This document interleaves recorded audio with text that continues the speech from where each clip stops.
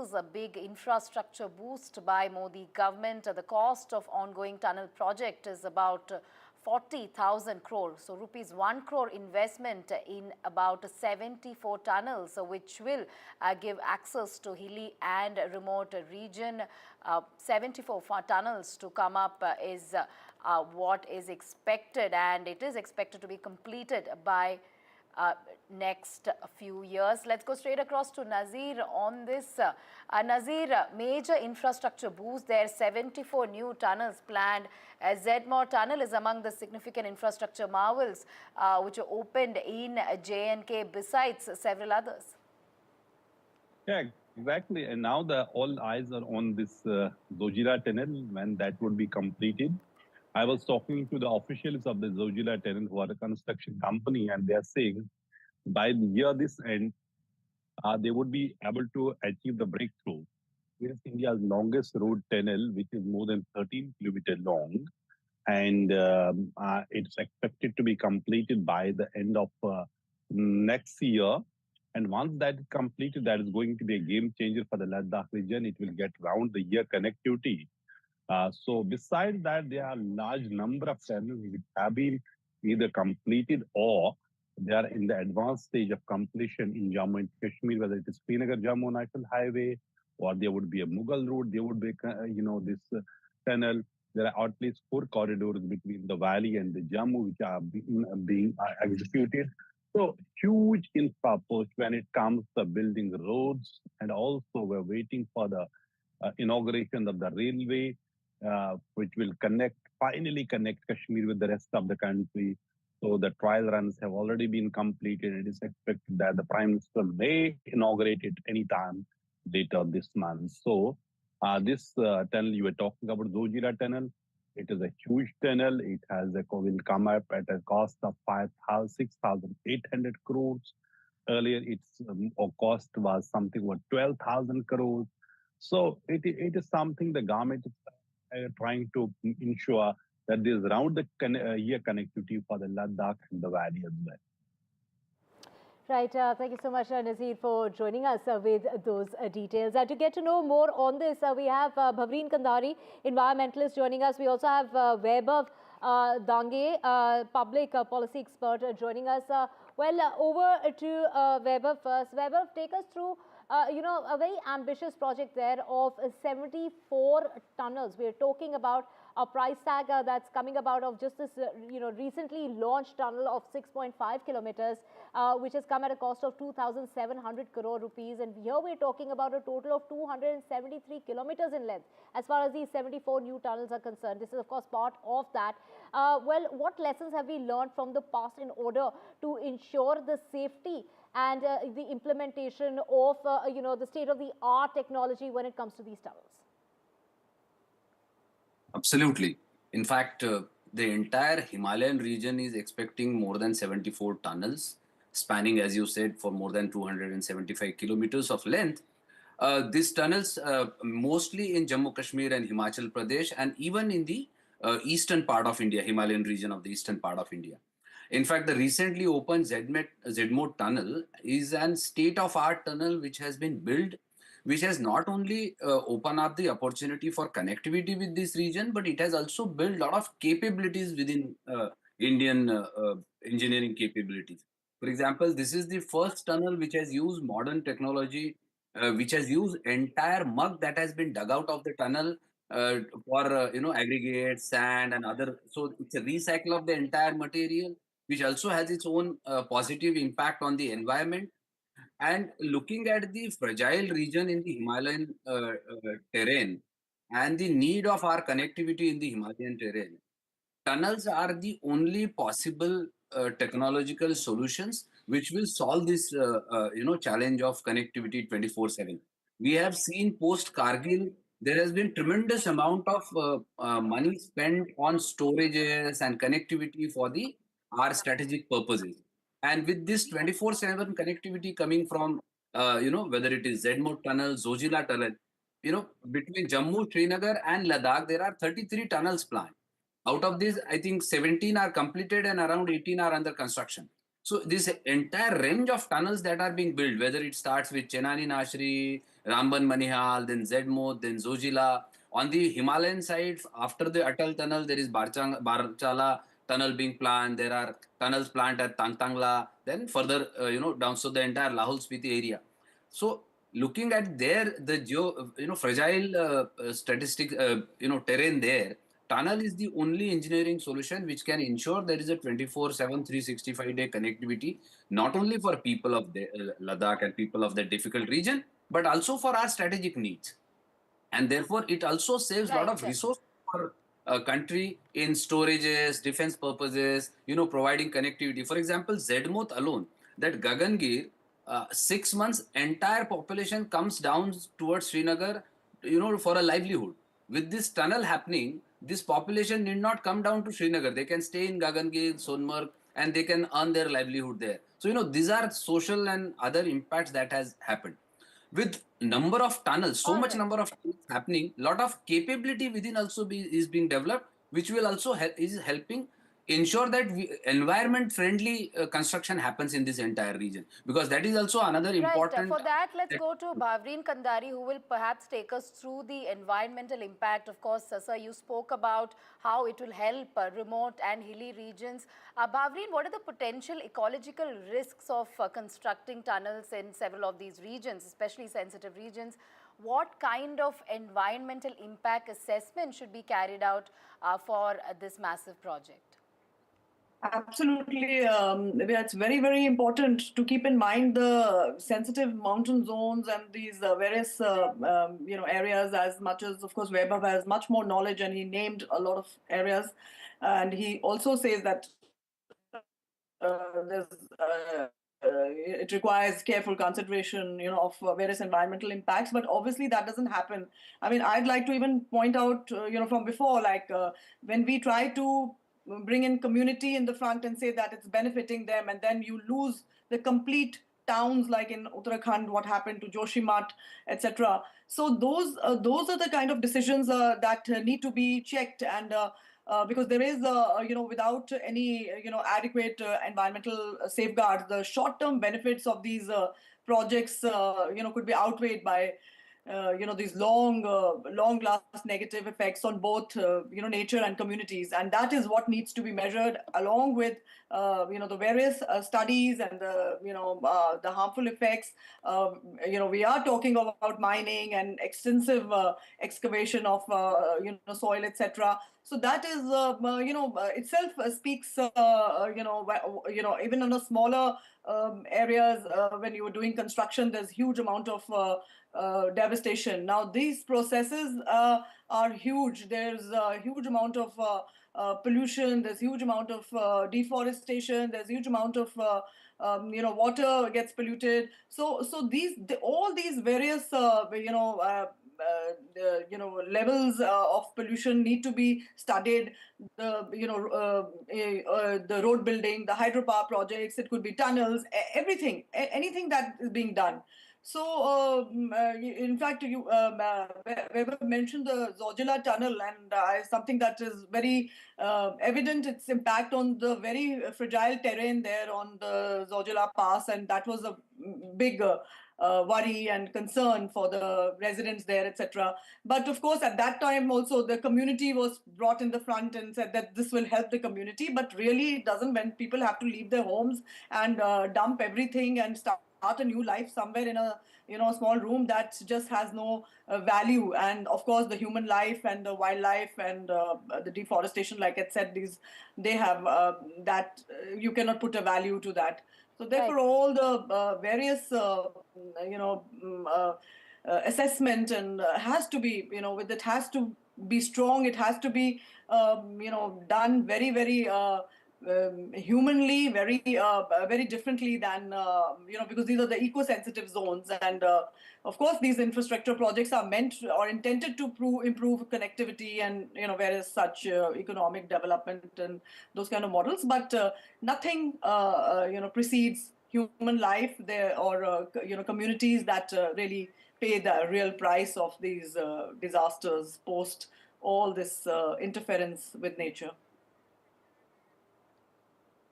All right. Thank you to both of you for joining us on this important discussion. Certainly, this is a big infra accomplishment achievement as far as the country is concerned. But the question is whether development will balance with sustainability. Thank you for joining us on this discussion. Let's move on now. This is once again to do with Delhi elections. Divya, battle for Delhi. Weeks to go before Delhi polls, and now BJP and Aam Aadmi Party engage in poster war. In fact, Aam Aadmi Party and BJP have ramped up their social media rivalry using creative tactics like posters and Bollywood-inspired songs to sway voters. That's right. The Aam Aadmi Party there accusing the BJP of adding fake voters, while the BJP counters by blaming Kejriwal for mismanaging Delhi. So the war of words continues as both parties release new poster attacks with a focus now on the fake voter allegations. To know more on this, in fact, this is, of course, the poster war, as you can see, the war of words that continues between the Aam Aadmi Party and the BJP, hitting out at each other, and those attacks, in fact, getting, in fact, from what we're seeing in the run-up to the elections there, the latest war of words is this poster war, in which you can see the focus is on the fake voter allegation.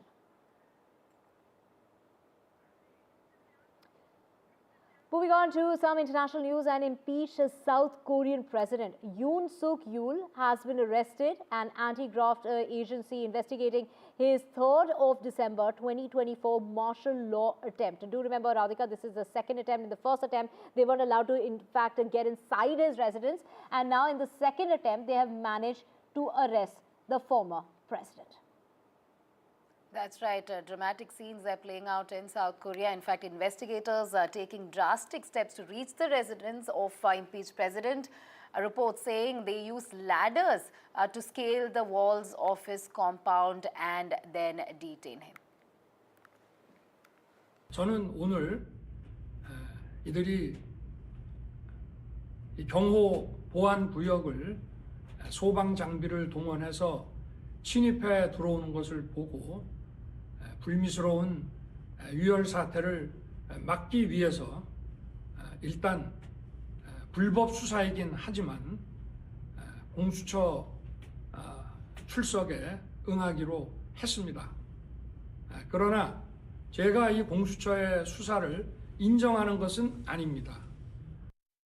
Sort of a strong face, and his people, as well as himself, sort of tried to portray this move as sort of a voluntary effort to comply with investigators.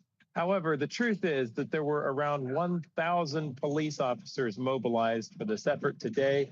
They breached his compound, essentially forced them to come with him to this anti-corruption agency for questioning. That agency will be able to keep him for 48 hours. At that point, they'll have to decide whether to get a formal arrest warrant or release him. Shifting focus now, Divya, many banks have made changes to fixed deposit rates. In fact, Federal Bank has recently made changes to its FD interest rates, now offering rates as high as 8% for senior citizens. Several other banks also coming up with this. That's right, Radhika. The highest interest rate is now given on a tenure of 444 days. The highest rate is 7.5%, and that is for general citizens. But like you mentioned, for senior citizens, it's as high as 8%. And our colleague Sakshi has the details. Several banks have increased rates on fixed deposits, many offering new schemes with higher interests, in particular for senior and super senior citizens. Some even offering a special tenure with higher interests. While this is leading to fierce competition among banks in India, why is this really happening and why is this coming up? Well, the most attractive fixed deposit schemes are, of course, leading to fierce competition to raise more deposits. But why exactly is this being done? Well, as per the most recent RBI data, banks are struggling to raise enough deposits to meet rising credit demand. As of December 27, 2024, credit grew by 11.16% year-on-year, while deposits rose by 9.8%, according to this latest data released by the Reserve Bank of India. So lending outpacing deposits as banks face growing challenges, and therefore the fixed deposit rate really is aimed to, the boosting of the fixed deposit rate is aimed at attracting more customers And of course, this amid the liquidity crunch.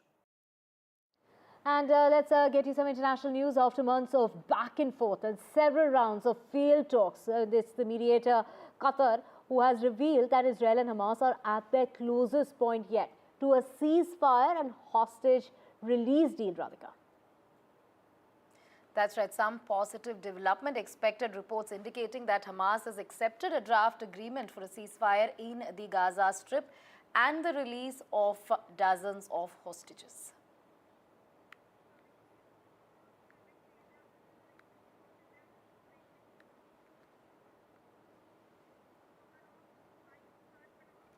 Of course, this coming at a time just ahead of that inauguration ceremony of President-elect Donald Trump coming up on the 20th of January, Radhika. And with that is a wrap on this edition. So far, we have a lot more coming up on the other side, Radhika. That's right. We'll be back with more on the other side. Stay tuned.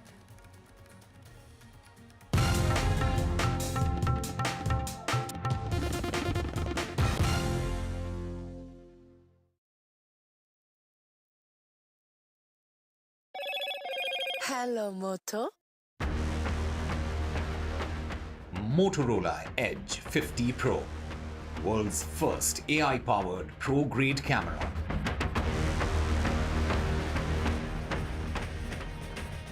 Jallikattu kicked off in Tamil Nadu on the day of Pongal. One bull tamer was killed in the season's first event in Madurai, while several others have been injured for that event that took place. Now, 1,100 bulls and 800 bull tamers have registered for the event.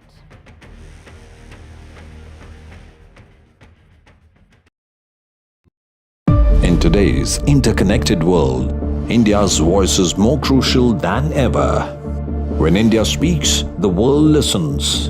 At NDTV World, we are that voice, bringing you intelligent and insightful news from India and beyond. From geopolitics and diplomacy to economic shifts, migrations, tech disruptions, and the stories of our diaspora. We cover the news that shapes our global future. NDTV World, your new home for global news, is here.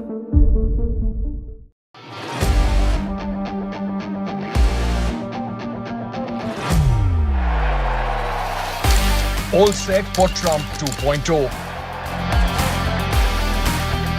Countdown to January 20th. Terror shadow, visa wars. All the twists and turns. Tracking Trump takeover. Every day at 10:30 p.m. only on NDTV 24/7.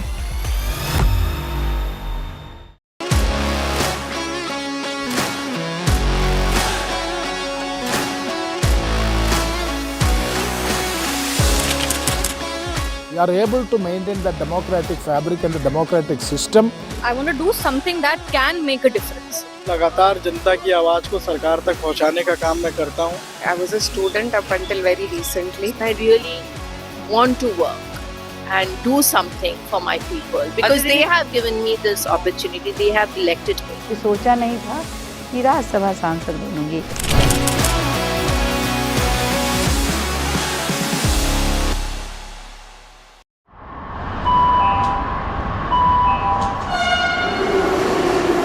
Kind attention, please. Delhi Election Metro 2025 is arriving on People's Platform. Please mind the gap. BJP or AAP, who will get to the Delhi Secretariat station? दरवाजे बाईं तरफ खुलेंगे. Who will Delhi voters open the victory doors for? And who will be shown the door? Can the BJP throw AAP's victory run off track? Or will it be Kejriwal's ticket to win again? Can Congress take the election metro to revival? We will track it all for you. Delhi's decision destination. Doors will open on the left. Stay tuned. to NDTV for Mega Metro poll coverage. Well, I'm in Altadena. This is one of the worst hit areas. When disaster strikes, NDTV World brings you exclusive on-the-ground reports.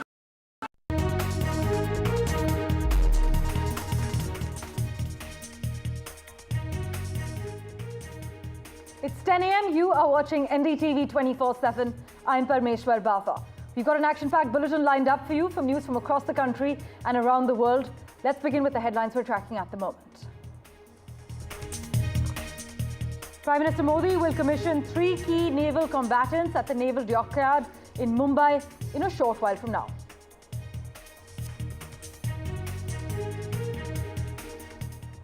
In fresh trouble for the Aam Aadmi Party leader Arvind Kejriwal ahead of Delhi elections, the Union Home Ministry, as per reports, has given the go-ahead to the Enforcement Directorate to prosecute the former Chief Minister in a money laundering case linked to the now scrapped liquor policy. It's a big day for nominations in Delhi. Aam Aadmi Party chief Arvind Kejriwal is expected to file his poll papers. So is BJP leader Parvesh Verma. Dense fog lowered the visibility to zero in the national capital and surrounding areas early this morning, delaying dozens of flights and trains. In fact, at least 7 flights have been cancelled and 184 others delayed so far. South Korea's impeached president, Yoon Suk-yeol, was arrested by law enforcement officials, marking the first time in the country's history that a sitting president has been detained.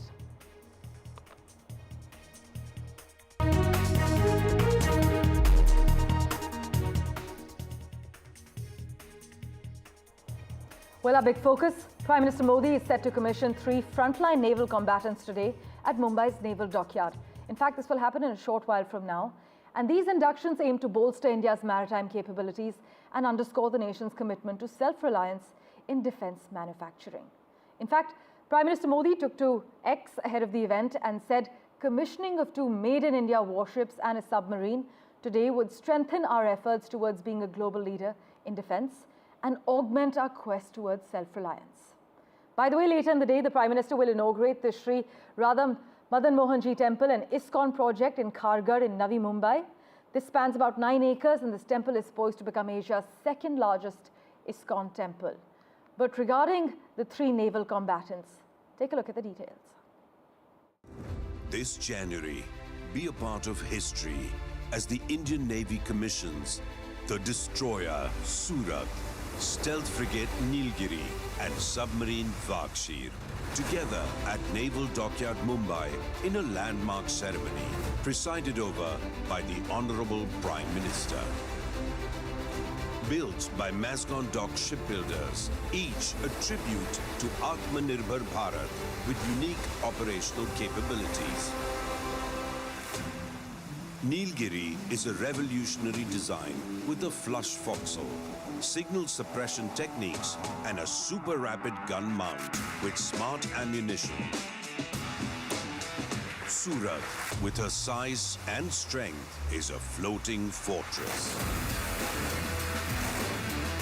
And Vakshir, one of the world's most advanced submarines.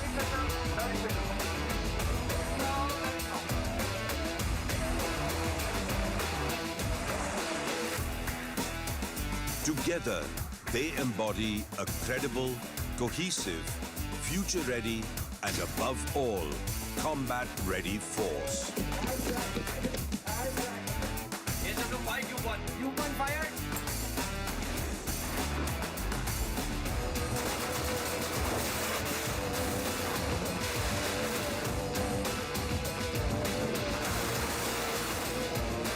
Tomorrow's Navy, today. My colleague Vishnu Shom has been tracking all the details very closely. He joins us live at the moment. Vishnu, how are these naval combatants being inducted into the Indian Navy? Absolutely state-of-the-art. They are state-of-the-art. And you know, Parmeshwar, this is an area where India has done so well over a period of time.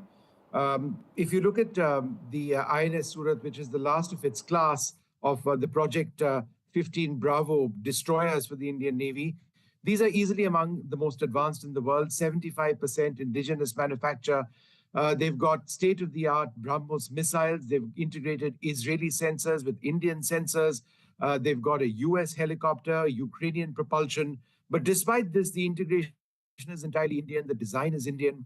Then, of course, there is the Project 17A, the first of class, the INS Nilgiri, which is being commissioned today by the Prime Minister. That is, it's an evolution of the Shivalik class frigate, which is already in service. It's a better design. It's got more features, better radars, more integration.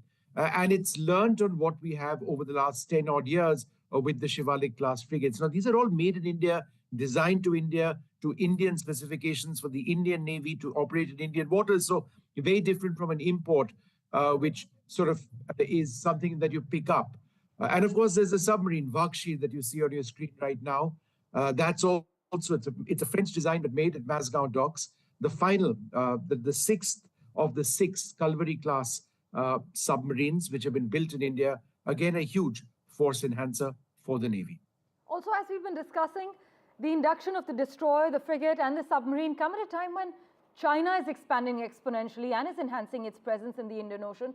Vishnu, how does the induction of these new platforms help to counter that build-up? Well, China is growing at a faster pace militarily and certainly in terms of naval inductions than any other navy in the world. They are, according to the US, which has been the premier navy in the world, a near peer. Some would suggest that at this stage, in some respects, the Chinese might actually be ahead of them, not least of all on the pace in which they are constructing warships. Now, in the Indian Ocean region, they've set up their first overseas base in Djibouti in the Horn of Africa. We've seen them deploy very large research and surveillance and observation ships in Hambantota in Sri Lanka. There are research ships which they employ regularly in the Bay of Bengal, perhaps to map the waters of the Bay of Bengal, because that's where India would deploy perhaps our nuclear ballistic missile submarines. So they are a presence here, firstly. And secondly, Pakistan is acquiring several China-built frigates as well, and those are in the process of being acquired, also Chinese submarines. So the acquisition of these platforms that you see today, 2 frontline warships and 1 submarine, help towards countering the threats which I've outlined. As always, Vishnu, thank you so much for taking us through how significant this development is in terms of India's ambitions to become a global leader in defense manufacturing as well as maritime security. We also have with us my colleague Sujata, joining us live from Mumbai at the moment. Sujata, the Prime Minister's visit today marks a leap in India's naval power, as Vishnu's also established. But take us through the Prime Minister's plan of action. Well, from 10:30 onwards, the Prime Minister will be at the Western Naval Command Office, where he'll be inaugurating and commissioning the 3 important vessels for the Indian Navy. And also what makes it even more important is that 3 vessels altogether at once will be commissioned. Also, if he's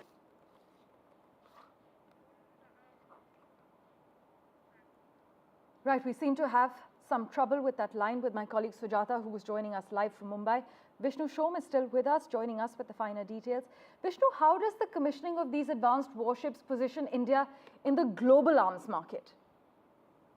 Well, I'm not sure these necessarily are for the global arms market. While India is trying to export our arms, we've got a record number of sales. But at the moment, the priority as far as these naval platforms are concerned is for the Indian Navy.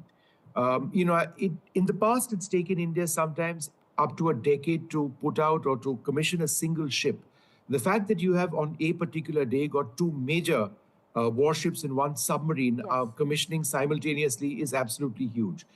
It represents the fact that the pace of naval shipbuilding has improved, the quality has improved, and what the technology that we are now using, modular technology, to bring together different parts of the ship and then sort of merge them together or bring them all together is a style. Modular construction is a style of construction which brings in a far greater level of efficiency. You enhance the pace of manufacture if you're actually able to do that. And that's what these platforms, the Shivalik class frigate that we were talking about, the Nilgiri, is something that it can actually do, the Project 17A class frigate, I should say. So ultimately, if there are orders and India chooses to actually export these ships, then that might actually take place. But these are for the Indian Navy, and they add incredibly to the numbers that we have. Remember, we have less than 20 destroyers in service, or less than 15 destroyers in service. We've got approximately less than 20 frigates in service. So these platforms add a lot to the numbers. But I should also add that in terms of the capability of these warships, the quality of the warship, these are absolutely state-of-the-art. They've got an Israeli MF-Star radar. That's the radar you see right on top of the ship, which can detect incoming missiles at very, very long ranges, very robust ranges. And then you've got the Barak 8 missile system, a surface-to-air missile system, which is now manufactured in India as well, which can be used to engage incoming threats, incoming aircraft or missiles. Then there's the Made in India BrahMos missile, which is the primary cruise missile of the Indian Navy. Those can travel out to ranges of well beyond 300 kilometers to strike enemy ships or ground targets as well. These are some of the most capable anti-ship missiles in the world, or ship-launched cruise missiles in the world, traveling at Mach 2.8 or 2.8 times the speed of sound. So, that's important. And finally, what you saw just a few moments back were images from the Vakshi, the submarine, the sixth of the six French-designed Scorpion-class submarines manufactured at Mazagon Docks Limited, relatively very silent submarines, which obviously in terms of enhancing the number of India's submarine fleet is very important, because you've got the Pakistan Navy, which is operating French-designed submarines as well. They're acquiring Chinese-built submarines. And so these submarines go a long way in targeting that. Now, these are diesel-electric submarines. They are not ballistic missile submarines of nuclear-powered fast attack boats. So they do have limited endurance. India is using these to complement what we hope will be a fleet of nuclear-powered ballistic and fast attack submarines. That's a separate line of submarine development which is taking place.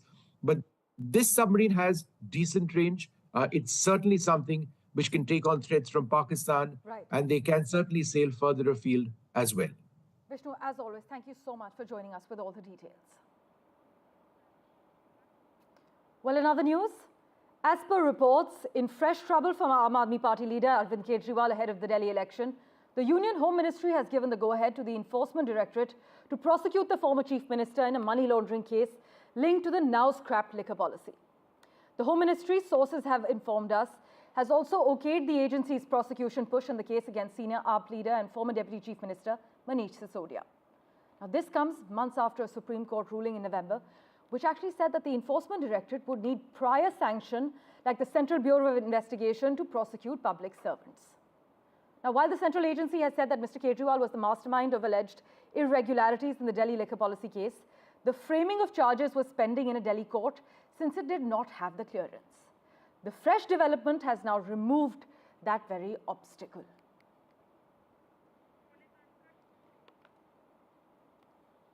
देखिए, अरविंद केजरीवाल चुनाव हार रहे हैं। ना केवल नई दिल्ली विधानसभा में उनकी जमानत जब्त हो रही है, बल्कि पूरे दिल्ली में चुनाव हार रहे हैं। भारतीय जनता पार्टी की सरकार 8 तारीख को बन रही है। हम सभी जानते हैं कि अरविंद केजरीवाल ने कितना बड़ा पाप किया था। जब देश में सारी दुनिया में कोविड चल रहा था, लोग मर रहे थे, उस समय वो शराब पॉलिसी बना रहे थे। इनके जो समय मंत्री, विधायक, MP जो भी थे, राघव चड्ढा, वो कहते थे कि कोविड आया तो आया, हम क्या करें, हमें तो शराब पॉलिसी बनानी थी। जब लोग दवाई मांग रहे थे, घर मांग रहे थे, तब वो अपना शीश महल बना रहे थे। तो बड़ा दुख की बात है, शर्म की बात है कि एक आदमी जिसको दिल्ली के लोगों ने 3 बार जिताया, वो अपना शीश महल बनाने में लग गया, मगर उसने दिल्ली के लोगों को दवाई नहीं दी और हजारों लोग मर गए दिल्ली में। Well, as per reports, fresh trouble for Aam Aadmi Party leader Arvind Kejriwal ahead of the polls next month, as the Union Home Ministry has given the go-ahead to the Enforcement Directorate to prosecute the former Chief Minister in a money laundering case that's linked to the now-scrapped liquor policy. As per our sources, the Home Ministry has also okayed the agency's prosecution push in the case against senior AAP leader and former Deputy Chief Minister Manish Sisodia. Little bit of context for you here. This actually comes months after a Supreme Court ruling back in November, which said that the ED would need prior sanction, like the CBI, to prosecute public servants. So while the central agency has said Arvind Kejriwal was the mastermind of alleged irregularities in the Delhi liquor policy case, the framing of the charges was pending in a Delhi court since it did not have the clearance. Now, the fresh development has removed that obstacle. Well, the AAP has accused the BJP of weaponizing probe agencies to harass political opponents on multiple occasions, We actually have spokespersons of the Aam Aadmi Party and the BJP joining us on the broadcast at the moment. From the AAP, we have Advocate Anmol Pawar from the BJP, Dr. Anil Kumar Gupta here with us. Let's get in a word from the Aam Aadmi Party first. Mr. Pawar, we know Arvind Kejriwal and Manish Sisodia have consistently claimed that these charges are actually politically motivated. But how do you respond to the government's move to sanction the Enforcement Directorate's prosecution, especially after the Supreme Court ruling that the ED needed prior clearance? It's not just the Aam Aadmi Party leaders, but even the Honorable Supreme Court has said that the Bharatiya Janata Party, they are weaponizing these agencies, ED and CBI. Very categorically, they have mentioned in the order dated 13/9/2024 that ED and CBI are working as case parrots. And every court has granted bail in this matter, not just once, not just twice, not just thrice, but 4 times bail has been granted by the trial court, by the Supreme Court, and which only underscores how weak this case is. And it's very clear that the allegations that are made are baseless. There's no evidence, there's no money trail, and they lack any substance. Right. Well, let's get in a word from the BJP as well. Dr. Gupta is with us. Dr. Gupta, while the Aam Aadmi Party accuses you and your party of using agencies as a political tool, your party has argued that they are simply doing their job. But how do you respond to claims that this is actually a targeted attack ahead of the elections? Yeah, good morning to you and all the viewers. Thanks. See, not only the citizen of Delhi, but all over the country and all over the world, people know that Kejriwal Saab was involved into the corruption, was involved into the scandal in the liquor scam.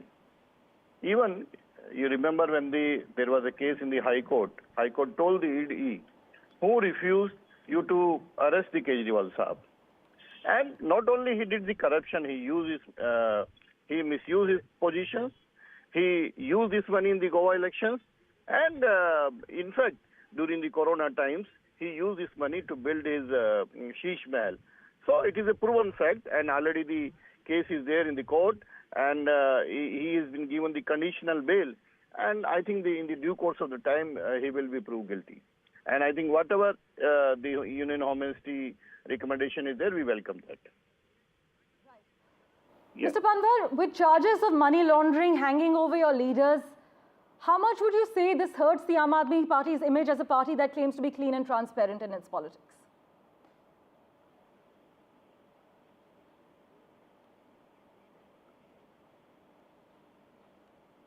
Mr. Panwar, am I audible to you? Right, we seem to have lost that line with the Aam Aadmi Party spokesperson, but you've just heard from the BJP and the Aam Aadmi Party.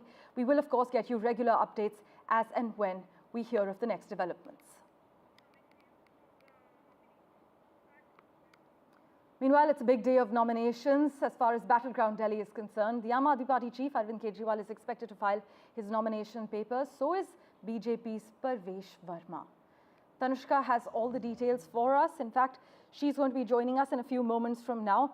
But as you've seen, it's been quite an intense campaign battle as far as Delhi is concerned.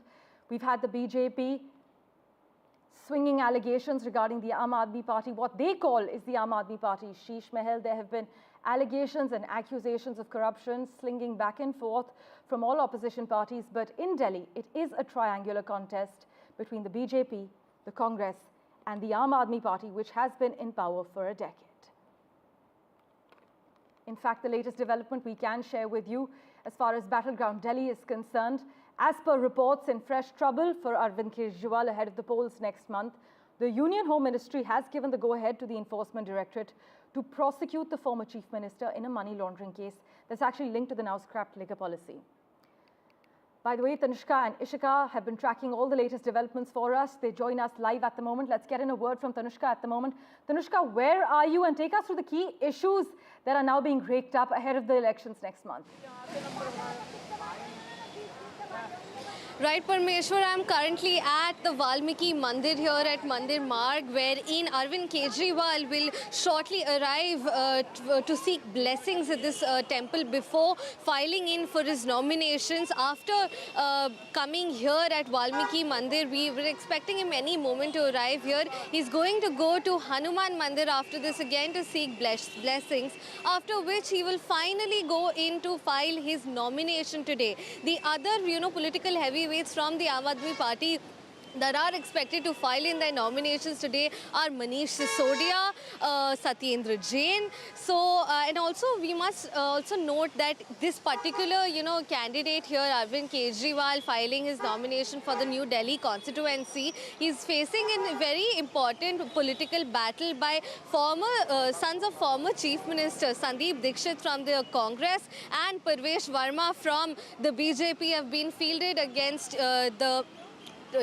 former Chief Minister himself. So it is a triangular contest between these three parties here and between three very prominent faces in the New Delhi constituency. The issues that people have raised from the constituency mainly consist of course, road infrastructure, civic issues and sanitation issues. While we think about New Delhi, we do think of Lutyens, but there are also some, areas like Zamrudpur that also fall in the New Delhi constituency as well, which lack infrastructure facilities at this point as well. So shortly, we are expecting Arvind Kejriwal to arrive here before he goes in to file his nomination. Thanks so much, as always, Tanushka, for joining us with the latest. As far as Arvind Kejriwal's movements are concerned, we are expecting him to reach where Tanushka Datta is reporting from. Meanwhile, as she's mentioned, it's a BJP versus Aam Aadmi Party versus Congress battle in Delhi. In fact, the Aam Aadmi Party has accused the BJP of weaponizing probe agencies to harass political opponents on multiple occasions. And Arvind Kejriwal had accused New Delhi BJP candidate Parvesh Verma of distributing cash and organizing job camps in violation of the moral code of conduct. My colleague Ishika is tracking Parvesh Verma at the moment. In fact, I'm told that she has Parvesh Verma with her. Ishika, it's over to you. Well, yes, in fact, we are currently showing you the visuals. The BJP candidate from the New Delhi constituency, Parvesh Verma, is also, in fact, going to file his nomination today. You can see that he's currently here outside his residence from where he'll begin his nomination rally. And he's currently present with the Sheesh Mahal replica. We're trying to show you the visuals as well. And, we are trying to also gather as to what he is saying currently. But certainly, Parvesh Verma continues to say that he is very much confident that this time he is going to win from the New Delhi constituency.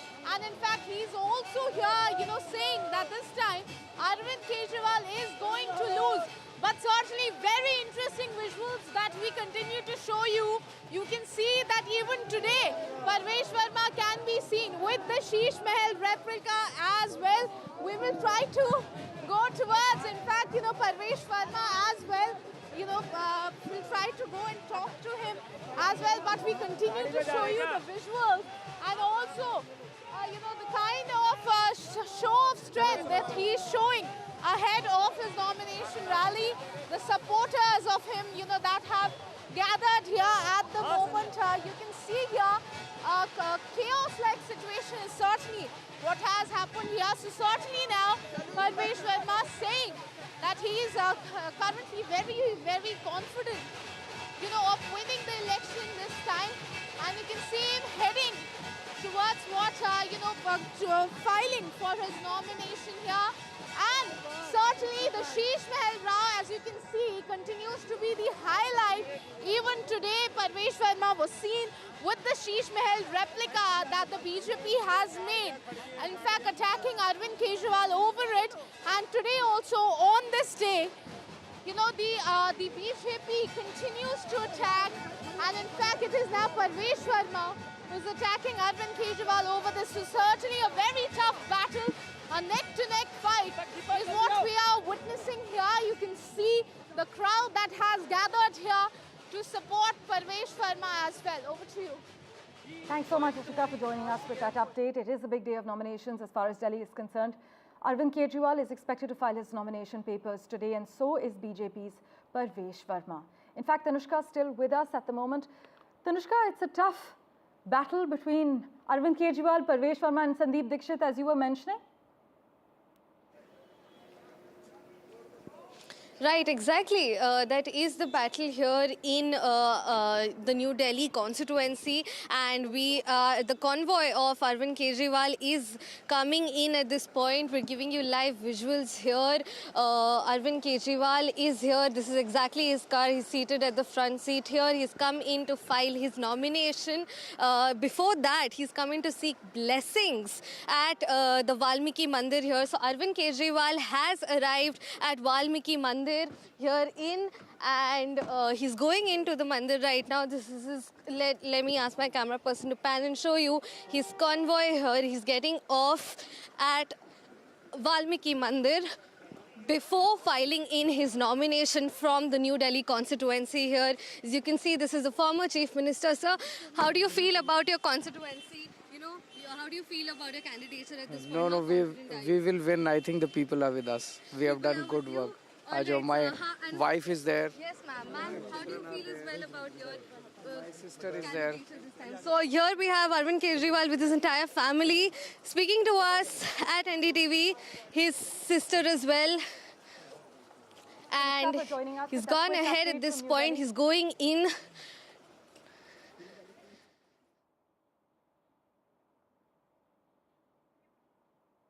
Well, thank you so much, Tanushka, for joining us with that update from New Delhi. My colleague Tanushka Datta getting in a word from the Aam Aadmi Party boss Arvind Kejriwal as he heads into the Valmiki temple to seek blessings ahead of filing his nomination papers for the upcoming assembly polls in Delhi. In other crucial news, the Congress party has moved to a new office today after 47 years. The Congress will move its central office to 9A Kotla Road in New Delhi shortly now, having spent 47 years at 24 Akbar Road, an address that had become synonymous with the 139-year-old party and witnessed a significant part of its recent history. These are live visuals coming in at the moment as Sonia Gandhi heads to the new office. She will be inaugurating the 5-story headquarters, scripting a new chapter of the party that will shift out of Lutyens, Delhi, weeks before the national capital goes to the assembly polls on the 5th of February. My colleague Sunil Prabhu has been tracking the latest developments for us. Sunil, where are you at the moment? What can you see? Well, as we speak, the live visuals are coming off the Congress headquarters inauguration. It's not open to the media, so we are outside. But nevertheless, the fact is that Sonia Gandhi has been in the forefront of this new office building.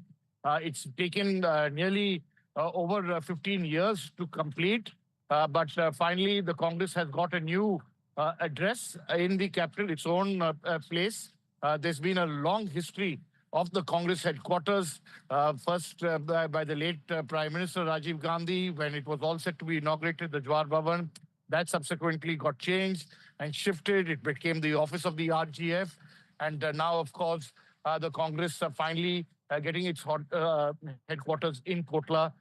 There has been a lot of history for a person like me who has covered there for nearly 3 decades.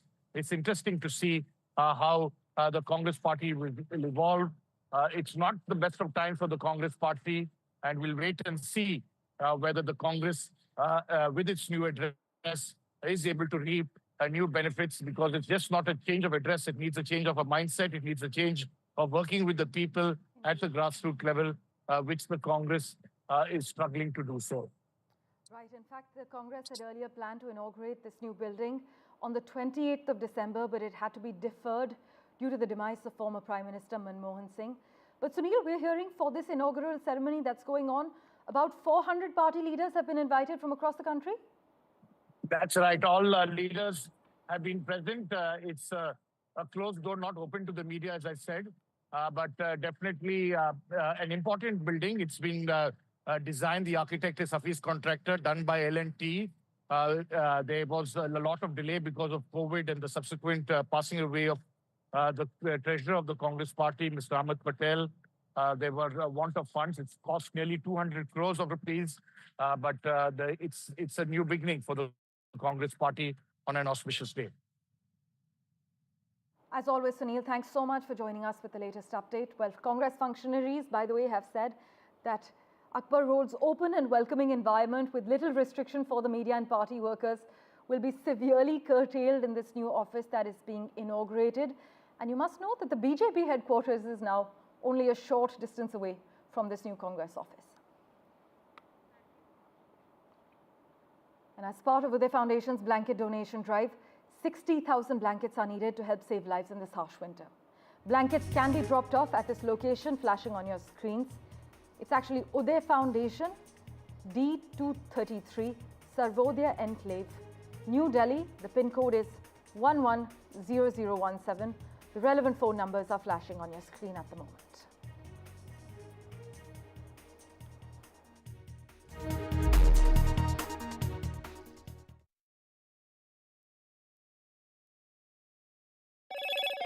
Hello, Moto. Motorola Edge 50 Pro, world's first AI-powered pro-grade camera.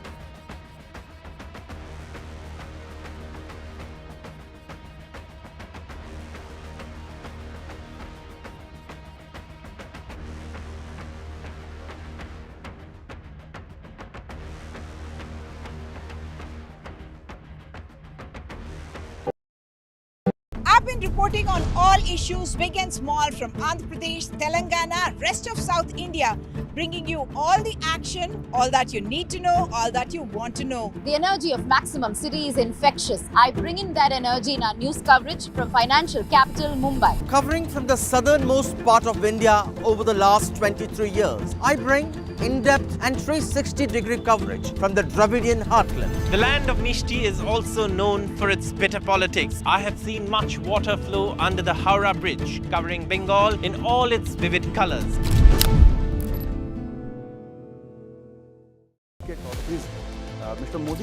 In a time of sweeping economic change, what can India's past tell us about its future? From the watershed moments of 1991 to the challenges of tomorrow. Join Sanjay Pugalia, Editor-in-Chief NDTV, in conversation with past and present Finance Commission chairpersons N.K. Singh and Arvind Kejriwal. Reforms past, present and future. A special presentation on NDTV.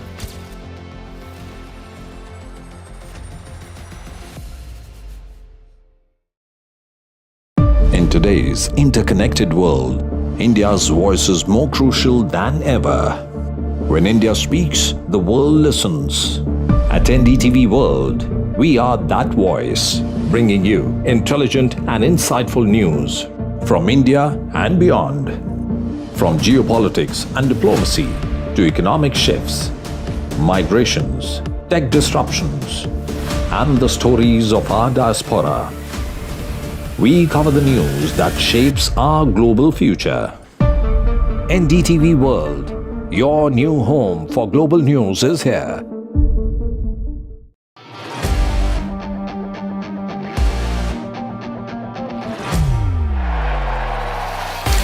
All set for Trump 2.0. Countdown to January 20th. Terror shadow, visa wars. All the twists and turns. Tracking Trump takeover. Every day at 10:30 p.m. only on NDTV 24/7.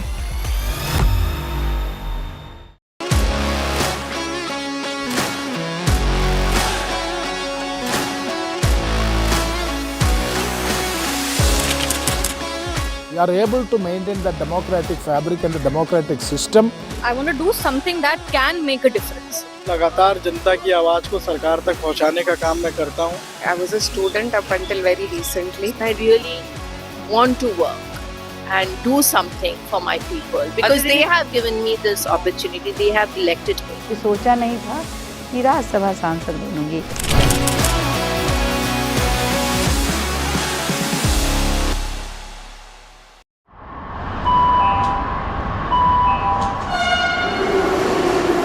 Kind attention, please.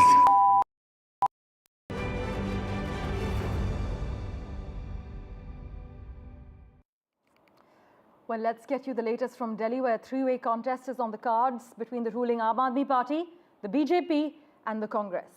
Aam Aadmi Party chief Arvind Kejriwal will file his nomination papers from the New Delhi Assembly constituency. He said he will be accompanied by mothers and sisters from all over Delhi. He said he will be visiting the Valmiki temple and Hanuman temple before filing his nomination. In fact, he is at the Valmiki temple at the moment, where my colleague Tanushka Datta is reporting from. Let's go across to Tanushka for the live updates. Tanushka, it's over to you. Right, Parmeshwar. So, Arvind Kejriwal is expected to come out of the temple anytime soon now. And after this, he will go over to the Hanuman temple, where again he'll be seeking blessing. And after that, he's expected to carry out the rally and road show. After which, he will finally go in to file his nomination.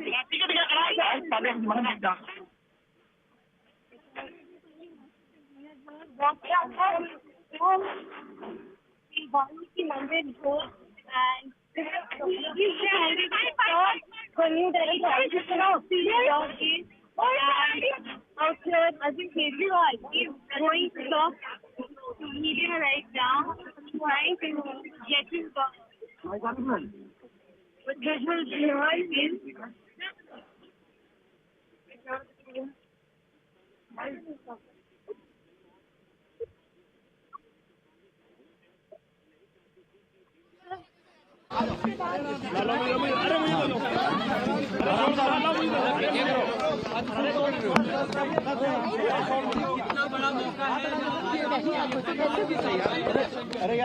अभी हम लोग भगवान वाल्मीकि जी का आशीर्वाद लेके आ रहे हैं। मैं हूँ, मेरी पत्नी है, मेरा बेटा है, मेरी बेटी है, मेरी बहन है, और हम सब लोग भगवान वाल्मीकि का आशीर्वाद लेके आ रहे हैं। अभी मैं नामांकन करने जा रहा हूँ। अभी इसके बाद हम हनुमान मंदिर जाएंगे और हनुमान मंदिर से फिर हम लोग पार्टी ऑफिस से निकलेंगे। और इंटेलिजेंस अलर्ट है कि अरे यार क्या कर रहा है यार? ऊपर वाला बचाएगा, ऊपर वाला बचाएगा। आज मंदिर के बाहर जूते बांटे गए, क्या कहेंगे? मुझे लगता है एक जूते से वो दिल्ली के लोगों को खरीदेंगे। क्या दिल्ली के लोग एक जूते की जोड़ी से खरीदे जा सकते हैं? ये तो दिल्ली के लोगों का अपमान है। जो व्यक्ति ये सोचता है कि दिल्ली के लेके महिलाओं में काफी नाराजगी थी, कुछ को मिला ही नहीं, तो जिसको ये लगता है कि वो एक जूते की जोड़ी से दिल्ली के लोगों को खरीद लेगा, उससे मैं उसके बारे में क्या कहूँ।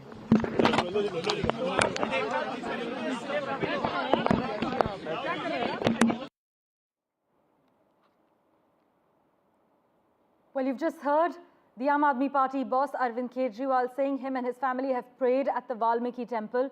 They are now heading to the Hanuman temple, after which Mr Kejriwal heads to the party office in order to start filing his nomination papers. As we have been covering, Arvind Kejriwal will contest the Delhi Assembly election against BJP's Parvesh Verma and Congress leader Sandeep Dikshit from the New Delhi seat. Meanwhile, Parvesh Verma of the BJP is all set to file his nominations today as well, ahead of the Delhi Assembly elections. My colleague Ishika has been tracking Parvesh Verma's movements.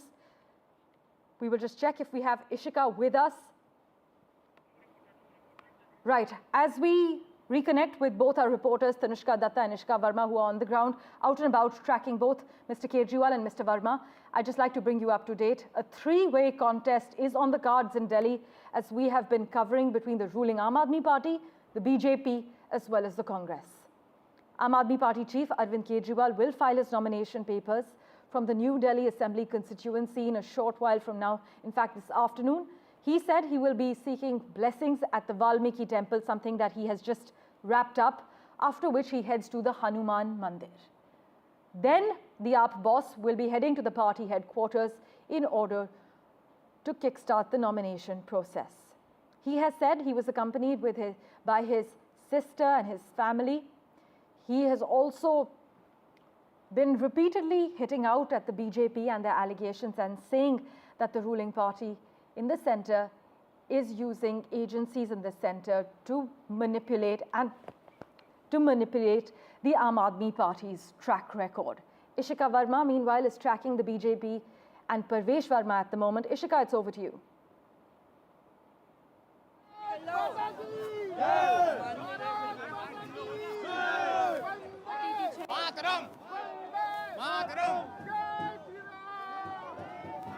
in fact, you are currently seeing the show of strength that we are seeing in Parvesh Verma's nomination rally. You can see him, waving that BJP flag here, and we are showing you the visuals. That in fact, you can see, this is what, he is going to file his nomination as of now. So certainly, you can see, he has been saying that he is very much confident that this time he is going to win from the New Delhi constituency, and Arvind Kejriwal will be losing this election.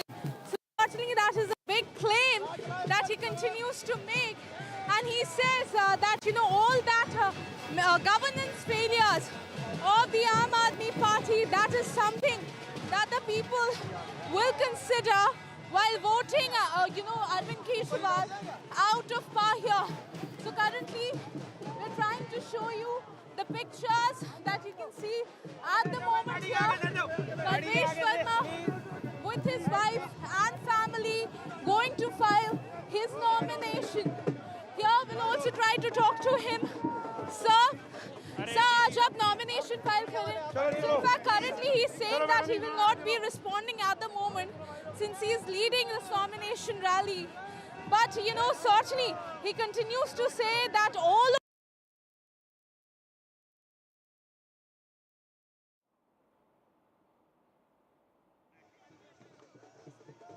Well, you've just heard, as far as BJP's Parvesh Verma is concerned, it's a big day for him as well, as he is expected to file his nomination in a short while from now. The Aam Aadmi Party chief, Arvind Kejriwal, is also expected to file his nomination papers this afternoon. It is a BJP versus Aam Aadmi Party versus Congress battle as far as Delhi is concerned.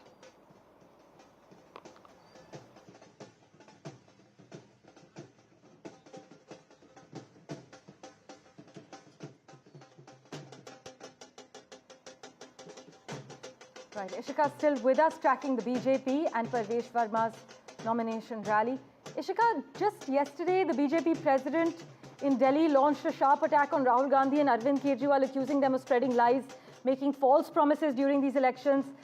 Arvind Kejriwal has repeatedly said Parvesh Verma is violating the model code of conduct. Take us through the politics that have played out just in the last 24 hours.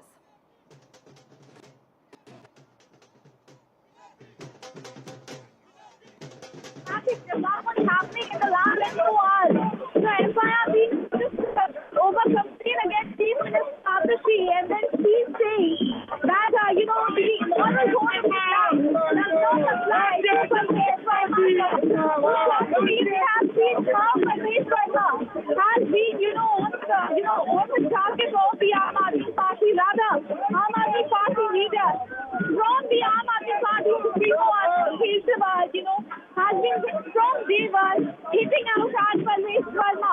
So certainly he has been one of the most highlighted candidates in this election, and has to be, because the New Delhi seat is the most highlighted seat in this election, and Parvesh Verma, being the former MP, has also in fact been someone who can give expert believe in the most and you can see the show of strength that we continuously are trying to show you. We did try to talk to him, but currently he said that he will only be speaking after he files his nomination. But you can see the announced supporters that have gathered here, and the BJP said, and in fact Parvesh Verma saying that over the Sheesh Pehel how Arvind Kejriwal has allegedly looted all used for the renovation of Six Flagstaff Road will be a defining BJP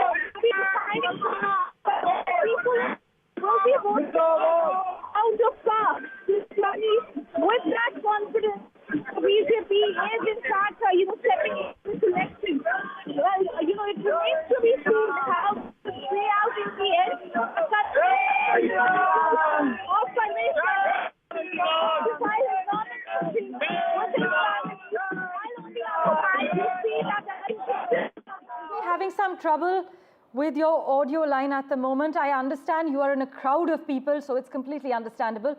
But I must also inform our viewers that the District Election Officer of New Delhi constituency has forwarded various complaints of violations of Model Code of Conduct filed by Aam Aadmi Party and its convener Arvind Kejriwal against BJP's candidate Parvesh Verma to the police for investigations. In fact, the complaints filed by Aam Aadmi Party's legal cell and Mr Kejriwal have alleged setting up of job camps under the Har Ghar Naukri campaign for registrations and also distribution of some money, about 1100 rupees, by BJP and Mr Verma. This is what officials have informed us.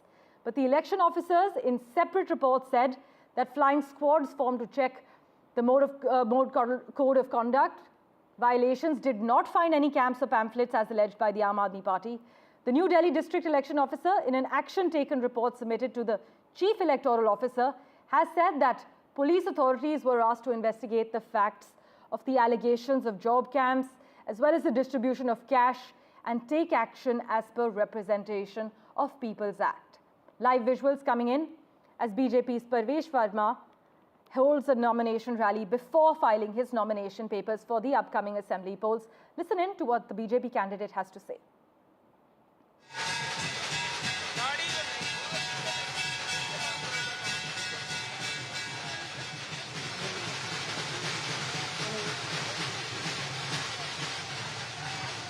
एक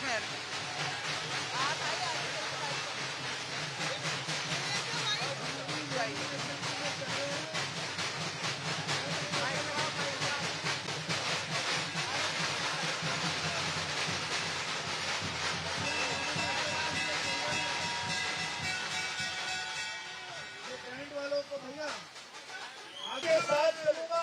आप इतने खराब मौसम में भी आप आए हैं, आपका बहुत बहुत धन्यवाद। आपका आशीर्वाद मेरी ताकत है। नई दिल्ली विधानसभा में तो कमल खिलेगा ही। अरविंद केजरीवाल की जमानत को जब्त कराना है।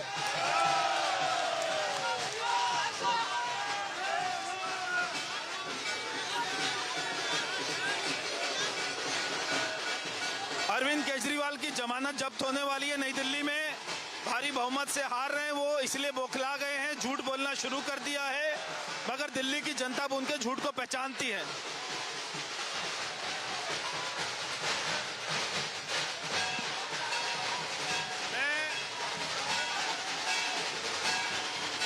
मैं आज नई दिल्ली विधानसभा से ईश्वर के आशीर्वाद से, मेरे माता पिता के आशीर्वाद से, मेरे सारे पितरों के आशीर्वाद से, मेरे सारे बुजुर्गों, माताओं, भाई बहनों, कार्यकर्ताओं के आशीर्वाद से, मेरी पार्टी की लीडरशिप के आशीर्वाद से मैं अपना नामांकन भरने जा रहा हूं। आज केवल मेरा नामांकन ही नहीं है, आज नई दिल्ली विधानसभा के विकास का मुहूर्त निकला है। इसलिए नई दिल्ली विधानसभा में सभी लोगों ने तय किया है, मतदाताओं ने, अरविंद केजरीवाल की जमानत को जब्त कराएंगे।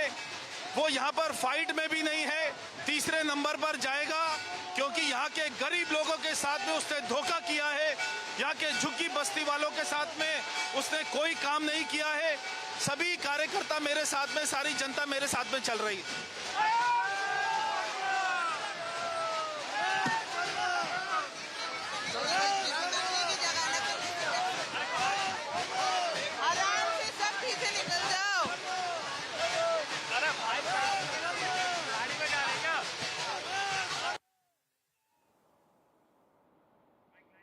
Right, the big question remains, can the BJP script a capital comeback in Delhi after what many call its ages? Well, you've just heard from Parvesh Verma. He says the Aam Aadmi Party, including Arvind Kejriwal, is rattled ahead of these elections. The BJP seems confident of a comeback, but we will wait and see how this plays out. The concerns of the people in Delhi are actually diverse, especially in Rajouri Garden. The issues pertain to poor road infrastructure, a cry for sanitation and civic issues, women's safety as well as law and order are some of the main concerns there. Now in this segment of Dateline Delhi, we cover the Rajouri Garden seat and the intense Aam Aadmi Party versus BJP battle in the heart of West Delhi. Take a look.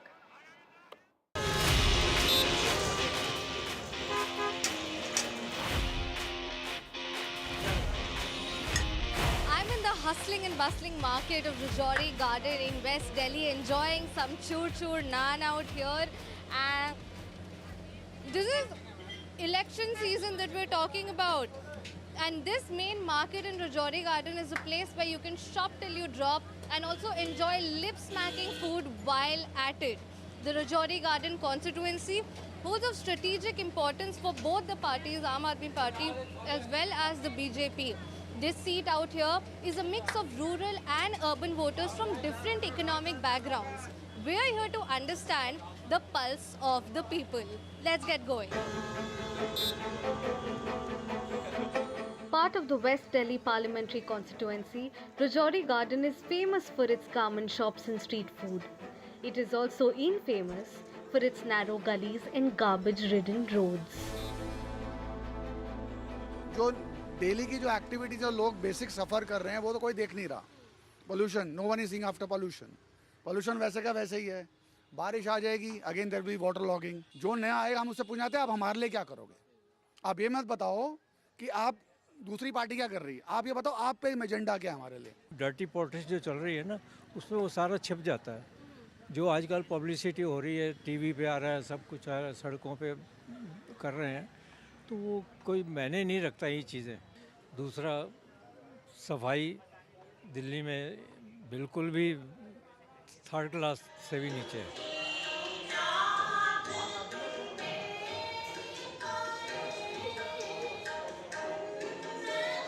Kara Prashad from a Gurdwara in Rajouri Garden, the constituency wherein a significant presence of voters here belong from the Sikh community. Punjabi culture is also prominent in this area, and what we are understanding by fielding Manjinder Singh Sirsa from the BJP is looking forward to hold on to the Sikh electorate and strengthen its foothold in West Delhi. In the previous assembly election here, the candidate from Aam Aadmi Party won this seat. The question is, will the Aam Aadmi Party retain this seat this time round or not?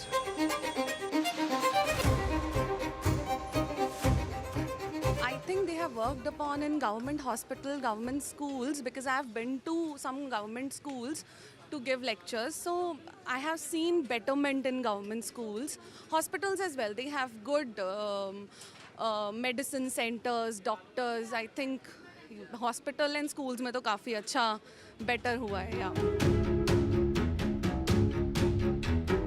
The contest here is between Aam Aadmi Party candidate Dhanwati Chandela, who also won this seat in the 2020 assembly election, and BJP's Manjinder Singh Sirsa. Sirsa's electoral record includes both victories and defeats. He won this seat in 2013 and 2017. But what do the people want? Rajouri में काम होना नहीं, काम बहुत सारे काम होने बाकी हैं, काम हुए ही नहीं हैं. हाँ, अब ये हमें उम्मीद है कि मनजिंदर सिंह सिरसा जी काम करने वाले कैंडिडेट हैं, वो काम जरूर करेंगे, बट हमें उनको हर हालत में जिताना जरूर है. ऐसे क्या काम है, मुद्दे क्या है जो आपको लगता है कि ज़रूरत है? मुद्दे यही है कि अपना यहाँ सड़कों का हाल बुरा है, ट्रैफिक का हाल बुरा है, चलने की जगह नहीं है, गुंडा राज है. लॉ एंड ऑर्डर आपके हिसाब से एक मेन मुद्दा है. The main focus is pollution, lots of pollution. अब मेरे बेटे को इतनी प्रॉब्लम हो रही है nowadays due to pollution. नहीं निकलना बहुत मुश्किल है, सभी को इतना कोल्ड कफ रहता है. And I don't think government is doing anything on it.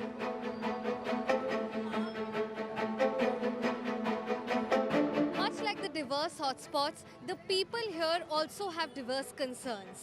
From poor road infrastructure to a cry for sanitation and civic issues, women's safety and law and order remain top concerns of the people in Rajouri Garden. The people here don't ask for petty politics. All they ask for is good work and for words or promises to translate into action. With camera person Sanjay Kaushik, this is Tanushka Datta for NDTV. Meanwhile, as we have been covering, Aam Aadmi Party chief Arvind Kejriwal is expected to file his nomination papers from the New Delhi Assembly constituency in a short while from now. He stopped at the Valmiki temple to seek blessings along with his family, and his sister was also present with him. He spoke to NDTV just before heading into the Valmiki temple. We are told he has now reached the Hanuman Mandir, where he and his family are seeking blessings ahead of him filing his nomination papers for the upcoming assembly polls that are happening in Delhi next month. Tanushka has been tracking Arvind Kejriwal's movement. She joins us at the moment. Tanushka, the AAP boss is now seeking blessings at the Hanuman Mandir? Right, exactly, Parmeshwar. He has reached the Hanuman temple in Connaught Place. This is one of the, major temples wherein Arvind Kejriwal, the Aam Aadmi Party national convener, has also come earlier to seek blessings. And other important, political heavyweights have also come here. Arvind Kejriwal is currently inside the Hanuman temple here, and he is seeking his blessings before he goes in for a road show, and after which he will be filing in his nomination for his candidature from the New Delhi constituency. Remember, he is facing a trial contest here with sons of former chief ministers, Sandeep Dixit from the Congress and Parvesh Verma from the Bharatiya Janata Party. Himself a former chief minister, Arvind Kejriwal has formidable competition in both the BJP and the Congress candidates. और फिर से काम करने वाले लोगों की सरकार बनेगी। 2015 और 2019 होगा। अच्छा बहुमत आना चाहिए। नहीं, अच्छा बहुमत आएगा।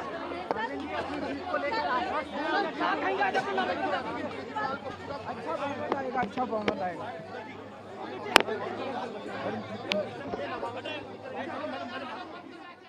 Well, as you can see, the AAP boss has completed his touchdown in the Hanuman Mandir as well, where he was seeking blessings with his family ahead of his roadshow and filing his nomination papers.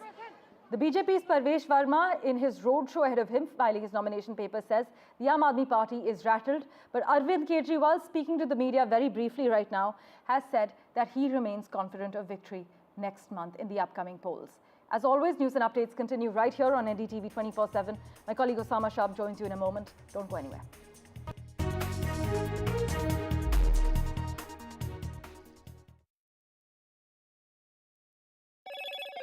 Hello, Moto. Motorola Edge 50 Pro, world's first AI-powered pro-grade camera.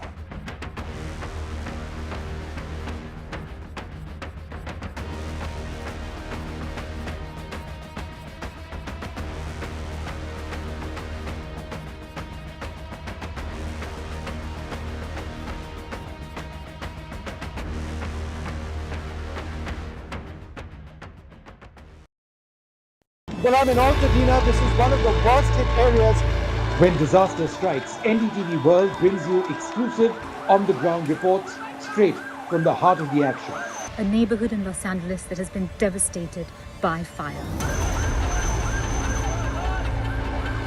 I just received an emergency alert extreme, which has come on my phone. Stay tuned for NDTV World's in-depth coverage as we bring you the real stories from Los Angeles. This is the Altadena area, and there are still fires, and there's a lot of smoke in the area. These houses completely gutted. This is reporting that matters only on NDTV World. I've been reporting on all issues, big and small, from Andhra Pradesh, Telangana, rest of South India, bringing you all the action, all that you need to know, all that you want to know. The energy of Maximum City is infectious. I bring in that energy in our news coverage from financial capital Mumbai. Covering from the southernmost part of India over the last 23 years, I bring in-depth and 360-degree coverage from the Dravidian heartland. The land of Mishti is also known for its bitter politics. I have seen much water flow under the Howrah Bridge, covering Bengal in all its vivid colors.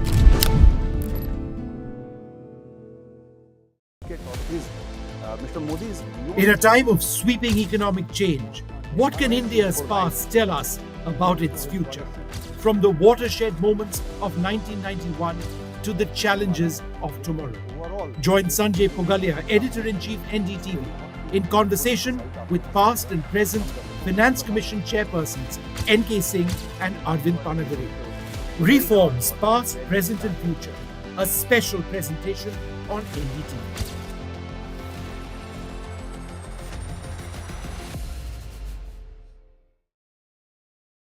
today's interconnected world, India's voice is more crucial than ever. When India speaks, the world listens. At NDTV World, we are that voice, bringing you intelligent and insightful news from India and beyond.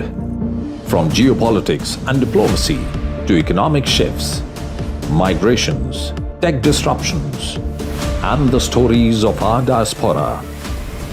We cover the news that shapes our global future. NDTV World, your new home for global news, is here.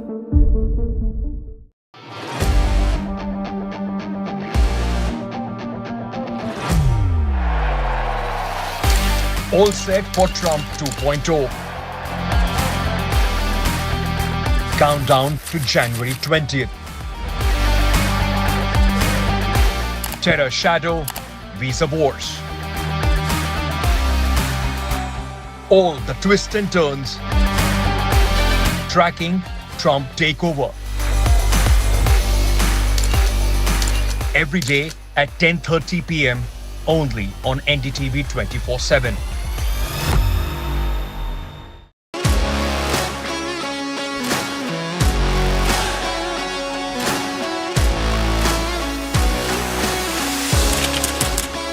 We are able to maintain the democratic fabric and the democratic system. I want to do something that can make a difference. लगातार जनता की आवाज को सरकार तक पहुंचाने का काम.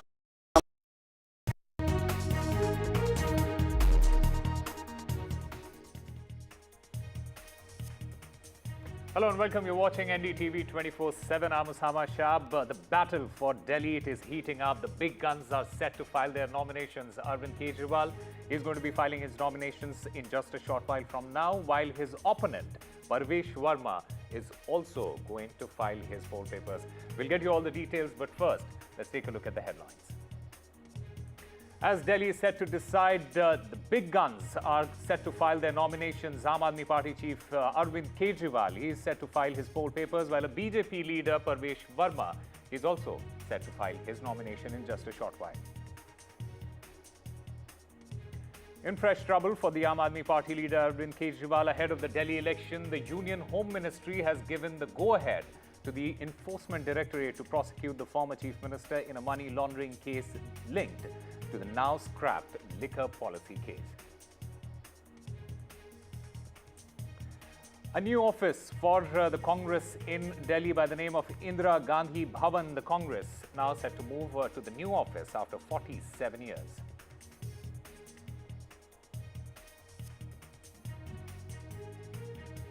And Prime Minister Narendra Modi will commission 3 key naval combatants at the Naval Dockyard in Mumbai.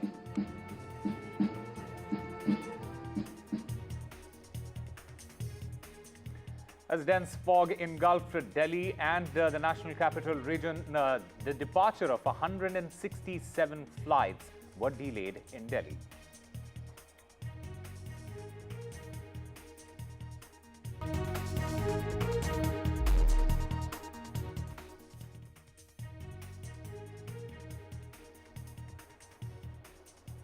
Well, the Prime Minister, Narendra Modi, is set to commission the 3 frontline naval combatants today at the Mumbai's Naval Dockyard. These inductions, it aims to bolster India's maritime capabilities and also to underscore the nation's commitment to self-reliance in defense manufacturing.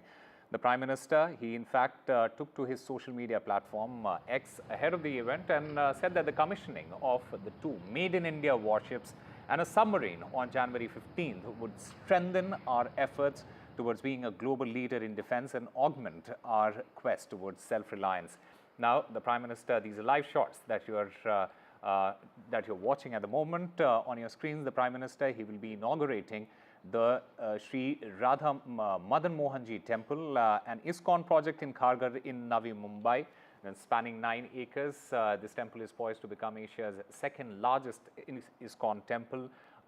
Meanwhile, he's right now, at the moment, these are live pictures that you can see on your screens. He's set to commission the 3 frontline naval combatants today at the Mumbai's Naval Dockyard. This is where the Prime Minister is at the moment. These inductions, It aims to bolster India's maritime capabilities. It also underscores the nation's commitment to self-reliance in defense manufacturing.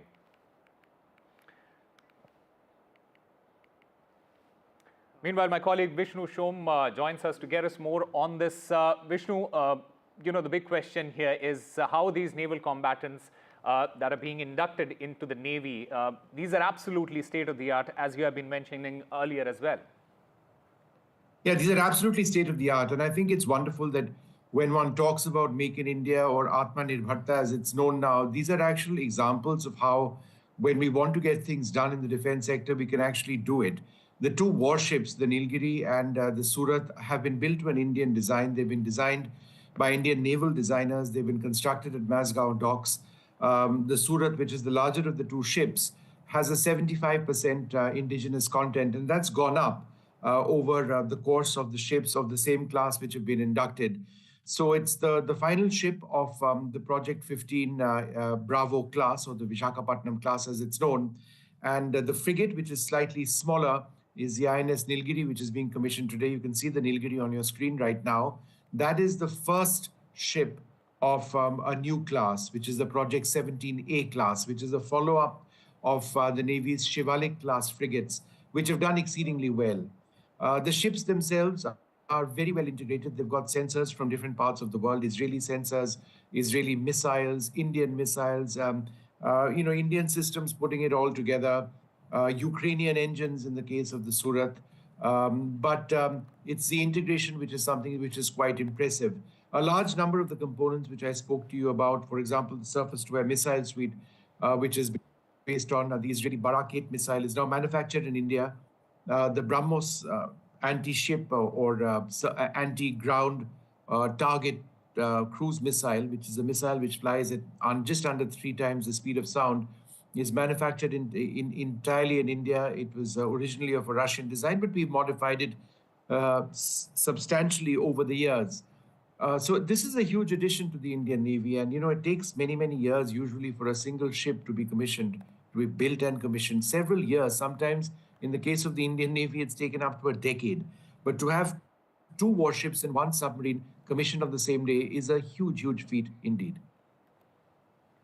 Right, Vishnu, this is a major milestone in the country's pursuit of self-reliance and defense leadership.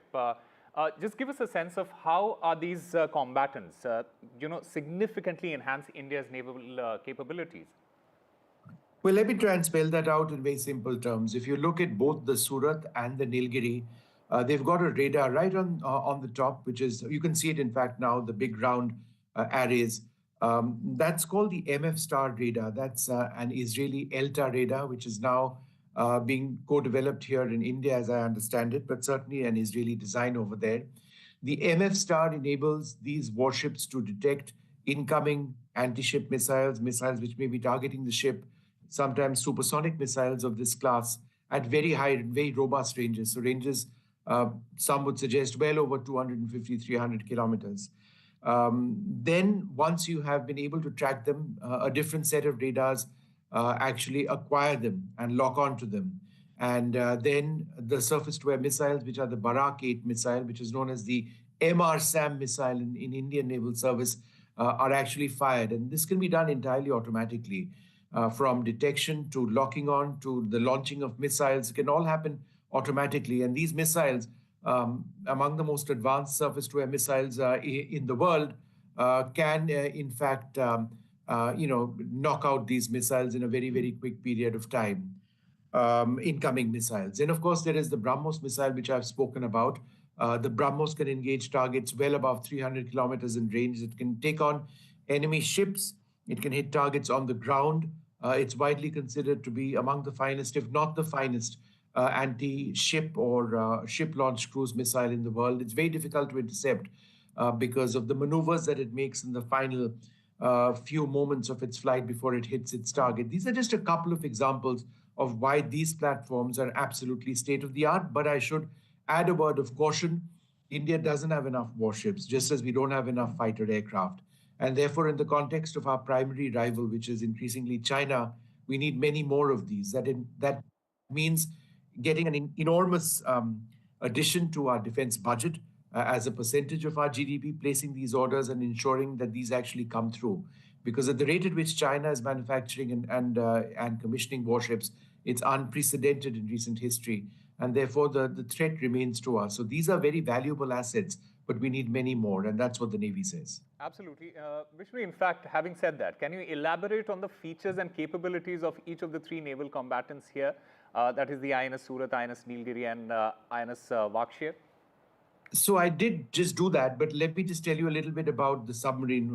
The submarine that you see on your screen now is the Vakshir. The Vakshir is the 6th of 6 Scorpion-class submarines. The Scorpion is a French design. These submarines rather, have all been manufactured at Mazgaon docks. These are diesel-electric submarines. They are much more, they're seen to be more advanced than the existing submarines which we've had of the same class, which have been Russian Kilo-class submarines and German HTW-class submarines. These are fairly decent range, which means that they can travel reasonably far out into the Indian Ocean. But diesel-electric submarines have both advantages and disadvantages. The advantage is that they are exceedingly quiet submarines. And the quieter submarine is, the more difficult it is to detect. When we talk about stealth weapons, the submarine is the ultimate stealth weapon. It is designed for stealth. It is designed to be quiet. And out there, out in the ocean, it is very, very difficult to track a submarine indeed, and more so a diesel-electric submarine.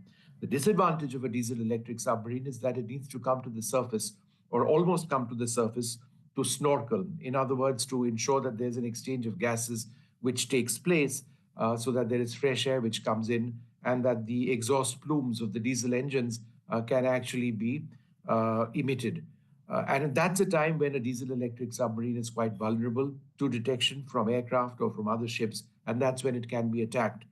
India is complementing the Vakshir and other diesel-electric submarines with a class of nuclear ballistic-powered missile submarine called the Arihant class.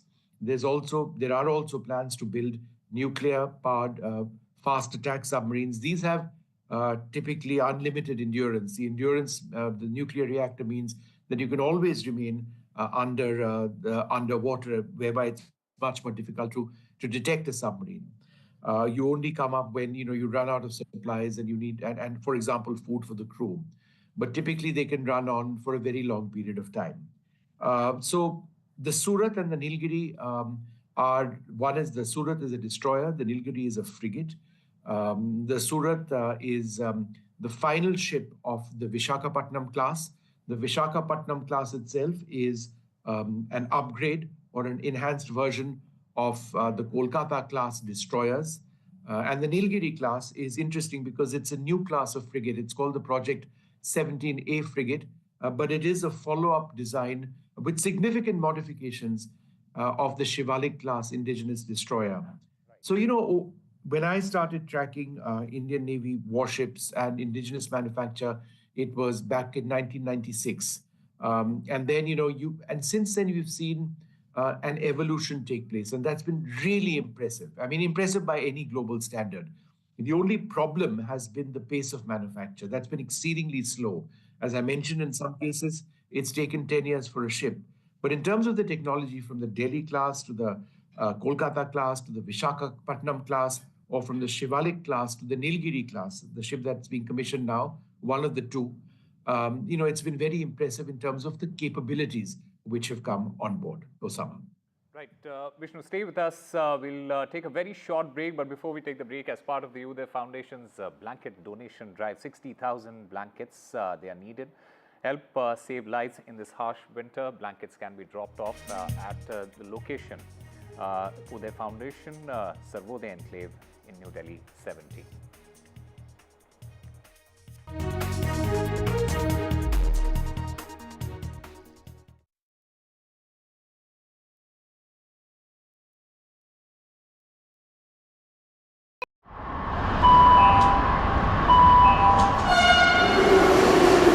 Kind attention, please.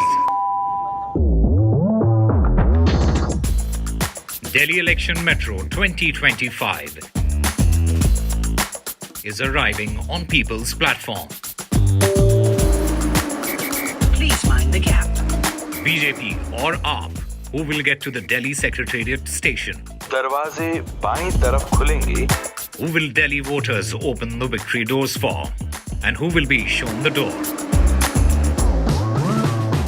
Can the BJP throw AAP's victory run off track? Or will it be Kejriwal's ticket to win again? Can Congress take the election metro to revival? We will track it all for you. Delhi's decision destination. Doors will open on the left.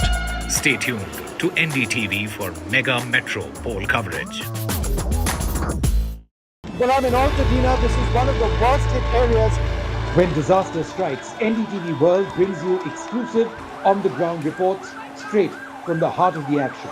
A neighborhood in Los Angeles that has been devastated by fire. I just received an emergency alert extreme, which has come on my phone. Stay tuned for NDTV World's in-depth coverage as we bring you the real stories from Los Angeles. This is the Altadena area, and there are still fires, and there's a lot of smoke in the area. These houses completely gutted. This is reporting that matters only on NDTV World.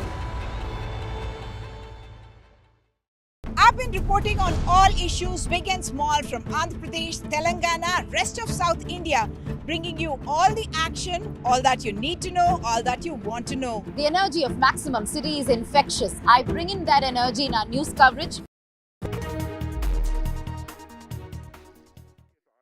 Trade की बात करें या south east Asian countries के साथ अपने व्यापार की बात करें, मलक्का स्टेट से मेडागास्कर और पूर्वी अफ्रीका के समुद्री तट का यह क्षेत्र हमारे लिए डायरेक्ट इंटरेस्ट का क्षेत्र सदी से रहा है.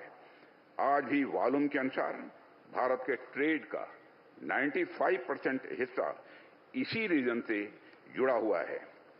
ऐसे में इंडियन ओशन रीजन में एक सशक्त इंडियन नेवी की प्रेजेंस हमारे लिए स्वाभाविक रूप से सबसे बड़ी यह प्रायोरिटी हो जाती है. आज हो रही 3 बड़े और मॉडर्न प्लेटफॉर्म्स की कमीशनिंग हमारे लक्ष्य प्राप्ति की दिशा में अत्यंत महत्वपूर्ण एक माइलस्टोन है. माननीय प्रधानमंत्री जी, यह निश्चित रूप से रक्षा मंत्रालय के लिए सौभाग्य का विषय रहा है कि हमें लगातार आपका मार्गदर्शन और आपका दिशा निर्देश मिलता रहा है. डिफेंस में आत्मनिर्भरता का आपने जो मंत्र दिया है उस पर लगातार कार्य हो रहा है. आज कमीशन किए जा रहे आईएनएस सूरत, आईएनएस नीलगिरी का 75% से अधिक कंटेंट भारत में ही विकसित किया गया है. साथ ही देश में निर्मित हो रहे अन्य प्लेटफॉर्म्स में भी इंडिजिनस कंटेंट लगातार बढ़ता जा रहा है.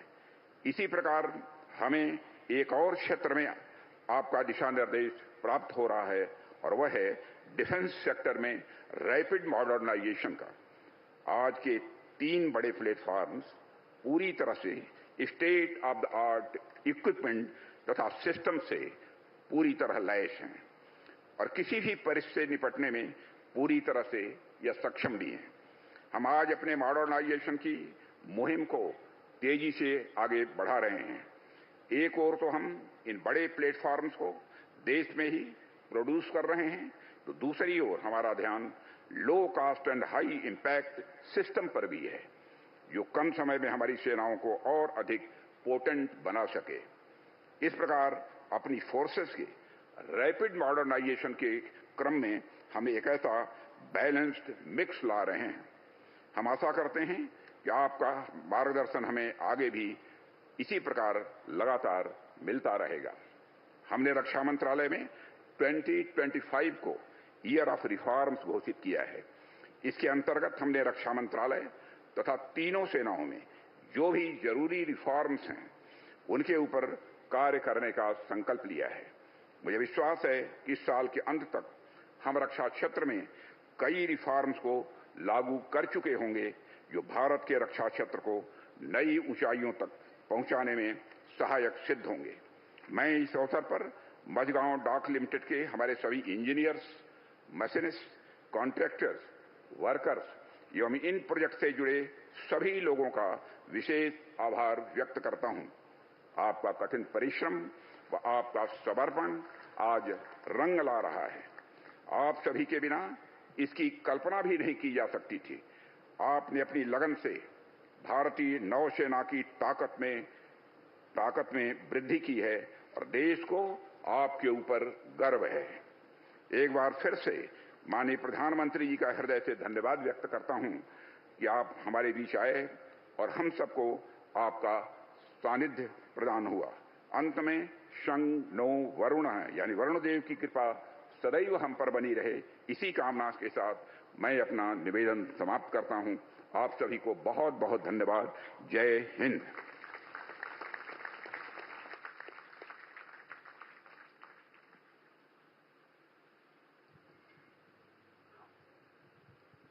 देवियों और सज्जनों, अब इन 3 विशाल युद्धपोत के कमान अधिकारी एक एक करके नियुक्तिकरण आदेश का ऐलान करेंगे।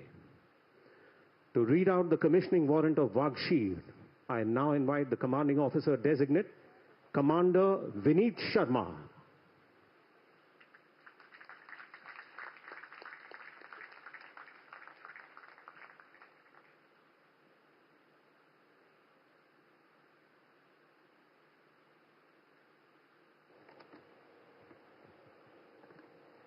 Commissioning order by the Chief of the Naval Staff. Whereas the Government of India has decided that Indian naval ship Wagshir be commissioned, you are hereby directed to proceed to commission the said ship on the 15th day of January 2025. Indian naval ship Wagshir will be administered by the Flag Officer Commanding-in-Chief, Western Naval Command, given under my hand this, the 15th day of January 2025. Signed, Dinesh K. Tripathi, Admiral, Chief of the Naval Staff.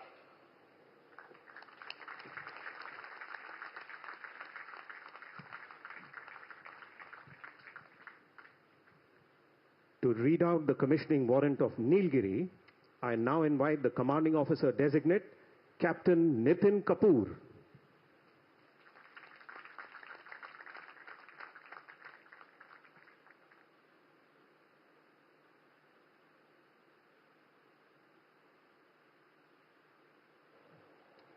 Commissioning order by the Chief of the Naval Staff. Whereas the Government of India has decided that Indian naval ship Nilgiri be commissioned, you are hereby directed to proceed to commission the said ship on the 15th day of January 2025. Indian naval ship Nilgiri will be administered by the Flag Officer Commanding-in-Chief, Western Naval Command. Given under my hand this, the 15th day of January 2025. Signed, Dinesh Kumar Tripathi, Admiral, Chief of the Naval Staff.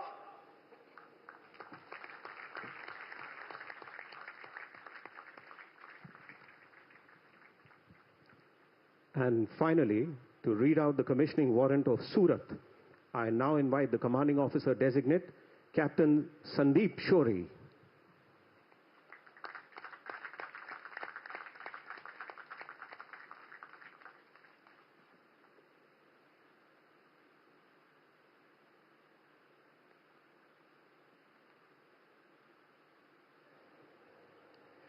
Commissioning order by the Chief of the Naval Staff.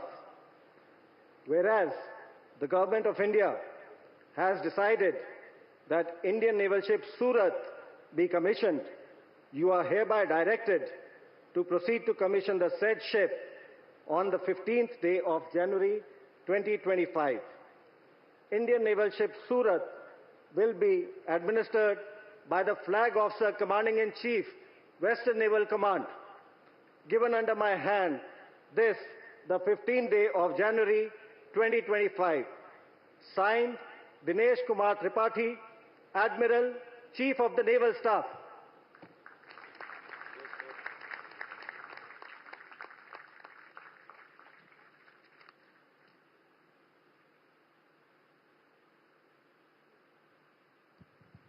देवियों और सज्जनों, कुछ ही पलों में colours ceremony, निशान प्रक्रिया शुरू होने वाली है। निशान प्रक्रिया के दौरान राष्ट्रगान बजाया जाएगा। कलर्स सेरेमनी, निशान प्रक्रिया की घोषणा पर सभी जन वॉरशिप्स की दिशा में नौसेना के ध्वज की ओर मुड़कर अपने स्थानों पर खड़े हो जाएं और राष्ट्रगान की समाप्ति तक खड़े रहें। राष्ट्रगान के दौरान जो लोग वर्दी में हैं वे सलामी देंगे।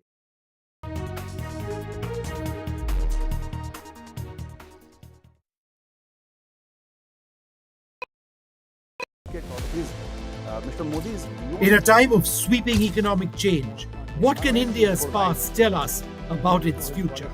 From the watershed moments of 1991 to the challenges of tomorrow. Join Sanjay Pugalia, Editor-in-Chief NDTV, in conversation with past and present Finance Commission chairpersons N.K. Singh and Arvind Kejriwal. Reforms past, present and future. A special presentation on NDTV.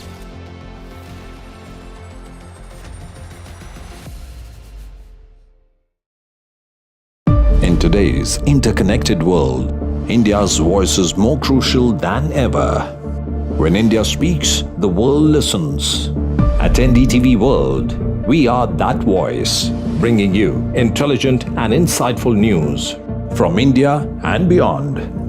From geopolitics and diplomacy to economic shifts, migrations, tech disruptions, and the stories of our diaspora. We cover the news that shapes our global future. NDTV World, your new home for global news is here.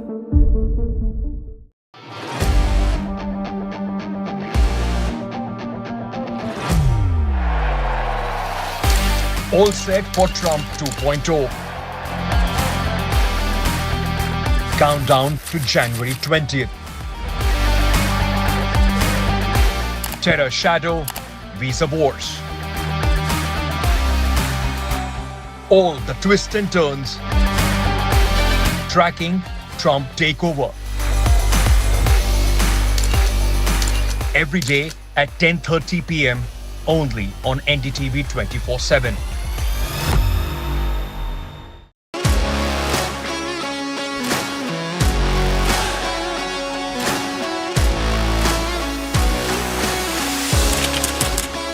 We are able to maintain the democratic fabric and the democratic system.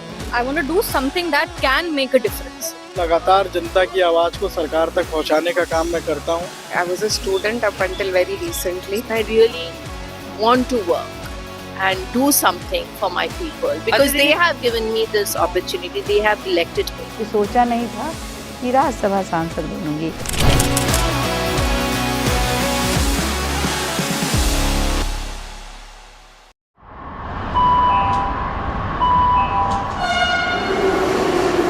Kind attention, please.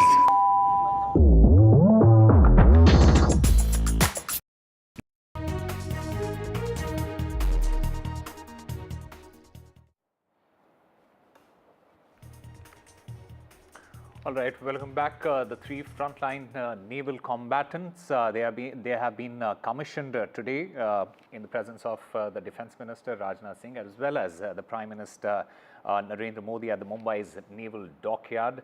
These inductions aim to bolster India's maritime capabilities and underscore the nation's commitment to self-reliance in defence manufacturing as well. In fact, my colleague Vishnu Shom is there with us. Vishnu, just give us a sense of how do these additions reflect India's commitment to becoming a global leader in defence manufacturing and maritime security? Well, it is a stated objective of the government to step up defense manufacturing, possibly for export as well. But these ships, I can tell you, fulfill a long-standing requirement of the Indian Navy to fill in numbers.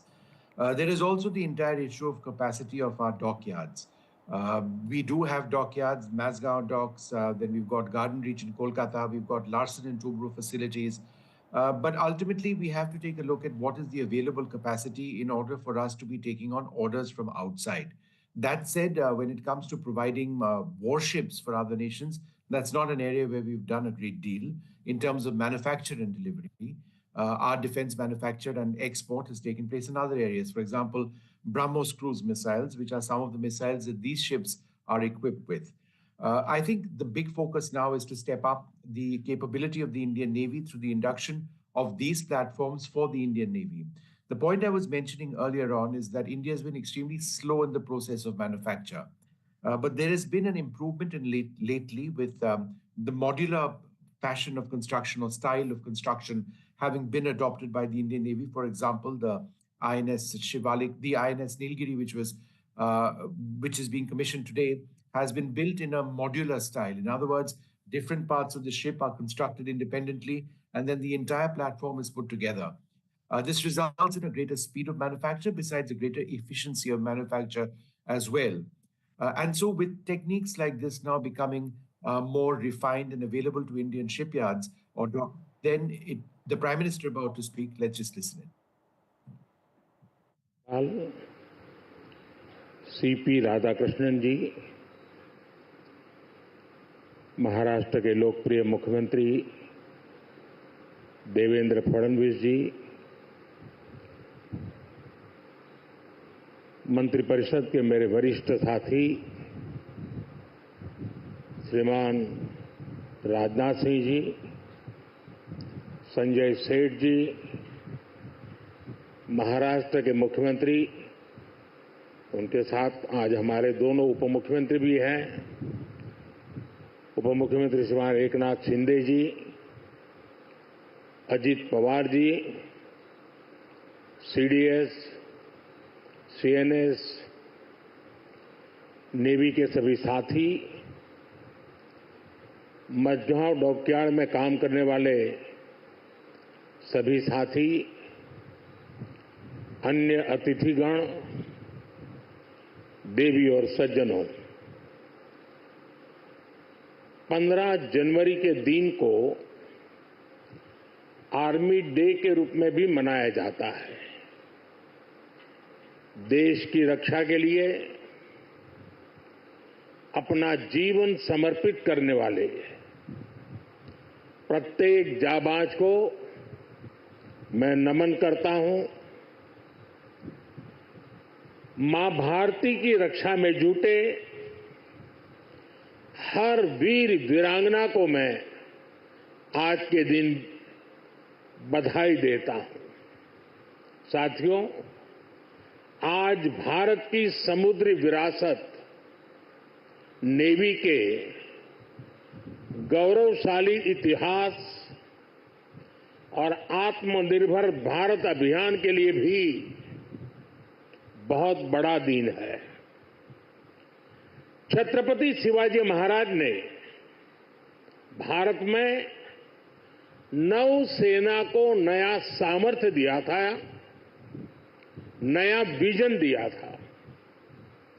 आज उनकी इस पावन धरती पर 21वीं सदी की navy को सशक्त करने की तरफ हम एक बहुत बड़ा कदम उठा रहे हैं। ये पहली बार हो रहा है जब एक destroyer,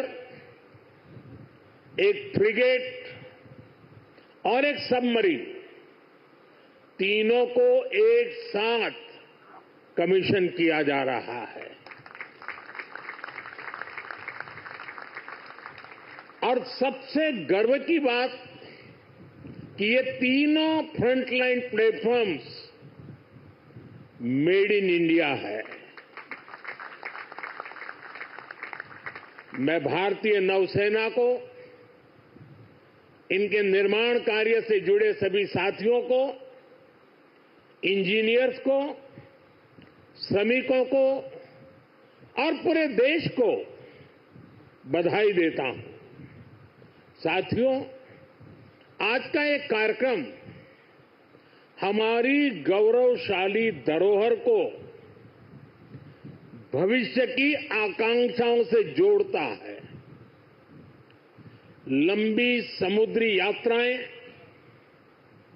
commerce, naval defence, ship industry, इसमें हमारा एक समृद्ध इतिहास रहा है। अपने इतिहास से प्रेरणा लेते हुए आज का भारत दुनिया की एक मेजर मैरीटाइम पावर बन रहा है। आज जो प्लेटफॉर्म लॉन्च हुए हैं उनमें भी इसकी झलक है। अब जैसे हमारा नीलगिरी चौल वंश के समुद्री सामर्थ्य के प्रति समर्पित है। सूरत वॉरशिप उस कालखंड की याद दिलाता है जब गुजरात के पोर्ट्स के जरिए भारत वेस्ट एशिया से जुड़ा था। इन दिनों ये दोनों शिप्स, इसके साथ आज बागशीर सबमरीन की कमीशनिंग भी हो रही है। कुछ वर्ष पूर्व मुझे P-75 क्लास की पहली सबमरीन कलवरी की कमीशनिंग में शामिल होने का अवसर मिला था। आज मुझे इस क्लास की 6वीं सबमरीन बागशीर को कमीशन करने का सौभाग्य मिला है। ये नए फ्रंटियर प्लेटफॉर्म भारत की सुरक्षा और प्रगति दोनों को नया सामर्थ्य देंगे। साथियों, आज भारत पूरे विश्व और खासकर ग्लोबल साउथ में एक भरोसेमंद और जिम्मेदार साथी के रूप में पहचाना जा रहा है। भारत विस्तारवाद नहीं, भारत विकासवाद की भावना से काम करता है। भारत ने हमेशा ओपन, सिक्योर, इंक्लूसिव और प्रॉस्परस इंडो पैसिफिक रीजन का समर्थन किया है।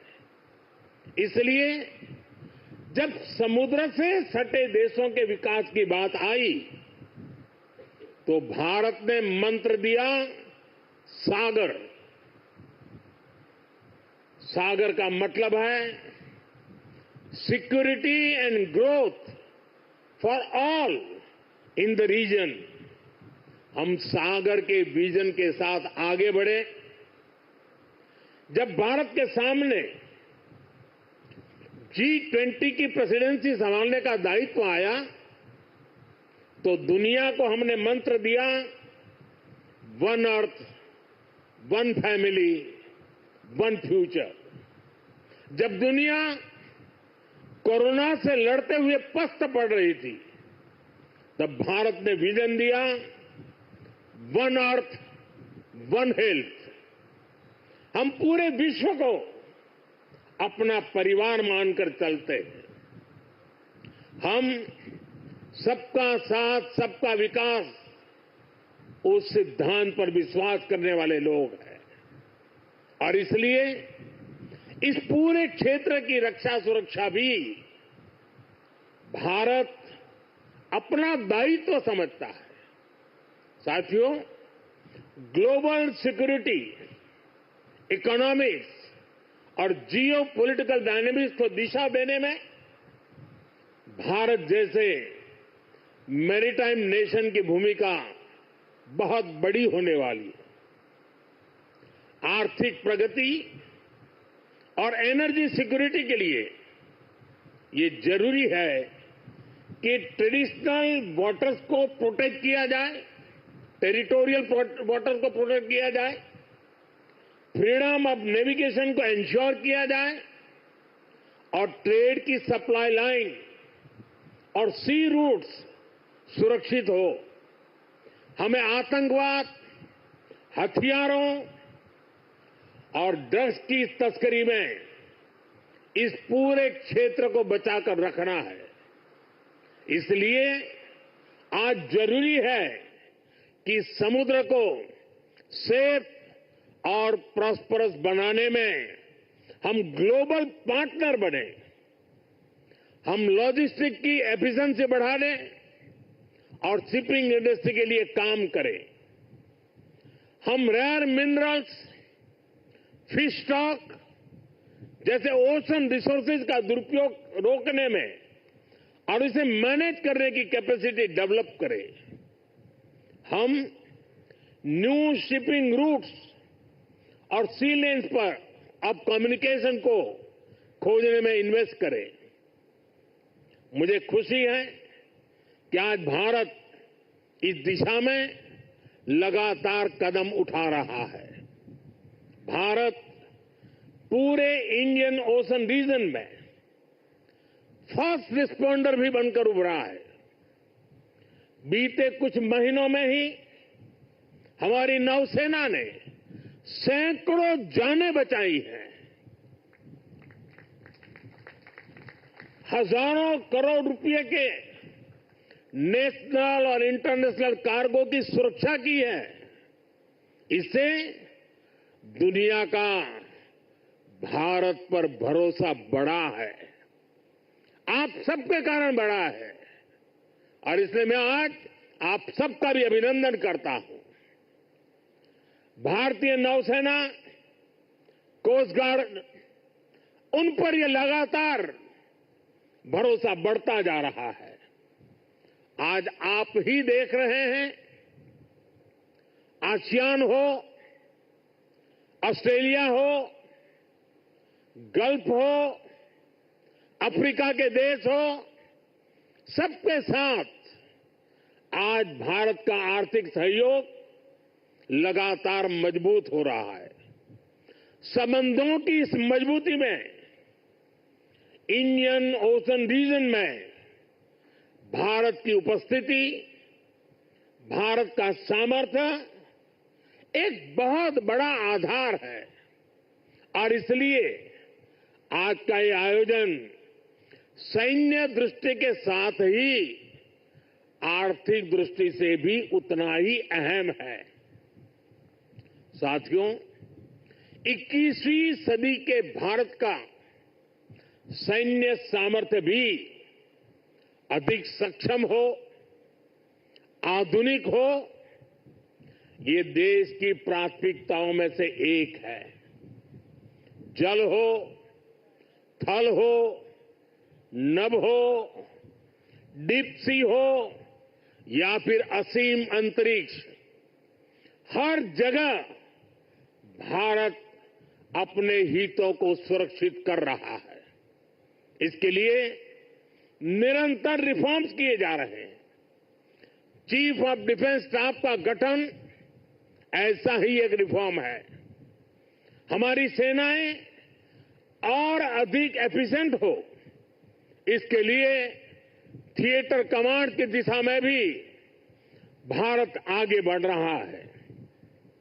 साथियों, पिछले 10 साल में जिस तरह भारत की तीनों सेनाओं ने आत्मनिर्भरता के मंत्र को अपनाया है, वो बहुत ही सराहनीय है। संकट के समय दूसरे देशों पर भारत की निर्भरता कम से कम हो, इस गंभीरता को समझते हुए आप सभी इस काम को आगे बढ़ा रहे हैं, नेतृत्व दे रहे हैं।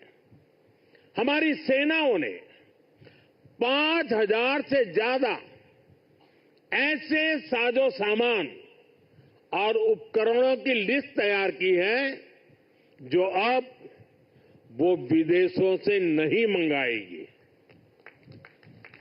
जब भारत का सैनिक भारत में बने साजो सामान के साथ आगे बढ़ता है तो उसका आत्मविश्वास भी कुछ अलग ही होता है। पिछले 10 साल में कर्नाटका में देश की सबसे बड़ी हेलीकॉप्टर बनाने वाली फैक्ट्री शुरू हुई है। सेनाओं के लिए ट्रांसपोर्ट एयरक्राफ्ट बनाने वाली फैक्ट्री शुरू हुई है। तेजस फाइटर प्लेन के भारत की साख को आसमान की नई ऊंचाई पर पहुंचाया है। यूपी और तमिलनाडु में बन रहे डिफेंस कॉरिडोर्स डिफेंस प्रोडक्शन को और गति देने वाले हैं। और मुझे खुशी है कि हमारी नेवी ने भी मेक इन इंडिया अभियान का बहुत अधिक विस्तार किया है। इसमें मझगांव डॉकयार्ड के आप सभी साथियों की भी बहुत बड़ी भूमिका है। पिछले 10 साल में नेवी में 33 शिप्स और 7 सबमरीन्स को शामिल किया गया है। इन 40 नेवल वेसल्स में से 39 भारतीय शिपयार्ड में ही बने हैं।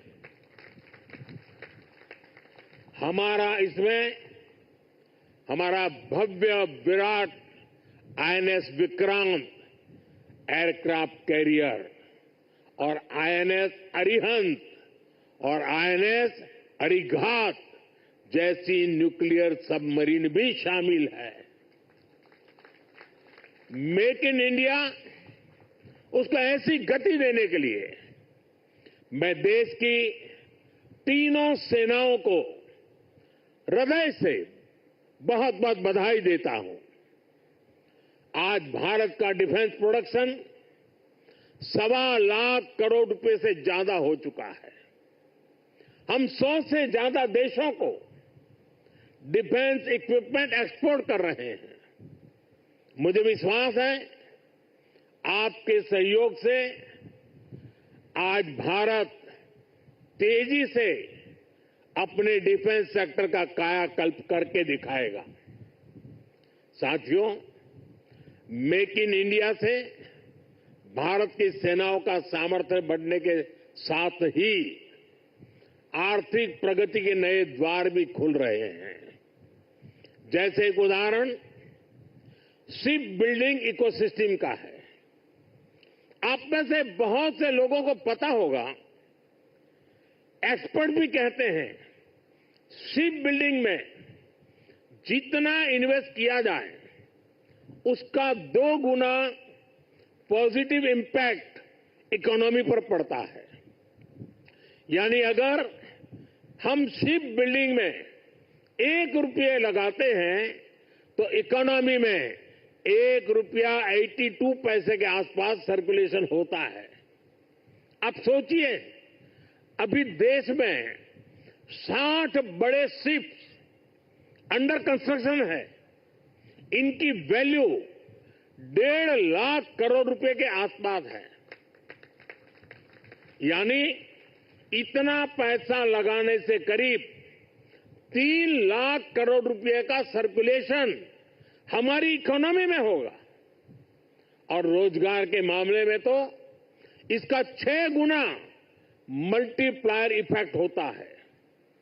जहाजों का ज्यादातर सामान, ज्यादातर पार्ट्स देश के एमएसएमई से ही आता है। इसलिए अगर 2000 वर्कर एक जहाज बनाने के काम में लगते हैं तो दूसरी इंडस्ट्री में जो एमएसएमई सप्लायर है उस एमएसएमई सेक्टर में करीब 12,000 रोजगार बनते हैं। साथियों, आज भारत दुनिया की तीसरी बड़ी इकोनॉमी बनने की तरफ तेजी से आगे बढ़ रहा है। हमारी मैन्युफैक्चरिंग, हमारी एक्सपोर्टिंग कैपेसिटी भी लगातार बढ़ रही है। आने वाले सालों में सैकड़ों नए शिप्स की, नए कंटेनर्स की जरूरत भारत को होगी।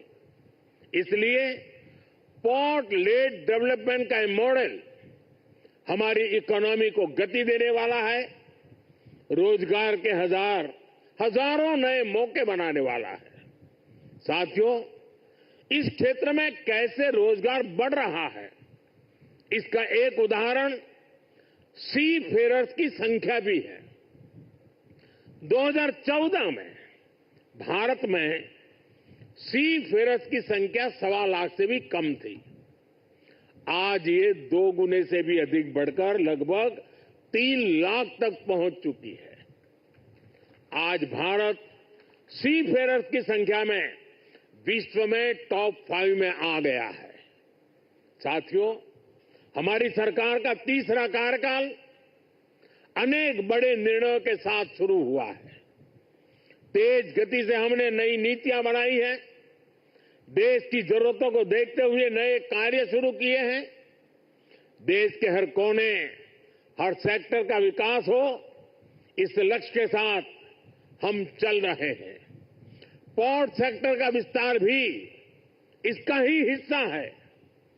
हमारे तीसरे टर्म के पहले बड़े फैसलों में से था महाराष्ट्र के वाढवण पोर्ट को मंजूरी। 75,000 करोड़ रुपए के खर्च से इस आधुनिक पोर्ट के निर्माण का काम शुरू भी हो चुका है। इससे भी महाराष्ट्र में रोजगार के हजारों नए अवसर बनने वाले हैं। साथियों, बहुत लंबे समय तक बॉर्डर और कोस्टलाइन से जुड़े कनेक्टिविटी इंफ्रास्ट्रक्चर पर उतना ध्यान नहीं दिया गया। बीते 10 सालों में इसके लिए भी अभूतपूर्व काम हुआ है। 2 दिन पहले ही मुझे जम्मू कश्मीर में सोनमर्ग टनल का लोकार्पण करने का अवसर मिला है।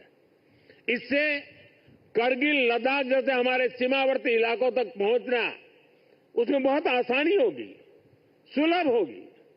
पिछले साल अरुणाचल प्रदेश में सेला टनल का लोकार्पण हुआ है। ये एलएसी तक हमारी सेना की पहुंच को आसान बना रही है। आज शिंकुल्ला टनल और जोजिना टनल जैसे अनेक क्रिटिकल इंफ्रास्ट्रक्चर पर तेजी से काम चल रहा है। भारत माला परियोजना से बॉर्डर एरिया में शानदार नेशनल हाईवे का नेटवर्क बनाया जा रहा है। वाइब्रेंट विलेज प्रोग्राम आज बॉर्डर के गांवों के विकास में अहम भूमिका निभा रहा है। बीते दशक में अपने दूर सुदूर के आइलैंड पर भी हमने फोकस किया है। जहां कोई भी नहीं रहता, उन आइलैंड्स की भी रेगुलर मॉनिटरिंग की जा रही है। इतना ही नहीं, अब उस आइलैंड की नई पहचान भी बनाई जा रही है, उन्हें नया नाम दिया जा रहा है। इतना ही नहीं, हिंद महासागर में समुद्र तल पर भी जो समुद्री पर्वत या सी माउंट है, उनका भी नामकरण किया जा रहा है। पिछले साल भारत की पहल पर इंटरनेशनल संस्था ने 5 ऐसे स्थानों को नाम दिए हैं। हिंद महासागर में अशोक सी माउंट, हर्षवर्धन सी माउंट, राजराजा चोल सी माउंट, कल्पतरु रीज और चंद्रगुप्त रीज भारत का गौरव बढ़ा रहे हैं। साथियों, हम सब जानते हैं भविष्य में असीम अंतरिक्ष और डीप सी दोनों का कितना महत्व है। इसलिए आज स्पेस और डीप सी दोनों जगह भारत अपनी क्षमताओं को बढ़ा रहा है। हमारा समुद्रयान प्रोजेक्ट वैज्ञानिकों को समंदर में 6,000 मीटर की उस गहराई तक ले जाने वाला है जहां कुछ ही देश पहुंच पाए हैं। यानी भविष्य की किसी भी संभावना पर काम करने में हमारी सरकार कोई कसर बाकी नहीं छोड़ रही है। साथियों, 21वीं सदी का भारत पूरे आत्मविश्वास के साथ आगे बढ़े, इसके लिए ये बहुत जरूरी है कि हम गुलामी के प्रतीकों से भी मुक्त हो। और हमारी नौसेना ने इसमें भी नेतृत्व दिखाया है। नौसेना ने अपने ध्वज को छत्रपति शिवाजी महाराज की गौरवशाली परंपरा से जोड़ा है। नेवी ने एडमिरल रैंक के एप्लेट्स भी छत्रपति शिवाजी महाराज की परंपरा के अनुसार रिडिजाइन किए हैं। मेक इन इंडिया का अभियान भारत की आत्मनिर्भरता का अभियान भी गुलामी की मानसिकता से मुक्ति को बढ़ावा देता है। मुझे विश्वास है आप सभी ऐसे ही देश को गौरव से भरे पल देते रहेंगे। हर वो काम जो भारत को विकसित बनाने में योगदान दे, वो हमें मिलकर करना है। हमारे दायित्व अलग हो सकते हैं, लेकिन सबका ध्येय एक ही है, विकसित भारत। आज जो ये नए फ्रंटियर प्लेटफॉर्म देश को मिले हैं, इनसे हमारे संकल्प को मजबूती मिलेगी। और साथियों, जरा हल्की फुल्की बात करनी है तो मेरा अनुभव रहा है, मैं सेना के जितने भी कार्यक्रमों में गया हूं, अगर खाने में सबसे उत्तम व्यवस्था किसी में है तो नेवी में है।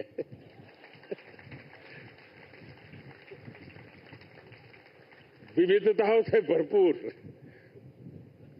अब आज उसमें सूरत शिप जुड़ गया है और हम लोगों को एक कहावत मालूम होगी, बड़ी पॉपुलर कहावत है, और मैं कैप्टन संदीप को कहूंगा कि इस बात को जरा गौर से सुने।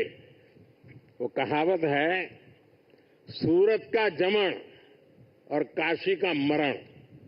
यानी सूरत का जो भोजन होता है वो उतना ही महान होता है, श्रेष्ठ होता है। अब जब सूरत लॉन्च हो रहा है तो मुझे विश्वास है कैप्टन संदीप सुरती खाना भी लोगों को खिलाएंगे। साथियों, ये बहुत ही उत्तम अवसर है। पूरा देश आपको शुभकामनाएं दे रहा है, पूरा देश गौरव से भर रहा है और इसीलिए एक नए विश्वास के साथ, नए उमंग और उत्साह के साथ, नए संकल्प के साथ विकसित भारत के संकल्प को पूर्ण करने के लिए हम पूरे सामर्थ्य से जुड़े। आज के इस अवसर पर इन तीनों महत्वपूर्ण कदम के लिए, महत्वपूर्ण सौगात के लिए आप सबको बधाई देते हुए मैं मेरी वाणी को विराम देता हूं। आप सबको बहुत बहुत शुभकामनाएं। पूरी ताकत से मेरे साथ बोलिए, भारत माता की। कम से कम इस कार्यक्रम में वो आवाज सबसे ज्यादा गूंजनी चाहिए। भारत माता की, भारत माता की, भारत माता की। बहुत बहुत धन्यवाद।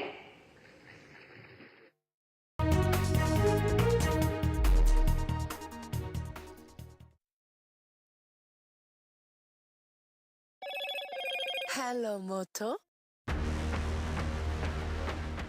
Motorola Edge 50 Pro, world's first AI-powered pro-grade camera.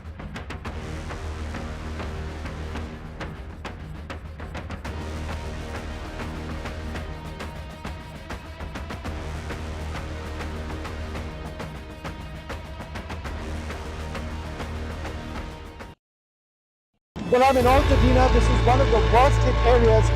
When disaster strikes, NDTV World brings you exclusive on-the-ground reports straight from the heart of the action. A neighborhood in Los Angeles that has been devastated by fire. I just received an emergency alert extreme, which has come on my phone. Stay tuned for NDTV World's in-depth coverage as we bring you the real stories from Los Angeles. This is the Altadena area, and there are still fires, and there's a lot of smoke in the area. These houses completely gutted. This is reporting that matters only on NDTV World. I've been reporting on all issues, big and small, from Andhra Pradesh, Telangana, rest of South India, bringing you all the action, all that you need to know, all that you want to know. The energy of Maximum City is infectious. I bring in that energy in our news coverage from financial capital Mumbai. Covering from the southernmost part of India over the last 23 years, I bring in-depth and 360-degree coverage from the Dravidian heartland. The land of Mishti is also known for its bitter politics. I have seen much water flow under the Howrah Bridge, covering Bengal in all its vivid colors. Mr. Modi's In a time of sweeping economic change, what can India's past tell us about its future? From the watershed moments of 1991 to the challenges of tomorrow. Join Sanjay Pugalia, Editor-in-Chief NDTV, in conversation with past and present Finance Commission chairpersons N.K. Singh and Arvind Kejriwal. Reforms past, present and future. A special presentation on NDTV.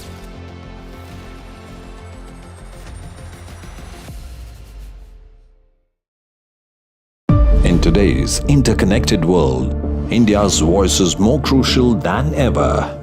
When India speaks, the world listens. At NDTV World, we are that voice, bringing you intelligent and insightful news from India and beyond. From geopolitics and diplomacy to economic shifts, migrations, tech disruptions, and the stories of our diaspora. We cover the news that shapes our global future. NDTV World, your new home for global news is here.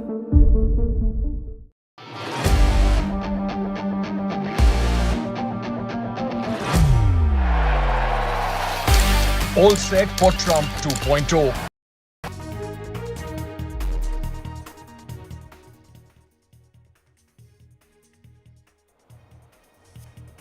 But the battle for Delhi heats up as both Arvind Kejriwal as well as Parvesh Verma file their nominations from the New Delhi constituencies. Aam Aadmi Party chief Arvind Kejriwal says that their government will work for all, while the BJP leader Parvesh Verma pokes the Sheesh Mahal jibe at the Aam Aadmi Party.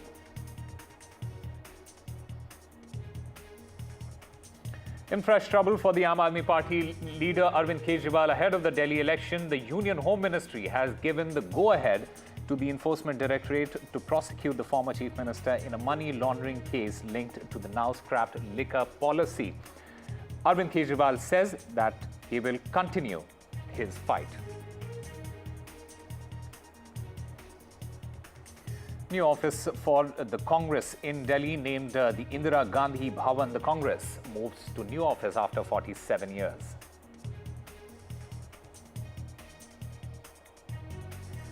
Prime Minister Narendra Modi commissions 3 key naval combatants at the Naval Dockyard in Mumbai.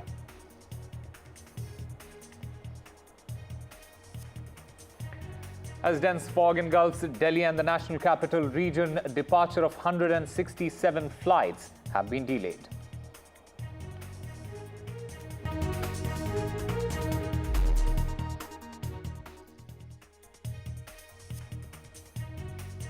Hello and welcome. You're watching NDTV 24/7. I'm Osama Shah. The big story that we are tracking is the big guns nomination. Now, Arvind Kejriwal as well as Parvesh Verma, they have filed their nominations. It is BJP versus the Aam Aadmi Party battle for the New Delhi constituency. The Aam Aadmi Party national convener, he filed his nomination for the assembly election from the New Delhi constituency. Meanwhile, his opponent and BJP's Parvesh Verma, he has also in fact filed his nomination papers ahead of the polls. Remember, the capital is all set to go to polls on the 5th of February and the results will be announced on February the 8th. This fight, in fact, is particularly interesting, the fight for the New Delhi constituency with Kejriwal and Parvesh Verma going head-to-head. The Congress has also fielded Sandeep Dikshit from this constituency. Let's listen in to some of the reactions. अभी हम श्री वाल्मीकि मंदिर से आए, वहाँ पे वाल्मीकि महाराज का आशीर्वाद लेके अब हम हनुमान मंदिर में आए हैं, हनुमान जी का आशीर्वाद लिया है। अब यहाँ से पार्टी दफ्तर जाएंगे और वहाँ से हम लोग नामांकन करने के लिए सब लोग मिलके जाएंगे। आइए आप सब लोग देखिए, जाको राखे साइयाँ मार सके ना कोई, भगवान मेरे साथ है। जब तक जितनी लाइफ लाइन है तब तक जिंदा रहेंगे, जिस दिन लाइफलाइन खत्म हो जाएगी उस दिन ऊपर वाला उठा लेगा।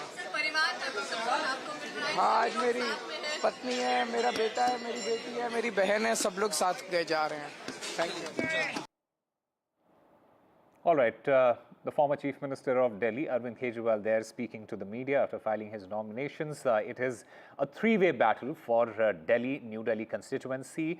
Arvind Kejriwal of the Aam Aadmi Party going up against BJP's Parvesh Verma, as well as Congress's Sandeep Dikshit. It is a big day in Delhi politics. Aam Aadmi Party Chief Arvind Kejriwal, he has filed his nomination papers from that New Delhi constituencies, while BJP's Parvesh Verma has also filed his nominations. The battle for Delhi, it is heating up with the BJP in particular aiming to end its 27-year wait and its absence from the city's government. The Aam Aadmi Party, on the other hand, it is confident of securing a third consecutive term. All right, my colleague Tanushka Datta joins us to get us more on the recent developments. Tanushka, the Aam Aadmi Party chief, Arvind Kejriwal, he has filed his nomination papers. Just get us a sense of what transpired today during his nomination, filing of his nomination, and also the key priorities for Arvind Kejriwal at the moment.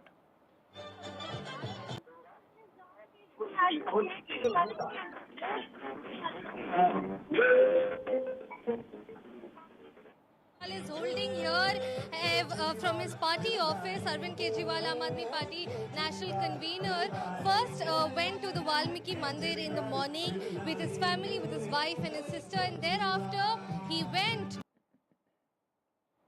We know Hanuman is one of the major spots for political leaders to offer their prayers before big happenings in their day, and we're currently moving forward in the road show where he is heading towards to file his nomination.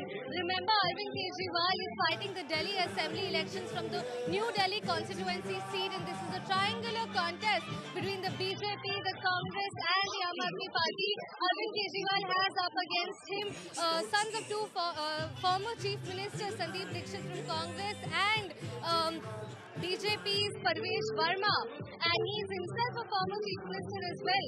But before leaving for his road show and onwards to his nomination filing, what Arvind Kejriwal said, they look forward making a government of development again in Delhi.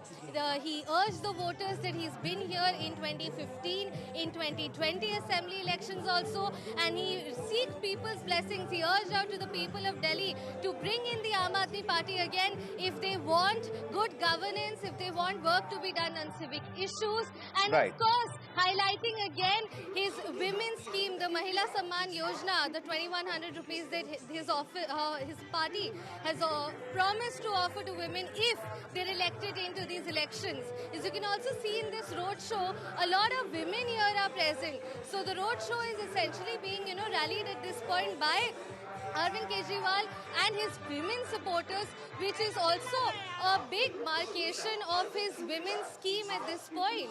So this is what we're gauging right now. The sense on the ground is this exactly, that Arvind Kejriwal is... All right, we'll try and reconnect with Tanushka there as she tracks Arvind Kejriwal's nomination. He is on his way to file his nomination at the moment. In the meanwhile, I'm also currently joined by my colleague Ishika Verma.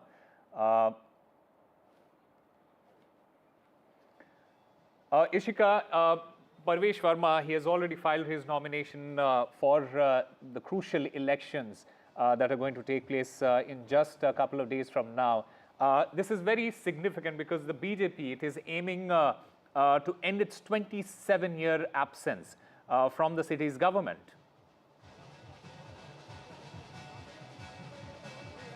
Well, yes, certainly, Osama. As you rightly said, BJP this time is hoping for a comeback in power. And today we are seeing that the BJP candidate from the New Delhi constituency, Parvesh Verma, is currently filing his nomination inside. And we saw that he, in fact, had done a massive roadshow before coming here to file his nomination. So certainly today it's a roadshow versus roadshow, the show of strength from both the candidates of the New Delhi constituency. My camera person is currently showing you the supporters of Parvesh Verma that have gathered right outside because this time, in fact, what we also saw that, Arvind Kejriwal and his entire Aam Aadmi Party trained guns at Parvesh Verma even before he was announced as a candidate from here.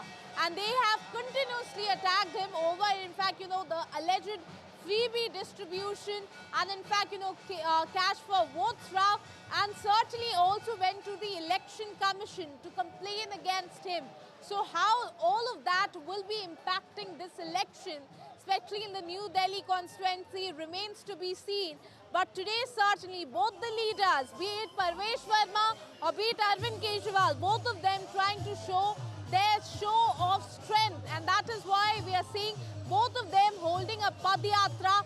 Just before coming here, Parvesh Verma also held a massive Padyatra from his residence till here. And my camera person currently shows you the supporters, the sea of supporters that you can see just outside this office, who are waiting for Parvesh Verma to, in fact, come back, after filing the nomination here.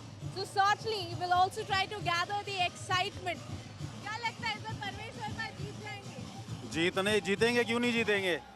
आप बताओ, 25 साल हो गए, भाजपा को अभी तक दिल्ली वासियों ने चांस नहीं दिया। इस बार पूरा चांस है, क्योंकि जो केंद्र की सरकार है, दिल्ली उसी को इस बार सरकार देगी दिल्ली की। लेकिन परवेश वर्मा पे लगातार आम आदमी पार्टी ये एलिगेशन लगाती रही कि फ्रीबी डिस्ट्रीब्यूट कर रहे हैं, इलेक्शन कमीशन तक वो पहुंच गए कंप्लेन करने के लिए। क्या लगता है उसका इम्पैक्ट भी पड़ेगा? देखिए, मैं आज 2 लाइनें आपको बोलूँगा बोलने के लिए कि जब ये सरकार बनी थी, आंदोलन से बनी थी, 2013 में इनके पास मेजॉरिटी नहीं थी। इन्होंने ये बहाना मारा कि हमारे पास एमएलए नहीं है। फिर दोबारा जब इलेक्शन हुए, दिल्ली की जनता ने इनको भरपूर स्वागत किया, भरपूर बहुमत दिया, लेकिन फिर इन्होंने बोला जी हमें एक्सपीरियंस नहीं है। अब ये कह रहे हैं जी हमें एलजी साहब काम नहीं करने देते। मैं इनसे पूछना चाहता हूँ, अभी मोदी साहब की सरकार आई है, एलजी साहब तो वहीं रहेंगे। आप इलेक्शन लड़के फिर यही बात दिल्ली सरकार को कहोगे, पब्लिक को कहोगे मुझे एलजी साहब काम नहीं कर। आप पहले दिल्ली में सरकार बनाए। लेकिन बीजेपी ने सीएम का चेहरा घोषित नहीं किया है। आप लोग सपोर्टर्स हैं यहाँ पे, आप लोग मान के चल रहे हैं परवेश वर्मा? 100% परवेश भाई एक तो इतने यंग सीएम बनने जा रहे हैं, और उनका जो काम की करने की शैली है, आप जहाँ से वो पहले एमपी थे वहाँ पे आप बैकग्राउंड पूछ लो, वहाँ पे क्या काम करके आए वो। उन्होंने 300 बेड का अपना एक हॉस्पिटल बनाया है, और नई दिल्ली के अंदर तो उन्होंने अभी 1 महीने के अंदर ही बता दिया है कि वो किस तरीके से काम करेंगे दिल्ली के अंदर। So as you can hear, all of these supporters, you can see the josh in them, and they are already saying that Parvesh Verma will be the chief minister face. So BJP has not officially announced it, but his supporters right here, they claim that it is Parvesh Verma, certainly the chief minister face for them. Over to you. All right, Ishika Verma, thank you very much for getting us all the latest. The battle for Delhi, especially the New Delhi constituency, it is certainly heating. Now, as per reports, and in fresh trouble for the Aam Aadmi Party leader Arvind Kejriwal ahead of the Delhi election, the Union Home Ministry has given the go-ahead to the ED, or the Enforcement Directorate, to prosecute the former Chief Minister in a money laundering case linked to the now scrapped liquor policy. The Home Ministry sources have said that it has okayed the agency's prosecution push in the case against senior Aam Aadmi Party leader and the former Deputy Chief Minister Manish Sisodia as well. This, in fact, comes months after a Supreme Court ruling in November, which said that the Enforcement Directorate would need prior sanction, like the Central Bureau of Investigation, to prosecute public servants. Now, while the central agency has said Mr. Kejriwal was the mastermind of the alleged irregularities in the Delhi liquor policy case, the framing of charges was pending in a Delhi court since it did not have the clearance. Now, the fresh development has now removed that obstacle.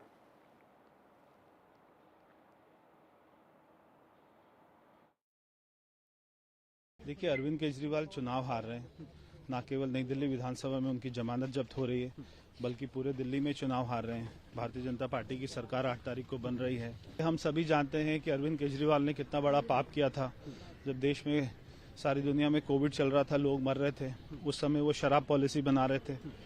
इनके जो समय मंत्री, विधायक, MP जो भी थे, राघव चड्ढा, वो कहते थे कि कोविड आया तो आया, हम क्या करें, हमें तो शराब पॉलिसी बनानी थी। जब लोग दवाई मांग रहे थे, घर मांग रहे थे, तब वो अपना शीश महल बना रहे थे। तो बड़ा दुख की बात है, शर्म की बात है कि एक आदमी जिसको दिल्ली के लोगों ने 3 बार जिताया, वो अपना शीश महल बनाने में लग गया, मगर उसने दिल्ली के लोगों को दवाई नहीं दी और हजारों लोग मर गए दिल्ली में। बहुत बहुत शुक्रिया। सर, आज ही आपका नामांकन है, आज ही गृह मंत्रालय ने ईडी के आपके मनीष जी के खिलाफ जांच के लिए उसको सैंक्शन दे दिया है। वो उस तरह से चुनाव लड़ रहे हैं, हम इस तरह से चुनाव लड़ रहे हैं।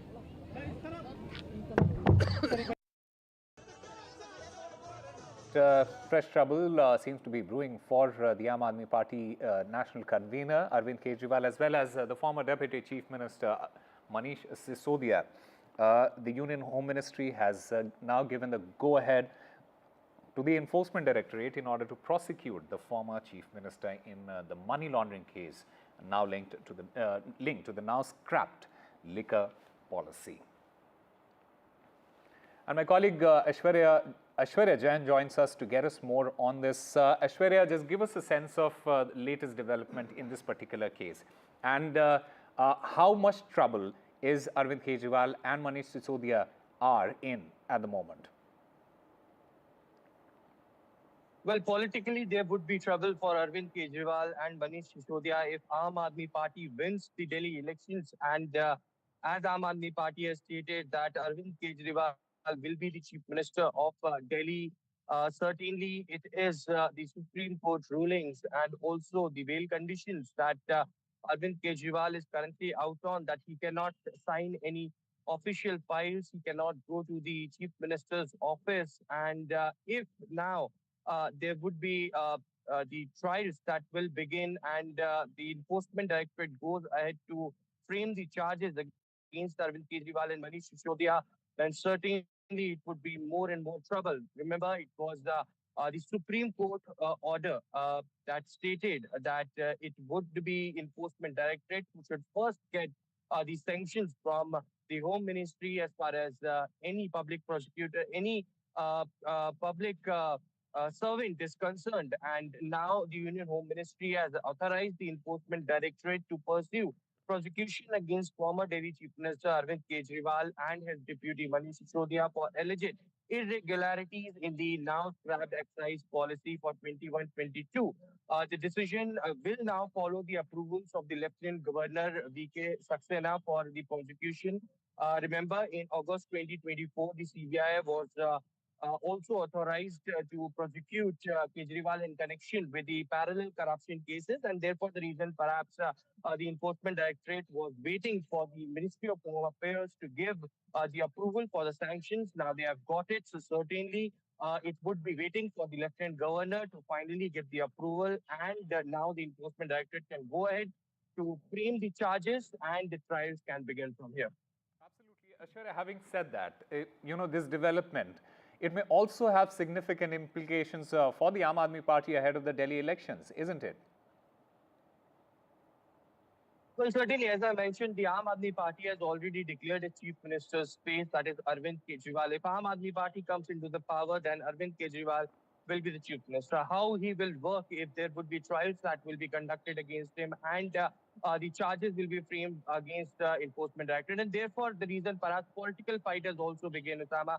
It is the Aam Aadmi Party who is questioning the timings. Arvind Kejriwal already had given a statement that this is the kind of work that the Bharatiya Janata Party do. The timing of the Ministry of Home Affairs approval is being questioned by the Aam Aadmi Party. On the other side, it is the Bharatiya Janata Party who has been saying that law is doing its own course, and it is, of course, the corruption charges with the Bharatiya Janata Party had also gone and taken it to the public as well, that how there had been the South Group, which had been profited because of the licensing that had been given by the Aam Aadmi Party at that point of time, and they had made a huge profit.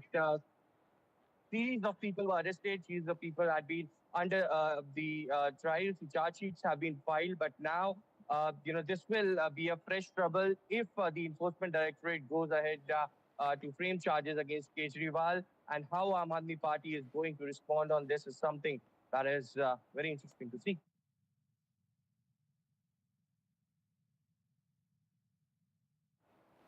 All right, Aishwarya Jain, thank you very much for getting us all the latest as far as this new development is concerned. The ED has now got the permission and this is trouble for the Aam Aadmi Party as well. Now on to our special story, the key battle in West Delhi seat. The Aam Aadmi Party is up against BJP in a face-off in Rajouri Garden seat, and the intense Aam Aadmi Party versus BJP battle is taking place in the heart of West Delhi. Take a look at this report.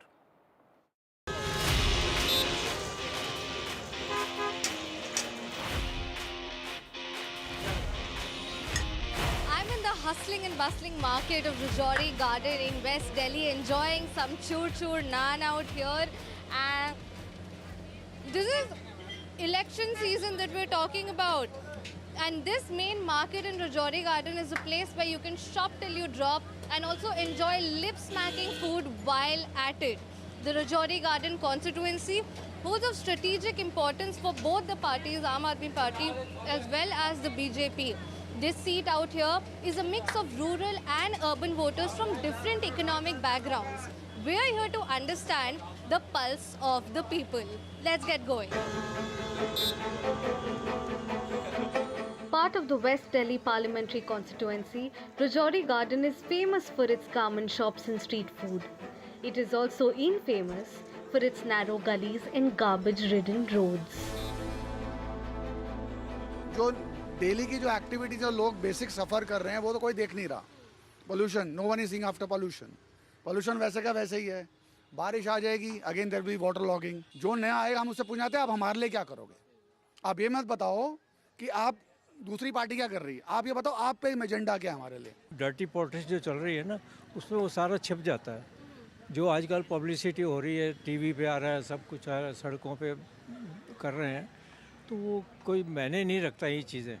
दूसरा, सफाई दिल्ली में बिल्कुल भी third class से भी नीचे है.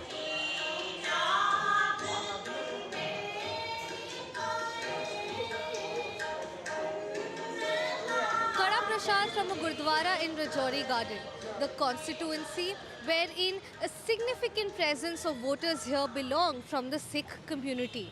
Punjabi culture is also prominent in this area, and what we are understanding by fielding Manjinder Singh Sirsa from the BJP is looking forward to hold on to the Sikh electorate and strengthen its foothold in West Delhi.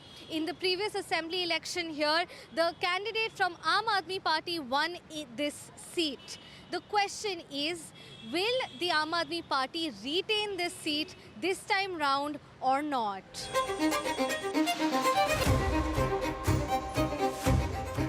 I think they have worked upon in government hospital, government schools, because I have been to some government schools to give lectures. So I have seen betterment in government schools. Hospitals as well, they have good medicine centers, doctors. I think hospital and schools में तो काफ़ी अच्छा better हुआ है यहाँ.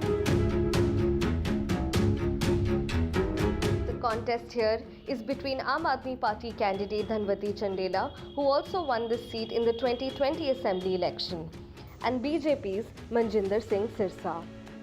Sirsa's electoral record includes both victories and defeats. He won this seat in 2013 and 2017.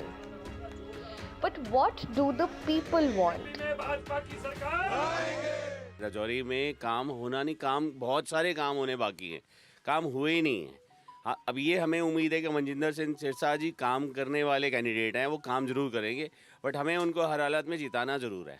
ऐसे क्या काम है, मुद्दे क्या है जो आपको लगता है कि ज़रूरत है? मुद्दे यही है कि अपना या सड़कों का हाल बुरा है, ट्रैफिक का हाल बुरा है, चलने की जगह नहीं है, गुंडा राज है. लॉ एंड ऑर्डर आपके हिसाब से एक मेन मुद्दा है.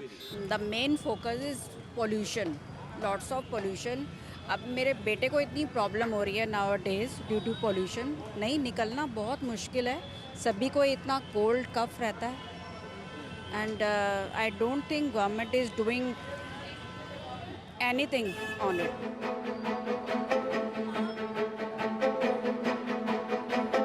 Much like the diverse diverse hotspots, the people here also have diverse concerns. From poor road infrastructure to a cry for sanitation and civic issues, women's safety and law and order remain top concerns of the people in Rajouri Garden.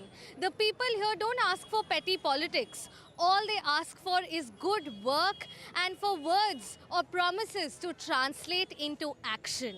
With camera person Sanjay Kaushik, this is Tanushka Datta for NDTV.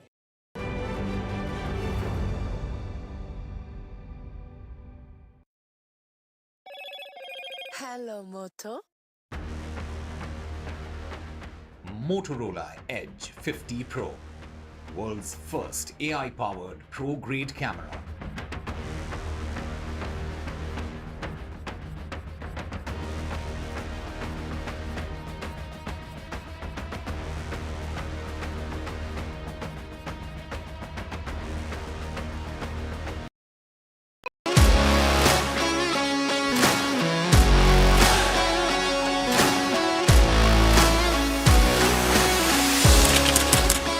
We are able to maintain the democratic fabric and the democratic system.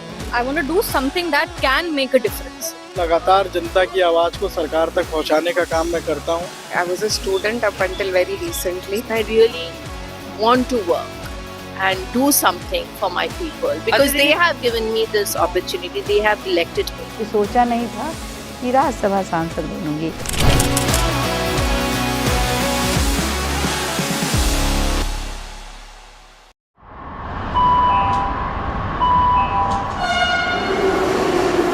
Kind attention, please.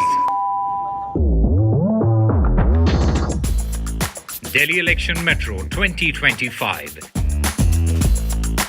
is arriving on people's platform. Please mind the gap. BJP or AAP, who will get to the Delhi Secretariat station? दरवाजे बाईं तरफ खुलेंगे. Who will Delhi voters open the victory doors for? And who will be shown the door?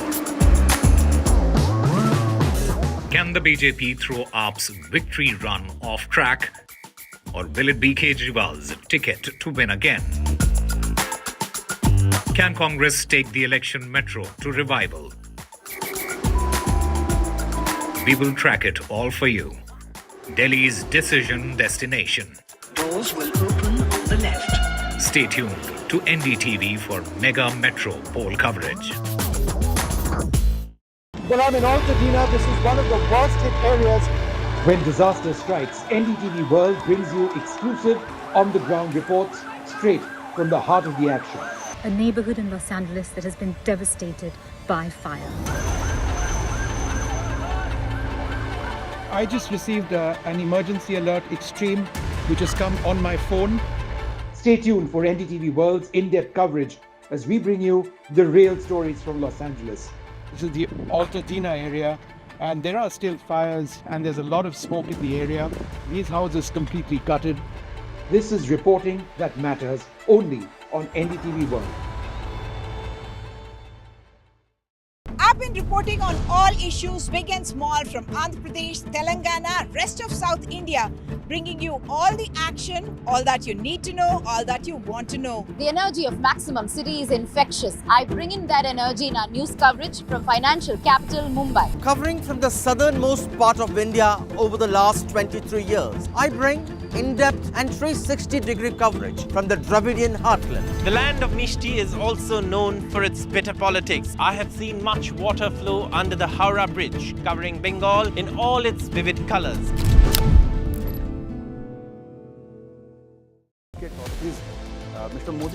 In a time of sweeping economic change, what can India's past tell us about its future? From the watershed moments of 1991 to the challenges of tomorrow. Join Sanjay Pugalia, Editor-in-Chief NDTV, in conversation with past and present Finance Commission chairpersons N.K. Singh and Arvind Kejriwal. Reforms past.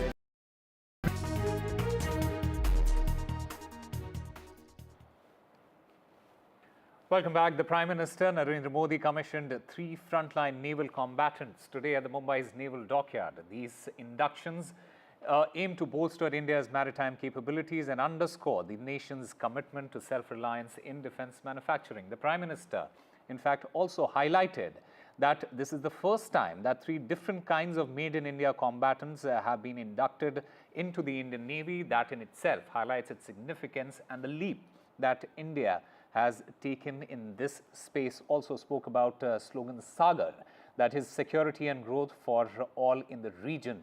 It highlights India's efforts to bring together its neighbors and also be the driving force in the region. Let's in fact listen in to what the Prime Minister as well as the Defence Minister have to say. साथियों, आज भारत पूरे विश्व और खासकर global south में एक भरोसेमंद और जिम्मेदार साथी के रूप में पहचाना जा रहा है। इंडियन ओशन रीजन में भारत की उपस्थिति, भारत का सामर्थ्य एक बहुत बड़ा आधार है। साथियों, पिछले 10 साल में जिस तरह भारत की तीनों सेनाओं ने आत्मनिर्भरता के मंत्र को अपनाया है, वो बहुत ही सराहनीय है। हमारी सेनाओं ने 5000 से ज्यादा ऐसे साजो सामान और उपकरणों की लिस्ट तैयार की है जो अब वो विदेशों से नहीं मंगाएगी। आईएनएस सूरत, आईएनएस नीलगिरी और आईएनएस वागशीर यानी एक डिस्ट्रॉयर, एक फ्रिगेट और एक सबमरीन की एक साथ हो रही हिस्टोरिक कमीशनिंग सिर्फ इंडियन नेवी की ही नहीं बल्कि आपके नेतृत्व में इंडियन ओशन रीजन में भारत की बढ़ती ताकत का भी यह प्रमाण है। साथियों, वैसे तो इंडियन ओशन रीजन में हमेशा से जियो स्ट्रेटेजिक और इकोनॉमिक दृष्टि से यह रीजन महत्वपूर्ण रहा है, परंतु आज के तेजी से बदलते हुए परिवेश में यह और भी महत्वपूर्ण हो गया है। All right, my colleague Sujata Dwivedi joins us to get us more on this. She had been covering this from the naval dockyard in Mumbai since the morning. Sujata, just take us through what all transpired today at the commissioning of these 3 made-in-India naval combatants. All right, we'll try and connect with Sujata in just a short while from now. India has, in fact, the Prime Minister has commissioned these 3 frontline naval combatants at the Mumbai's naval dockyard. These inductions, they basically aim to bolster India's maritime capabilities and also underscore the nation's commitment to self-reliance in defense manufacturing. In fact, the Prime Minister had posted on his social media platform X ahead of this particular event and ahead of the commissioning of these warships and a submarine, saying that this would strengthen our efforts towards being a global leader in defense and augment our quest towards self-reliance. And my colleague Sujata joins us to get us more on this story. Sujata, just take us through all what all transpired today at the commissioning of these 3 made-in-India naval combatants. Well, certainly, and as the Prime Minister commissions 3 important vessels for the Indian Navy, and the big aspect here is that for the first time ever in the history of the Indian Navy, 3 vessels, that is 2 warships and 1 submarine, INS Wakshir, have been commissioned together. Now, INS Surat, INS Nilgiri and INS Wakshir. As we know that INS Surat is one of its first kind where a vessel has been named after a city, a port, and secondly INS Nilgiri, which has been commissioned after 52 years, where previously it served the Indian Navy for 32 good years, and now it is the submarine, which is also called the silent killer of the sea. The Prime Minister commissioned, and also at the same time he spoke about how the Indian Navy is being prosperous and successful, where more than 75% of the materials used for the manufacturing of these vessels were indigenous, that were of the MSME sectors that belonged to the Indian soil. And also the Prime Minister thereafter is going to have a meeting with the leaders and the MLAs as well as members of the ML seas together at INS Angre, where he'll be speaking about the rules as well as the policies of the Maharashtra government, after which the Prime Minister will be heading towards Kharghar in Navi Mumbai, where he'll be inaugurating the temple. Now this temple, it has got special features. It is the second largest temple in Asia.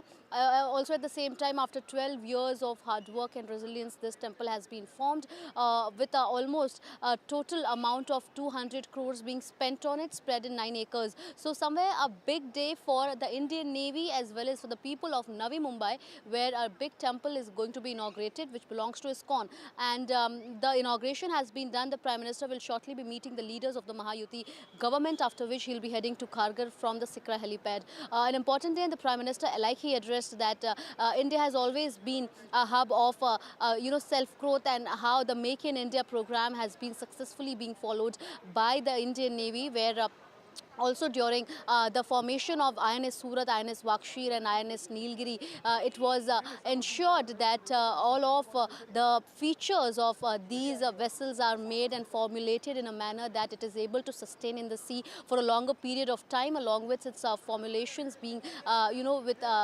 considering that of the enemies, and the officials of the Indian Navy have to say that be it INS Surat, INS Wakshir or INS Nilgiri, all three have been prepared with special features that only makes the Indian Navy capable of sustaining in the sea for a longer period. All right, Sujata Dwivedi, thank you very much for getting us all the latest and explaining everything in detail there. Moving on to our other story that we are tracking, the Federal Bank has recently made changes to its fixed deposit interest rates, now offering rates as high as 8% for senior citizens. Now, the highest interest rate is now given on a tenure of 444 days. The highest rate is 7.5% for general citizens and 8% for senior citizens. My colleague Sakshi Bajaj has more details. Several banks have increased rates on fixed deposits, many offering new schemes with higher interests, in particular for senior and super senior citizens. Some even offering a special tenure with higher interests. While this is leading to fierce competition among banks in India, why is this really happening and why is this coming up? Well, the most attractive fixed deposit schemes are, of course, leading to fierce competition to raise more deposits. But why exactly is this being done? Well, as per the most recent RBI data, banks are struggling to raise enough deposits to meet rising credit demand. As of December 27, 2024, credit grew by 11.16% year-on-year, while deposits rose by 9.8%, according to this latest data released by the Reserve Bank of India. So lending outpacing deposits as banks face growing challenges, and therefore the fixed deposit rate really is aimed to, the boosting of the fixed deposit rate is aimed at attracting more customers, and of course this amid the liquidity crunch. Meanwhile, a thick blanket of fog has engulfed Delhi and the National Capital Region, severely disrupting the flight operations. As many as 167 flights departing from Delhi were delayed since midnight, with an average delay of at least 1 hour. While flight arrivals continue with minimal delays, the fog has caused significant inconvenience to air travelers. In fact, an orange alert was issued by the Indian Met Department a day earlier, cautioning about dense to very dense fog in the capital. And my colleague Anushka joins us on the phone line to get us more on this. Anushka, it is just above 12 past 30, and there's still the visibility at the moment is still very, very low. Well, certainly, Osama, a dense fog has engulfed the entire national capital and Delhi NCR also.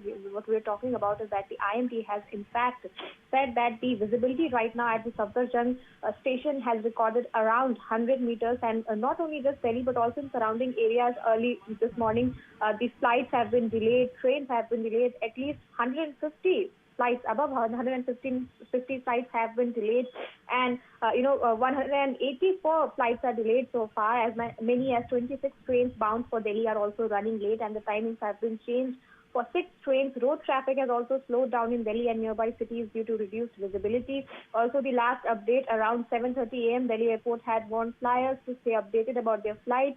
While landing and takeoff continue at Delhi airport, flights that are not Cat 3 compliant may get affected. Also, every passenger were given the update that to contact the airline concerned for updated flight information. Also, the budget carriers Indigo and SpiceJet have also warned the flights may be impacted due to low visibility and requested the passengers to keep checking their flight status. Delhi recorded a temperature of 9 degrees Celsius in the morning, and the weather office is predicting fog again in the evening and the night. The IMD had also forecast dense fog in the morning and cloudy skies later in the day with chances of light rain during evening or night. Also, the average air quality remains poor, while the city is in fact grappling with low visibility and other issues such as road traffic that has been affected because of the reduced visibility. And also, lots and lots of flights have been delayed and cancelled. As many as 150 flights are delayed. 184 flights have been said so far that flights have been delayed, and also 26 trains have in fact rescheduled their time because of the fog condition that can be seen not just in Delhi but also in the entire NCR. Back to you, Sama.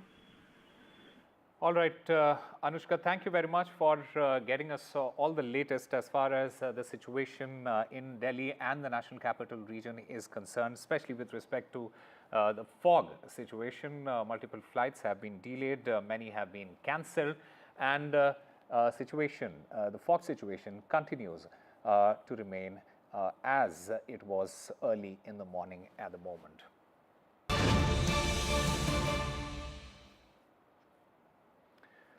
All right, breaking news coming in at this time. The Supreme Court has issued a notice to the central government as well as the Election Commission in response to a plea that was filed by the Congress party. This plea has in fact challenged the amendment to the Election Commission Act, which restricts the public from to access the poll material.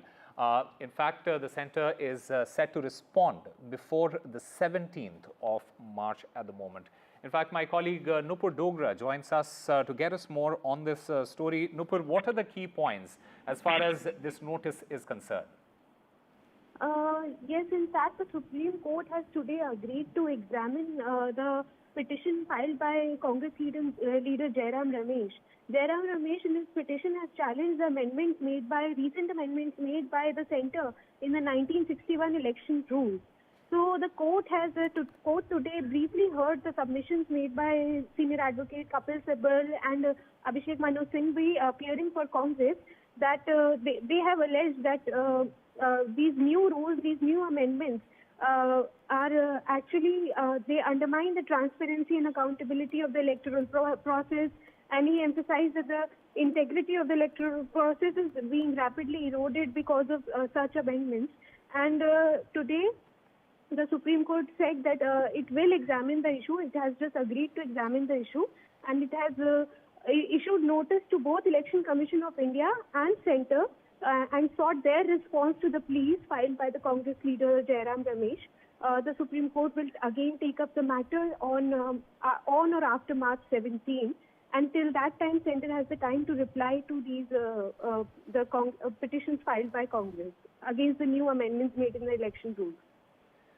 All right, Nupur Dogra, thank you very much for getting us all the latest. In fact, the Supreme Court's decision to issue a notice in this particular matter indicates that it considers the issue worthy of further consideration. In fact, the court's ultimate decision could have significant implications for the functioning of the Election Commission and the transparency of the electoral process in India.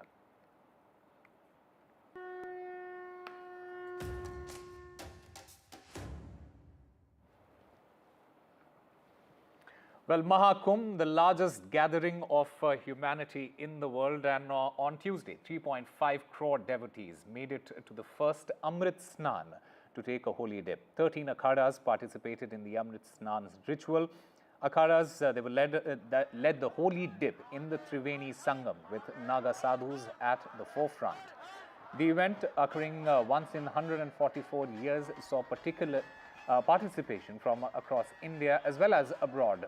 The Mahakumbh Mela, which kick-started on the 13th of January, will conclude on February 26th.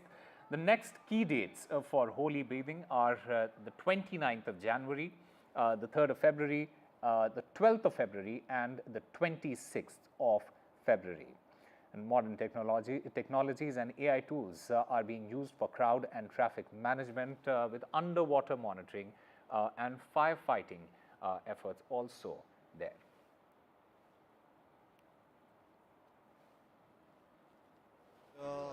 सुबह नहा के दर्शन करके वापस स्नान करके अभी हम राम जन्मभूमि रामलला के दर्शन को जा रहे हैं वापस। महाकुंभ 114 साल के बाद आया है, 144 इयर्स के बाद, और हमारे कितनी सी पीढ़ियाँ हैं बिफोर इंडिपेंडेंस, हम कितने पीढ़ियों ने नहीं देखा हुआ। हमारा सौभाग्य है कि हमको देखने को मिल रहा है। यही मांग रहे हैं भगवान से ना के कि हमारे गोवा में सुख शांति आए, हमारे भारत में पूरे सुख शांति आए और सबको सब खुशहाली हो। इतना ही हम मांग लिए हैं। अपने बारे में भी मांगा लेकिन सबके बारे में भी मांगा। We are at Sangam in Prayagraj. The ghats are a little quieter today. We compare it to yesterday, the big Amrit Snan of Makar Sankranti. Take a look. While crores of people had come here for their holy dip yesterday, today they are very few. Well, this is going to be on for next 45 days. So this kind of crowd will be there throughout the month. But the big Snan days, well, that's the day when these ghats will be crowded. There will be no elbow room, no room to move, if I can say that.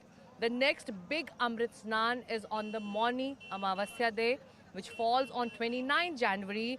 And the administration is expecting much more, many more people than Makar Sankranti Snan, which happened yesterday. Yesterday, according to government and administration, the data says around 3.50 crore of people came here for their holy bath. Well, that's the figure. That's one figure which makes it an international wonder that how can so many people can gather for one day and take their holy dip and go back happy. So today is the day for a quieter Sangam Ghat, but the next big Snan, which falls on 29 January, that's the day we are expecting crowd to be triple of the Makar Sankranti day. So that's that from here, but the belief, the faith continues. The seers and saints are on the other end of this river. You can see the pilgrims walking over from the akharas to take their holy dip, because the Sangam Ghat is this side, while the akharas and the saints and the sadhus are there. Their vas is there, the ashrams are there, the akharas are there. They're going to stay there for next 45 days. So this is an everyday picture, everyday view from the Sangam Ghat till the next big Snan, the big Amrit Snan of 29 January happens. In Prayagraj with cameraman Rajesh Gupta, this is Sikta Deo for NDTV. Well, Rahul Gandhi's recent comments have sparked a heated debate, with the Congress leader stating that the fight is not just against the BJP RSS but against the Indian state itself. He in fact emphasized that it's not a fair fight. Mr. Gandhi's remarks were made during the inauguration of the Congress headquarters and while kicking off the Delhi Assembly election campaign from Rithala. In fact, criticized the ruling party for undermining constitutional values and targeting minorities. Let's listen in to what Rahul Gandhi had to say. And the capability to stop them. I'd like to say one last thing, that do not think that we are fighting a fair fight. There is no fairness in this. If you believe that we are fighting a political organization called the BJP, that we are fighting a political organization called the RSS, you have not understood what is going on. The BJP and the RSS have captured every single institution of our country. We are now fighting the BJP, the RSS, and the Indian state itself. All right, meanwhile, the Bharatiya Janata Party, it has hit back, labeling Rahul Gandhi as anti-national and in fact has also accused him of working against the countries. The party's response, it highlights the escalating tensions between the Congress and the BJP ahead of the Delhi Assembly elections. So Rahul Gandhi's recent comments have sparked a heated debate between the Congress as well as the BJP. Rahul Gandhi's stated in that bite that you just heard that the fight is not just against the BJP RSS but against the Indian state itself. He in fact emphasized that it is not a fair fight is what he said in his remarks that were made during the inauguration of the Congress headquarters there. Now the BJP has hit back. It has termed Rahul Gandhi as anti-national. The BJP has also accused him of working against the country. In fact, the party's response, it highlights the escalating tensions between the Congress and the Bharatiya Janata Party ahead of the Delhi Assembly elections. In fact, let's listen in to what Pradeep Bhandari of the BJP has to say. Rahul Gandhi ने अपने देश विरोधी नीयत को साफ कर दिया है। राहुल गांधी ने ये कहा है कि वो सिर्फ और सिर्फ इंडियन स्टेट से लड़ाई कर रहे हैं। अब ये देश के सामने साबित हो चुका है कि जितनी भी देश विरोधी ताकतें हैं जो भारत और इंडियन स्टेट को नुकसान पहुंचाना चाहती है, हमारी संप्रभुता और अखंडता को खत्म करना चाहती है, उनके रिमोट कंट्रोल पर राहुल गांधी काम कर रहे हैं। इसीलिए राहुल गांधी हमेशा से देश विरोधी ताकतों के साथ खड़े होते हुए दिखते हैं, भले वो एंटी नेशनल नारे हो गए, भले वो सनातन को चूर चूर करने वाले लोग की नीयत हो गई, या ऐसे लोग हो गए जैसे जॉर्ज सोरोस जो भारत के लोकतंत्र को खत्म करना चाहते हैं। राहुल गांधी ने अपने एंटी नेशनल प्रवृत्ति को साफ कर। And my colleague Sunil Prabhu joins us to get us more on this. Sunil, can you clarify Rahul Gandhi's statements about the fighting the Indian state itself, and what exactly did he mean by that? Well, for those who have listened to Rahul Gandhi and who have heard it, this is not the first time. This is many times that he said the same thing, that it's not a fair fight, that every institution has been captured, and it's not a fair fight to fight the BJP and RSS. And to get that perspective, I'm joined by Shakil, who's the CLP leader of Bihar, and Bihar goes to the polls this year after Delhi. What is Rahul Gandhi saying something new, or he's been saying? एकदम consistent position है राहुल गांधी जी की और Congress party की। पिछले 10-11 साल से ख़ास तौर पर जितने भी इंस्टीट्यूशंस हैं उसको कॉम्प्रोमाइज़ किया गया, मीडियोकर के हाथ में सारे इंस्टीट्यूशंस हैं। और जो मोहन भागवत जी ने बोला है वो बयान तो बहुत ही शर्मनाक है। आप कैसे कह सकते हैं कि देश को आज़ादी 1947 में नहीं मिली? ये क्रक्स ऑफ द मैटर है और इस पर ये बहुत ही कंडेमनेबल एक्ट है और उनका वक्तव्य है। तो इसलिए इंस्टीट्यूशन आफ्टर इंस्टीट्यूशन जिस तरह से कैप्चर हुए हैं, जिस तरह से मीडियोकर बहाल किए गए हैं, और ये इंस्टीट्यूशन ही डेमोक्रेसी को मजबूत करते हैं। तो डेमोक्रेसी को स्टाइफल करने के लिए इंस्टीट्यूशन के साथ कॉम्प्रोमाइज़ किया गया, और तो अल्टीमेटली हम कहाँ पे पहुँच रहे हैं, हमारी डेमोक्रेसी को कहाँ तक पहुँचाया गया, ये सारी बातें राहुल गांधी जी कंसिस्टेंटली कह रहे हैं। और कांग्रेस के आज के इस इनॉग्रेशन में उन्होंने बहुत ही पुरजोर तरीके से इस बात को कही है।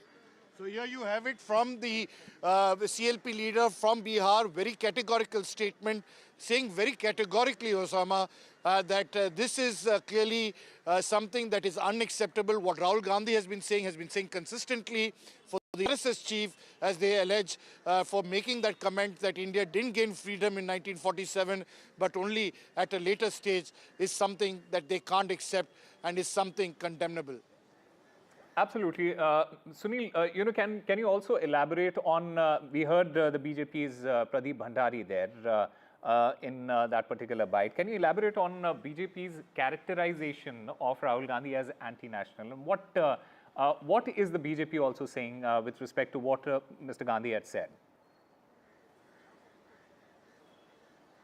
Well, that is, something that the BJP has consistently said against Rahul Gandhi, that he's anti-national, that he's got links with George Soros and all those perspectives. How do you respond to that? Look who is saying. ये कौन कह रहा है? ये वो लोग कह रहे हैं जिनका राष्ट्रीय आंदोलन में, आज़ादी के आंदोलन में कोई रोल नहीं रहा, जिन्होंने तिरंगा को नहीं माना, जिन्होंने आरएसएस के हेडक्वार्टर पे 52 साल तक तिरंगा नहीं फहराया, जिन्होंने हर मूवमेंट की मुखालफत की, जिन्होंने 1942 अंग्रेज़ों भारत छोड़ के मुखालफत की, वो ये इल्ज़ाम लगा रहे हैं राष्ट्रवाद का। ये छद्म राष्ट्रवादी हैं, ये सूडो नेशनलिस्ट हैं। इनकी बातों का हमको जवाब नहीं देना है। देश की जनता के सामने चीज़ें बहुत क्लियर हैं और क्लियरर तरीके से आ भी रही हैं। So this is election season, as you can see. Definitely the war of words between both the BJP as well as the Congress will continue. The fight carries on. We'll have to wait and see. Ultimately, it's the people who take a final call on these important issues. Thank you very much for getting us all the details as far as this entire story is concerned. We'll slip into a very short break, but before that, as part of the Uday Foundation's blanket donation drive, 60,000 blankets are needed to help save these lives in this harsh winters. These blankets can be dropped off at the location that we'll show you on the screen. The address is Uday Foundation, Sarvodaya Enclave, New Delhi, 17.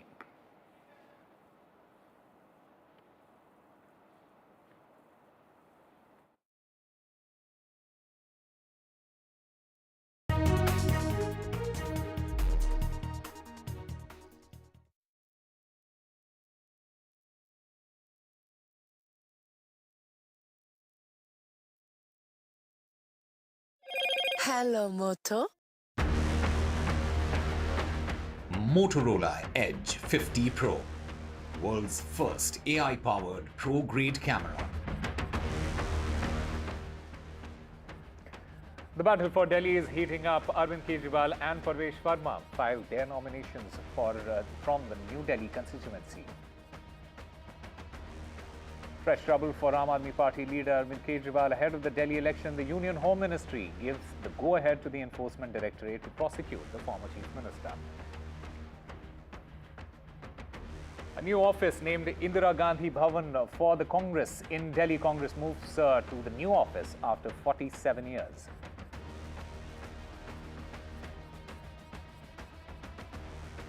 Prime Minister Narendra Modi commissions 3 key naval combatants at the Naval Dockyard in Mumbai.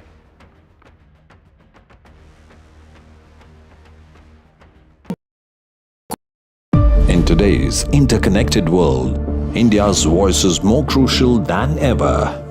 When India speaks, the world listens. At NDTV World, we are that voice, bringing you intelligent and insightful news from India and beyond. From geopolitics and diplomacy to economic shifts, migrations, tech disruptions, and the stories of our diaspora, we cover the news that shapes our global future. NDTV World, your new home for global news, is here.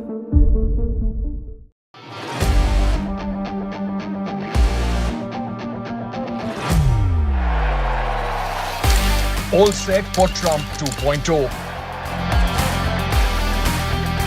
Countdown to January 20th. Terror shadow, visa wars. All the twists and turns. Tracking Trump takeover. Every day at 10:30 p.m. only on NDTV 24/7.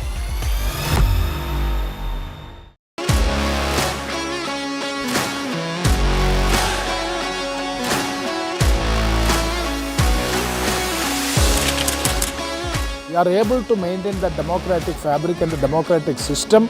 I want to do something that can make a difference. लगातार जनता की आवाज को सरकार तक पहुंचाने का काम मैं करता हूं.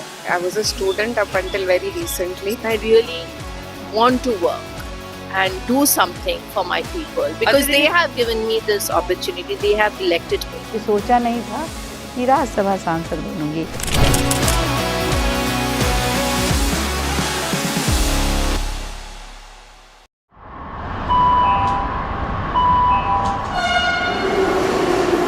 Kind attention, please. Delhi Election Metro 2025 is arriving on People's Platform. Please mind the gap. BJP or AAP, who will get to the Delhi Secretariat station? दरवाजे बाईं तरफ खुलेंगे. Who will Delhi voters open the victory doors for? And who will be shown the door? Can the BJP throw AAP's victory run off track? Or will it be Kejriwal's ticket to win again? Can Congress take the election metro to revival? We will track it all for you. Delhi's decision destination. Doors will open on the left. Stay tuned to NDTV for mega metro poll coverage. Well, I'm in Altadena. This is one of the worst hit areas. When disaster strikes, NDTV World brings you exclusive on-the-ground reports straight from the heart of the action. A neighborhood in Los Angeles that has been devastated by fire. I just received an emergency alert extreme, which has come on my phone. Stay tuned for NDTV World's in-depth coverage as we bring you the real stories from Los Angeles. This is the Altadena area, and there are still fires, and there's a lot of smoke in the area. These houses completely gutted. This is reporting that matters only on NDTV World.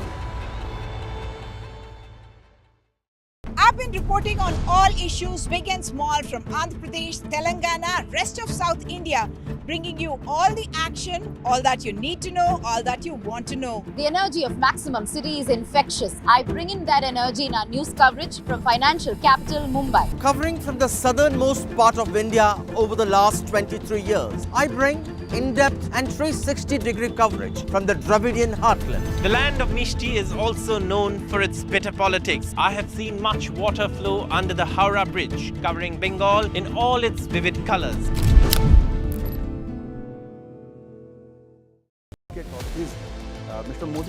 In a time of sweeping economic change, what can India's past tell us about its future? From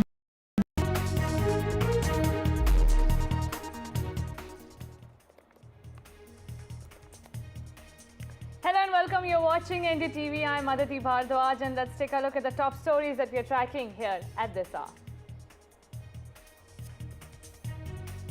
Congress MP Rahul Gandhi sparks row. Controversial comment made by Congress MP. Rahul said, "We are fighting Indian state itself." BJP slams Rahul Gandhi, says Rahul Gandhi has exposed the anti-India mindset and is working with anti-India forces. And amid the row over election rule amendment, the Congress party had filed a plea on which now Centre has been issued a notice, as well as the Election Commission. The Centre will have to respond to the SC before March 17.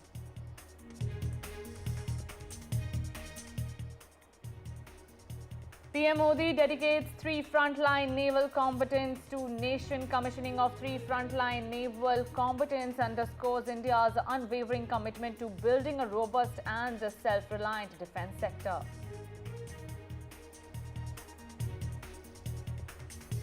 NDTV goes on board INS Surat, INS Nilgiri and INS Wakshir. Watch this exclusive report on NDTV.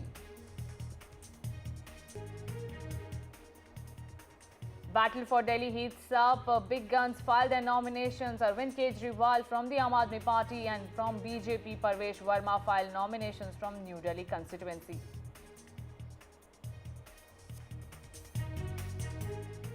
And fog delays over 160 flights in Delhi as dense fog engulfed the regions in Delhi NCR.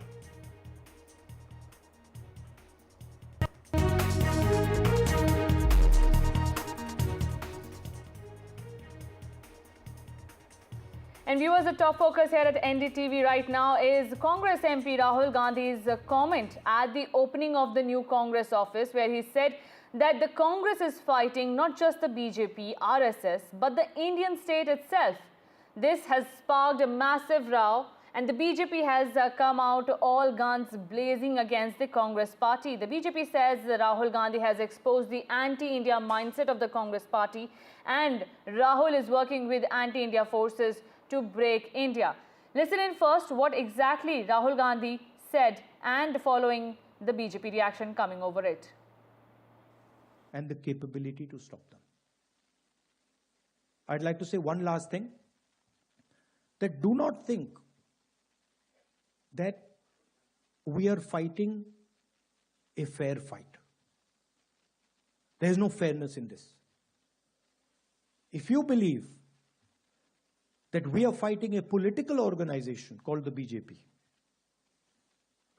that we are fighting a political organization called the RSS, you have not understood what is going on. The BJP and the RSS have captured every single institution of our country. We are now fighting the BJP, the RSS, and the Indian state itself. And the capability to stop them. I'd like to say one last thing. Rahul Gandhi ने अपने देश विरोधी नीयत को साफ कर दिया है। राहुल गांधी ने ये कहा है कि वो सिर्फ और सिर्फ इंडियन स्टेट से लड़ाई कर रहे हैं। अब ये देश के सामने साबित हो चुका है कि जितनी भी देश विरोधी ताकतें हैं जो भारत और इंडियन स्टेट को नुकसान पहुंचाना चाहती है, हमारी संप्रभुता और अखंडता को खत्म करना चाहती है, उनके रिमोट कंट्रोल पर राहुल गांधी काम कर रहे हैं। इसीलिए राहुल गांधी हमेशा से देश विरोधी ताकतों के साथ खड़े होते हुए दिखते हैं, भले वो एंटी नेशनल नारे हो गए, भले वो सनातन को चूर चूर करने वाले लोग की नियत हो गई, या ऐसे लोग हो गए जैसे जॉर्ज सोरोस जो भारत के लोकतंत्र को खत्म करना चाहते हैं। राहुल गांधी ने अपने एंटी नेशनल प्रवृत्ति को साफ कर दिया है। And for more on this, my colleague Maria Shakil is joining me. Maria, how do you see the comments made by Congress MP Rahul Gandhi?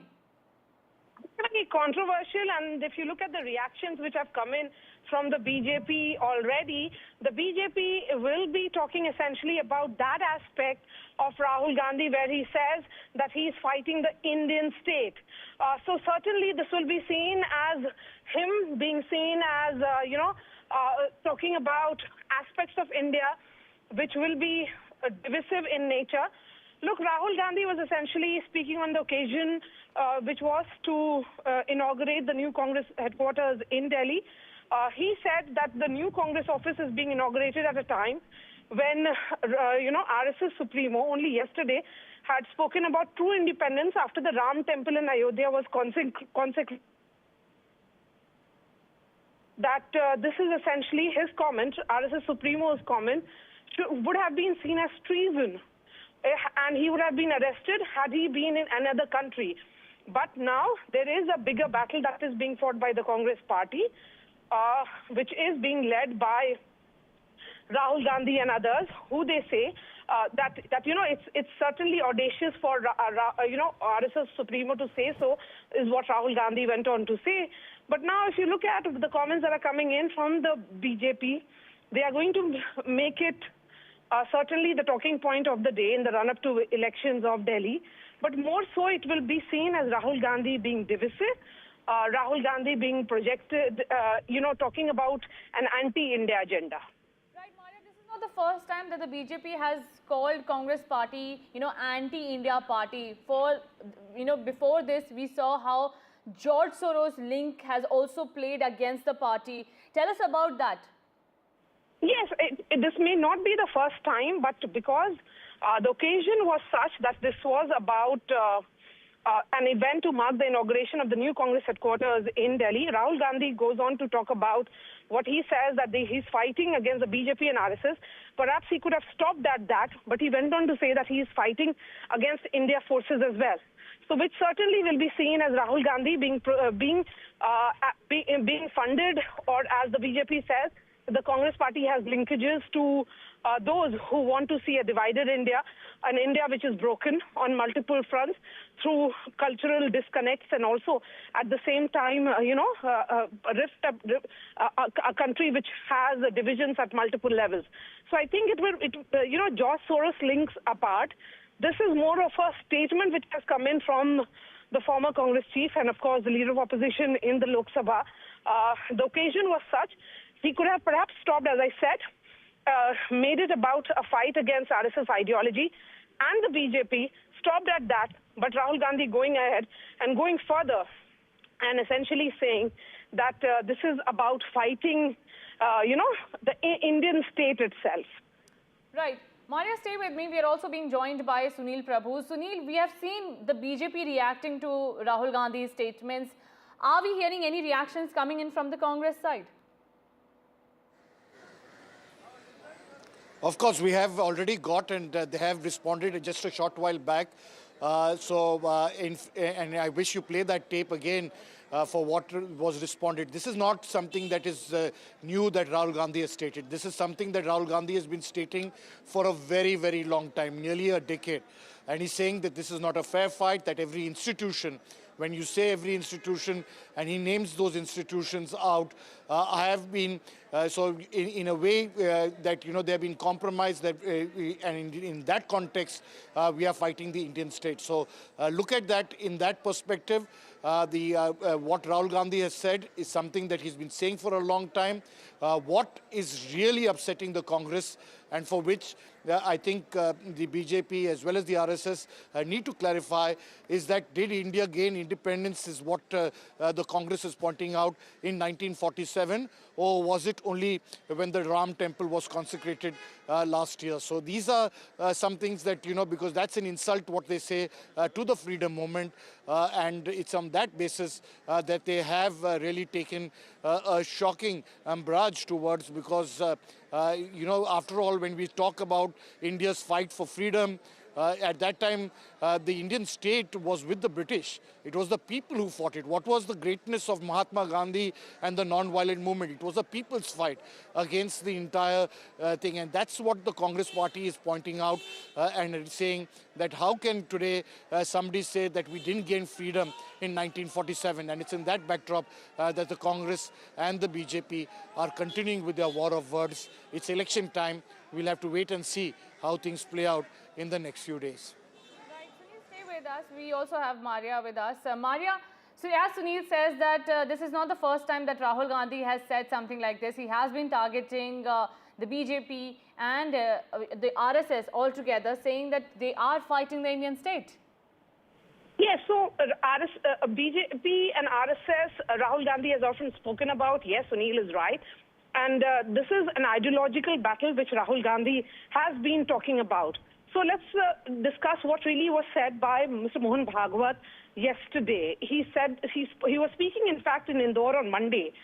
And during the course of his speech, he essentially said that India got political independence on August 15th, 1947.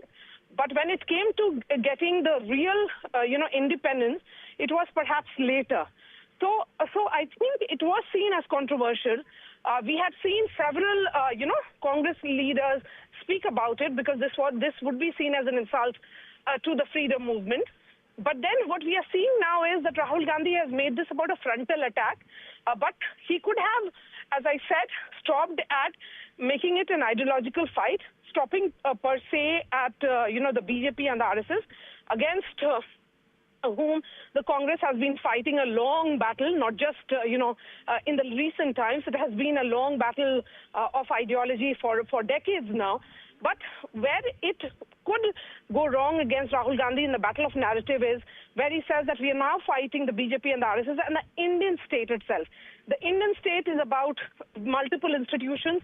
It is not just about the BJP and the RSS. Right. Sunil, taken into that context, just ahead of Delhi polls, Congress party is reacting to it, but I beg your pardon. But we are seeing that BJP is terming Congress party an anti-India party. Do you think this will impact their chances in the upcoming elections? Well, I think actually the Congress is not in the reckoning in the Delhi elections. It's a poor third. It's really the fight is between the BJP and the Aam Aadmi Party. But I think the Congress does not want to be left behind. More importantly, they are very, very concerned about the fact that if the RSS chief can make a comment about political independence in 1947 and whether that was really not the real, independence and you have gained it much later. It's something that many a freedom fighter, many the people, and especially for a party which has been a derivative of the entire national movement, the Indian National Congress, for them, this is completely unacceptable. It's extremely difficult for them to fathom, for them to accept that the Indian freedom struggle, a people's movement to move and to fight colonialism, to fight the British and ensure that the Union Jack was brought down at Red Fort and the Indian national tricolour put up on the Red Fort on 15th August 1947, to be told today by the RSS chief that that was not completely India's independence and that India has now gained independence at a later stage is something that I don't know whether all Indians accept this or not, or find it is completely acceptable. It's extremely disturbing is what the Congress is saying, and they feel that this is completely unacceptable. Okay, so big statements being made from both the sides, from the BJP, from the RSS, and now the Congress party has also jumped onto that bandwagon. Thank you so much, Sunil and Maria, for putting all of that into a right context. Shifting our focus to another story that we are tracking here at this hour, Meta has apologized for Zuckerberg's comment. Well, Zuckerberg, remember, had said that NDA lost in 2024 elections. Now, Meta has apologized for this error, and apology has come in after being fact-checked by Union Minister Ashwini Vaishnaw. This has been a major focus between the government of India and Meta. Afterwards, the Meta chief is also likely to be summoned. My colleague Vasudha Venugopal is joining me for more on this. Vasudha, take us through the apology that has been given by Meta.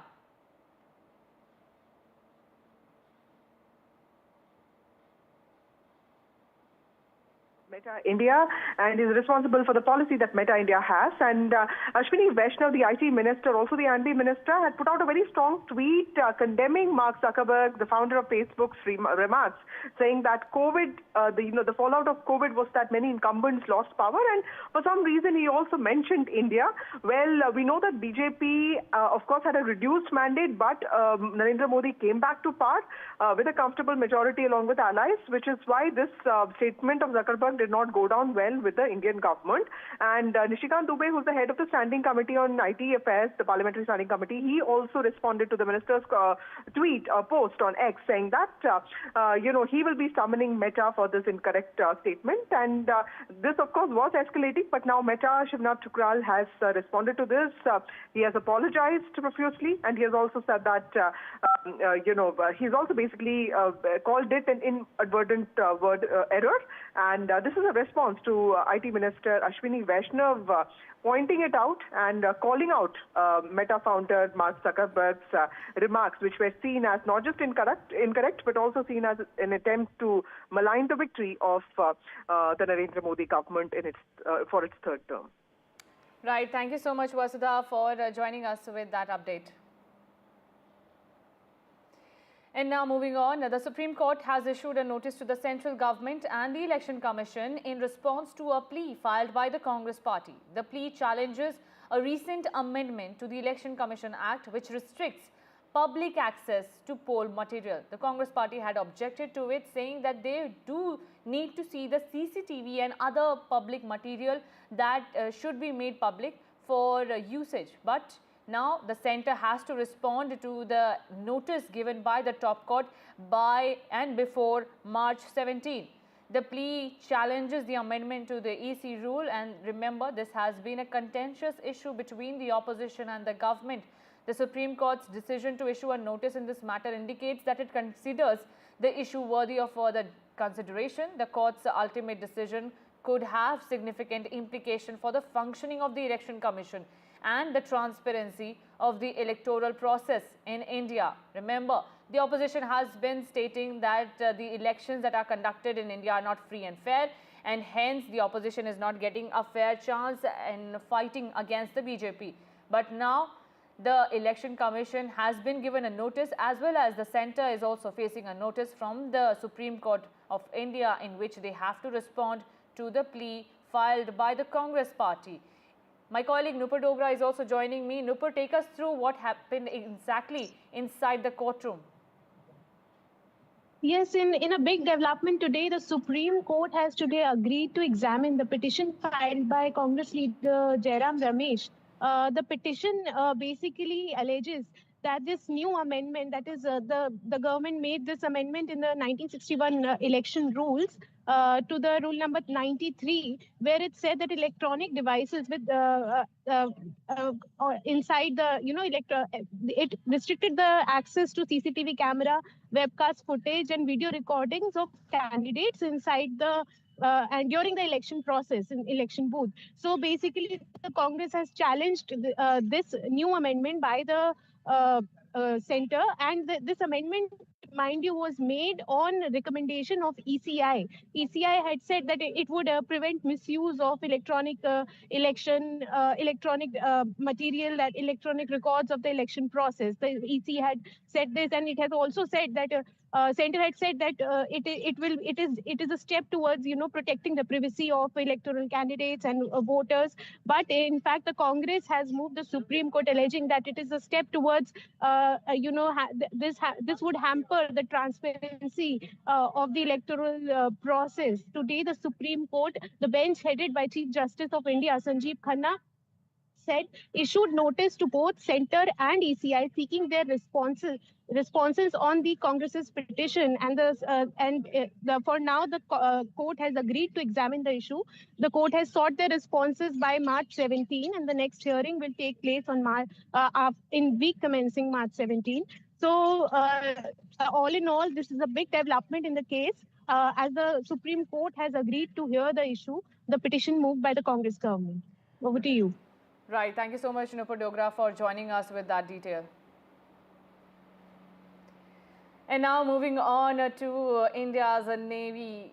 Big shot in the arm for the Navy forces. Well, Prime Minister Narendra Modi commissioned 3 frontline naval combatants today at Mumbai's naval dockyard. These inductions aim to bolster India's maritime capabilities and underscore the nation's commitment to self-reliance in defense manufacturing. The Prime Minister also highlighted that this is the first time that 3 different kinds of Made in India combatants have been inducted into the Indian Navy. That in itself highlights its significance and leap that India has taken in this space. Prime Minister Narendra Modi also said that ahead of this event, he said commissioning of 2 Made in India warships and a submarine on Jan 15 would strengthen our efforts towards being a global leader in defense and augmenting our quest towards self-reliance. Well, later in the day, the Prime Minister will inaugurate the Sri Sri Radha Madan Mohan Ji Temple and ISKCON project in Navi Mumbai. Spanning 9 acres, this temple is poised to become Asia's 2nd largest ISKCON temple. Now, NDTV has got the chance to go on board the 3 new combatants. Watch the exclusive report by my colleague Sujata Dwivedi.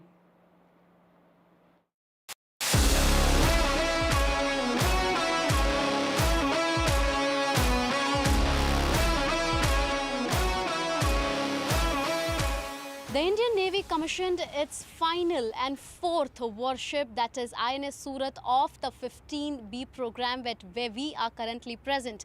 INS Surat is said to be one of the first in many aspects, and this was sanctioned in 2011 at a cost of rupees 29,700 crores, and Surat's keel was laid on 7th November 2019, and now that you see the ship has finally been commissioned, and warship has been called the first in many aspects with a length of 164 meters and displacing 7,500 tons. Surat is one of the largest surface combatants to be built indigenously, along with many AI-enabled applications that have been built internally by the engineering department. And also one important feature that INS Surat compiles of is that there are a lot of aspects and a lot of mechanisms that has been built which is of Make in India program. And as we know that the Atmanirbhar Bharat, which has been followed by the Indian Navy diligently is now, the ship has been a part of it with a potent and steadfast focus and a versatile platform capable of blue water operations across the spectrum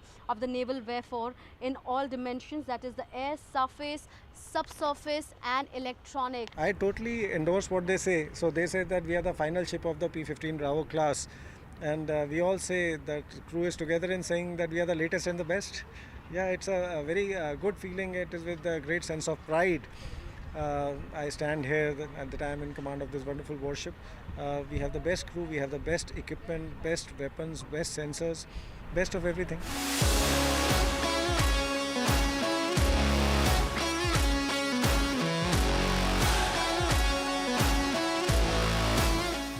At present, I'm standing at the newly commissioned and iconic INS Nilgiri that you see, with its stealth design, the low IR signature, as well as the modular construction, which makes it the first major warship to be built using integrated modular construction, a manufacturing process in which multiple modules, or we may say so blocks, of a vessel's hull are pre-assembled, and after which it has been performed. If you look at the weapons that have been kept here along with the controllers, it has been manufactured in a format where it makes it stronger and one of the strongest warship that the Indian Navy at this point possesses. So it's a momentous day. I think history has been written today, and we are very, very proud of the ship Nilgiri, which is first of the class of P-17 Alpha.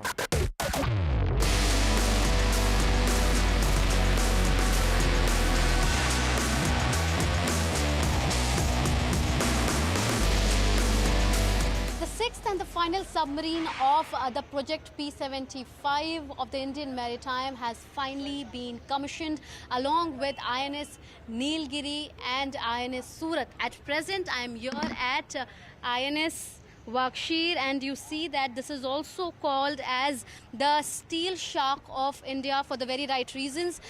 Speaking about how this particular submarine has led to its, if we talk about its materials that has been used, and also for present, if I try to show you the visuals here, you can see that how be it the entire INS Wakshir being equipped with advanced diesel electric technology and air independent propulsion, also enabling it prolonged underwater operations without surfacing much, which makes its presence even more secretive, and its stealth capabilities make it nearly undetectable in the ocean.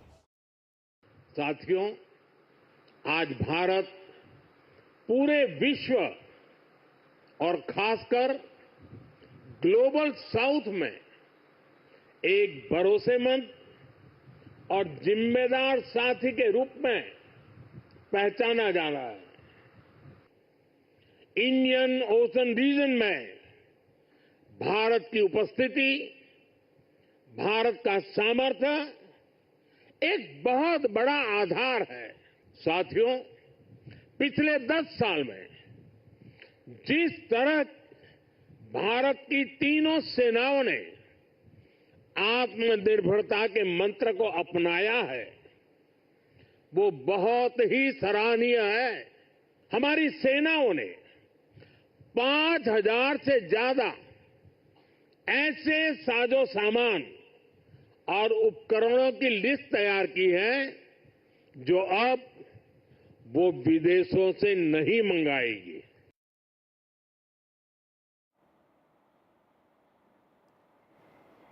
And even Defence Minister Rajnath Singh spoke at this event. Take a look at what he had to say.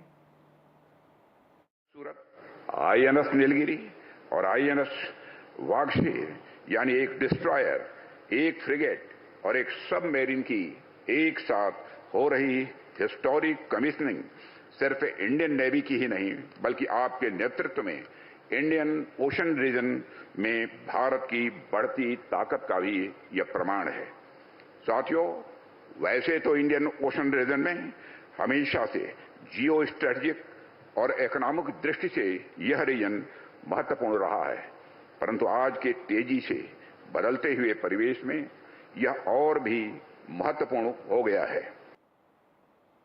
And my colleague Sujata is with me. Sujata, tell us, how did you feel? You were on board the 3 new, combatants that have been inducted. How did you first feel about our strength?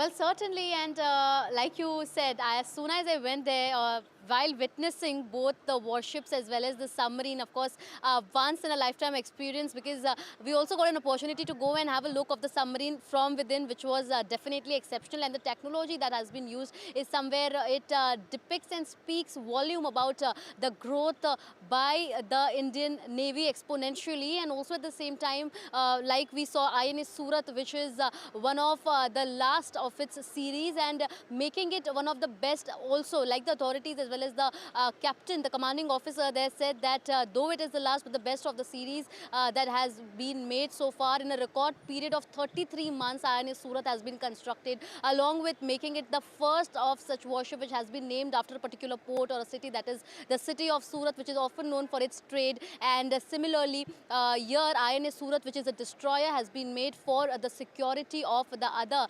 of our INS and vessels that are currently present in the ocean. And secondly, we know INS Nilgiri, which was earlier in service for almost 30 years, and after 52 years of its decommissioning, it has now been recommissioned. And like the Prime Minister too, praised INS Nilgiri for its contribution to the Indian Navy. And also this time it has been made in a manner where it can somewhere its presence cannot be felt at all while it is in the ocean, but while also protecting the other vessels and for its security fleet as well. And thirdly, the steel shark, which is also called the silent killer of the ocean, that is INS Wakshir, which is the submarine that has been inaugurated, the last of its series, but definitely one of the submarines which is almost invisible in the ocean, but yet be it its automatic propulsion system or all of the air conditioning that has been installed in that particular submarine is completely indigenous. And speaking about INS Surat, INS Nilgiri, INS Wakshir, almost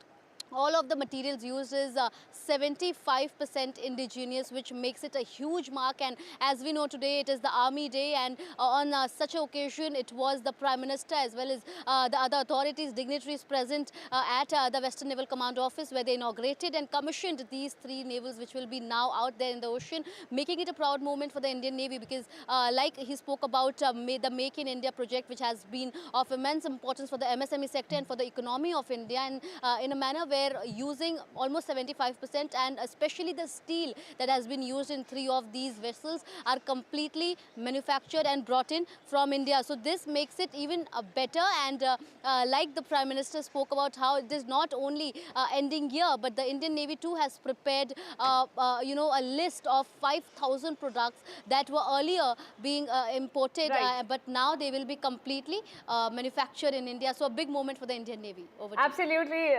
Sujata, thank you so much for joining us with that update. And AAP National Convener Arvind Kejriwal has filed his nomination and is currently addressing. Let's listen in.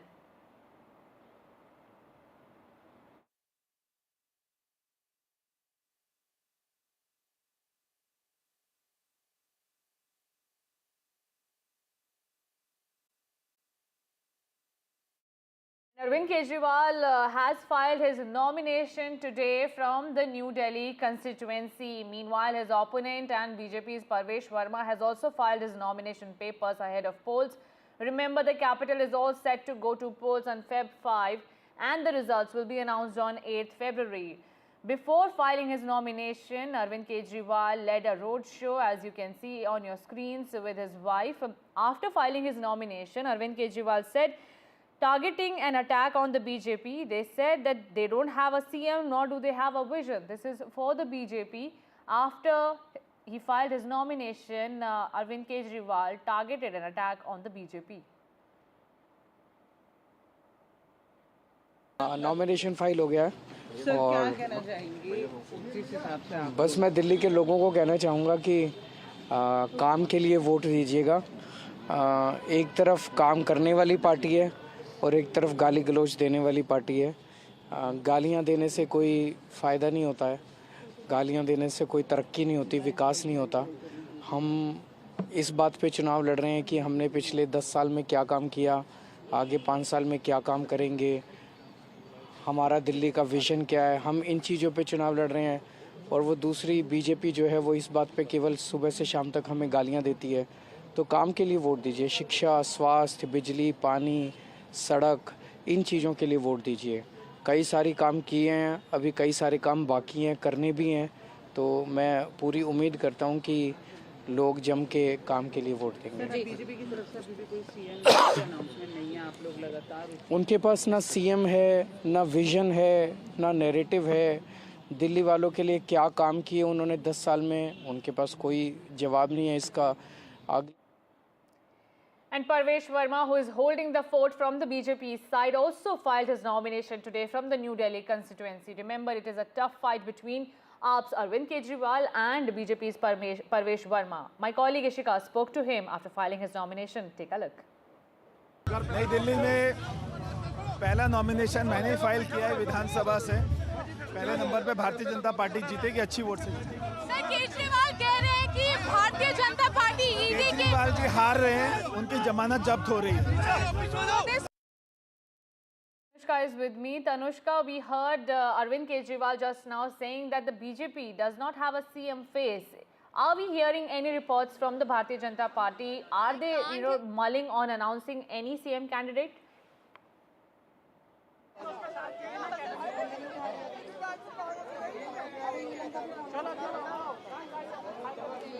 And my colleague Tanushka is with me. Tanushka, we heard the attack coming in from the Aam Aadmi Party chief Arvind Kejriwal saying that the BJP lacks a CM face and a vision for Delhi.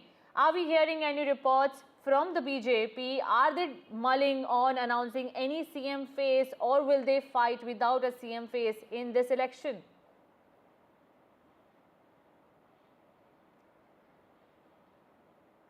Right, we'll try and connect with our colleague Tanushka, who has been tracking all the Delhi details. After filing in his nomination, Arvind Kejriwal is the candidate from the New Delhi constituency, and he is the Aam Aadmi Party national convener as well, and he has already filed in his nomination. So of course, it's when he was on his way here for the nomination, he first went to 2 temples to seek blessings, and after that he came here, down here on a road show, and he came down here on foot with his supporters, and of course stressing on the fact on his Mahila Samman Yojana. Most of the supporters who were with him in the road show were women supporters, and even when he stopped by his party office to talk about, his nomination and his confidence with respect to these elections, he said that it is the mothers and sisters of Delhi, and he urged out to the mothers and sisters that they will, elect him in again after 2015 win, after 2020 win as well. 2025 also the Aam Aadmi Party looks forward to winning the Delhi Assembly elections, but of course he is facing a contest by sons of 2 former chief ministers, Sandeep Dixit from the Congress and Parvesh Verma from the BJP. Arvind Kejriwal, of course, a former chief minister himself, is in competition with these 2 other big wigs of politics at this point, and Aam Aadmi Party national convener has finally filled in his nomination from the for the New Delhi constituency seat. Back to studio. Right, Tanushka, thank you so much for giving us that update. And shifting our focus back to Rahul Gandhi's comment, which has now snowballed into a major storm. BJP is upping its attack on the Congress party. Now, BJP chief JP Nadda has reacted to the comments made by Rahul Gandhi, saying that Rahul Gandhi has exposed the ugly truth. Nation knows Congress is fighting India. Remember, this comes after Rahul Gandhi made comments like fighting Indian state itself. The fight in India is not fair. They're not fighting only against BJP and RSS, but they're fighting Indian state itself.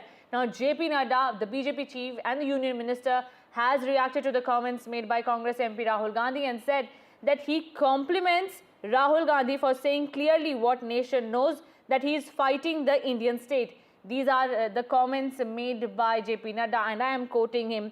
Hidden no more, Congress's ugly truth now stands exposed by their own leader. I compliment Mr. Rahul Gandhi for saying clearly what the nation knows, that he is fighting the Indian state. It is not a secret that Mr. Gandhi and his ecosystem have close links with urban Naxals and the deep state who want to defame, demean and discredit India. His repeated niche actions have also strengthened this belief.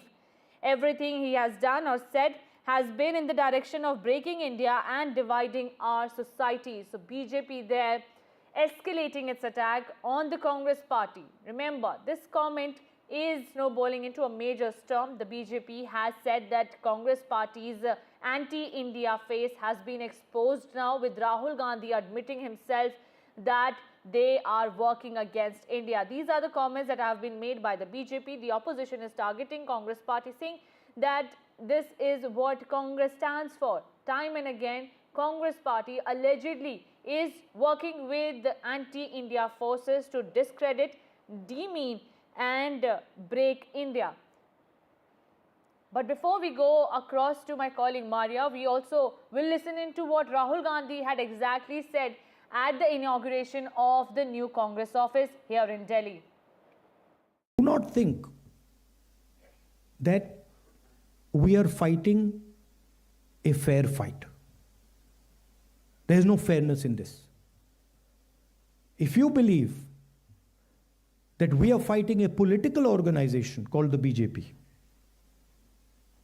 that we are fighting a political organization called the RSS, you have not understood what is going on. The BJP and the RSS have captured every single institution of our country. We are now fighting the BJP, the RSS, and the Indian state itself. And my colleague Maria Shakil is joining me on this. Maria, how do you see the comments made by Rahul Gandhi and now BJP saying that it is an attempt to defame, discredit and demean India?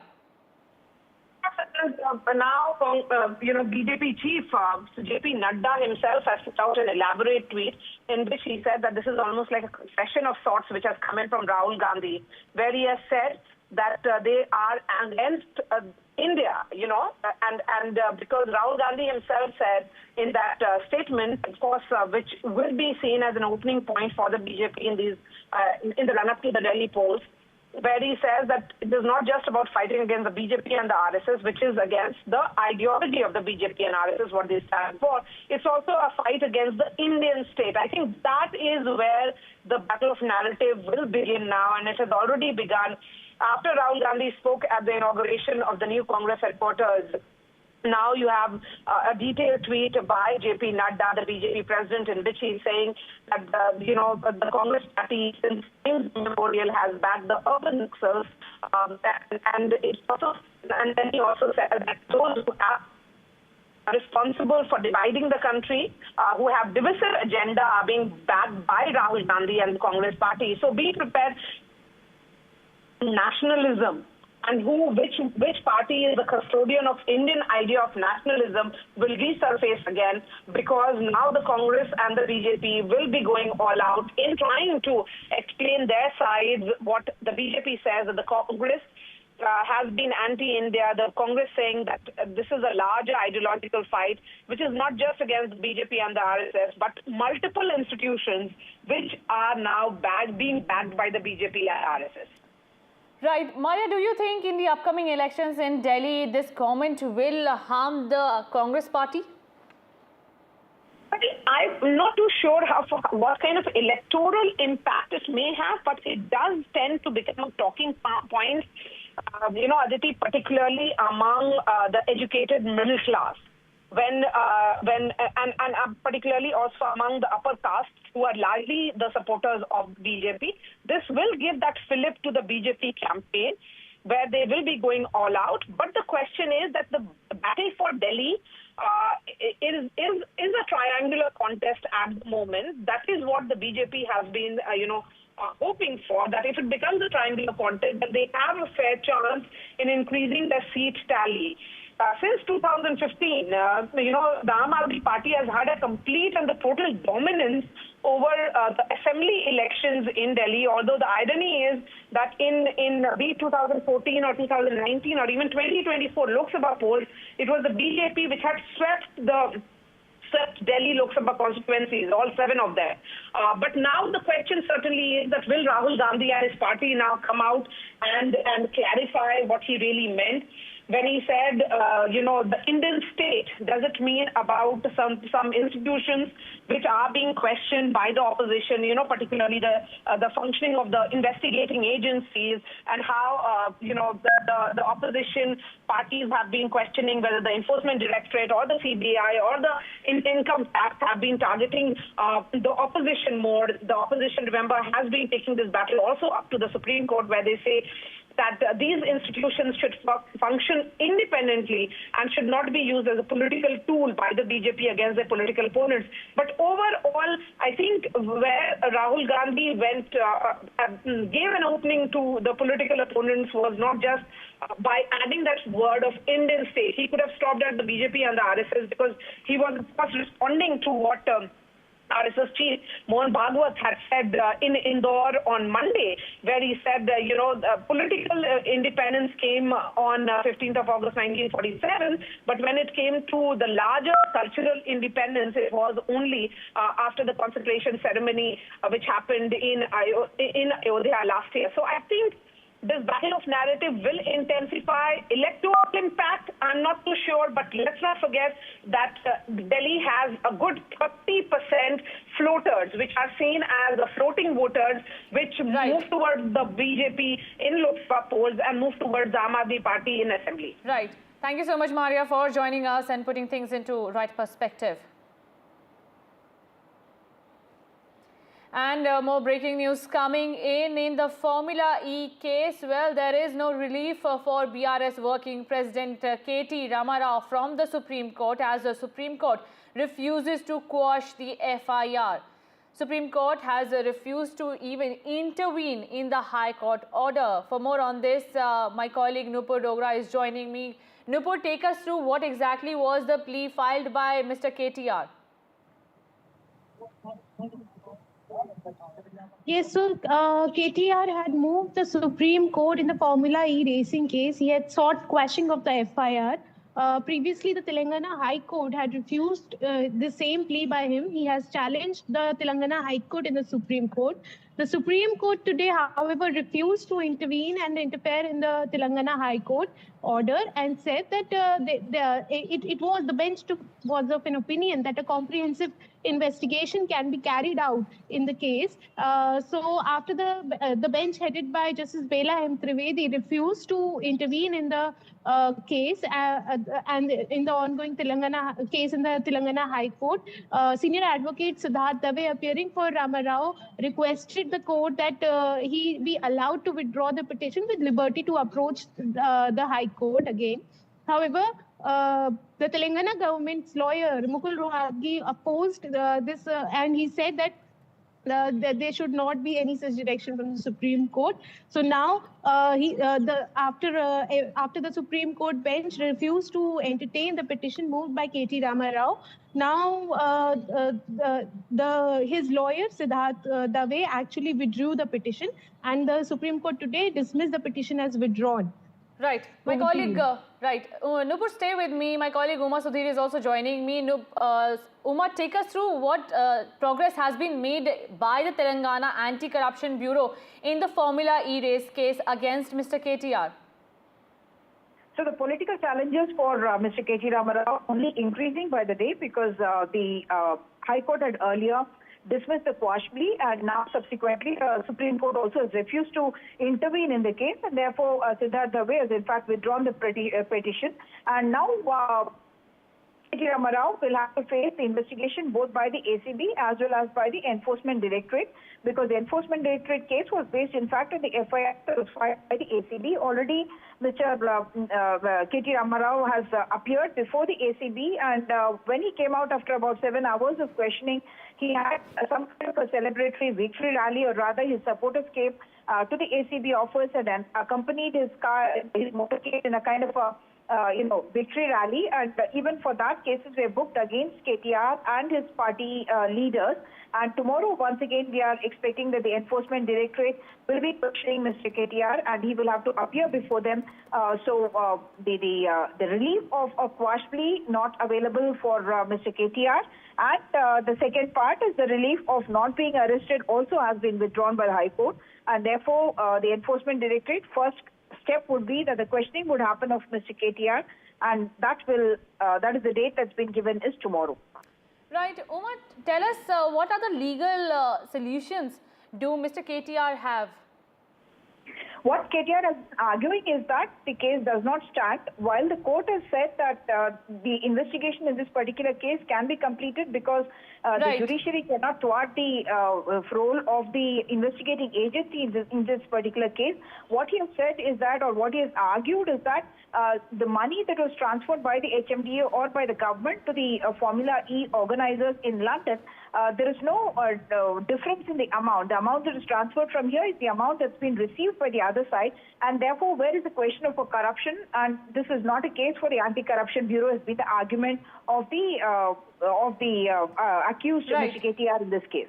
Right. Thank you so much, Uma, Sudhir and Nupur, for joining us with those updates.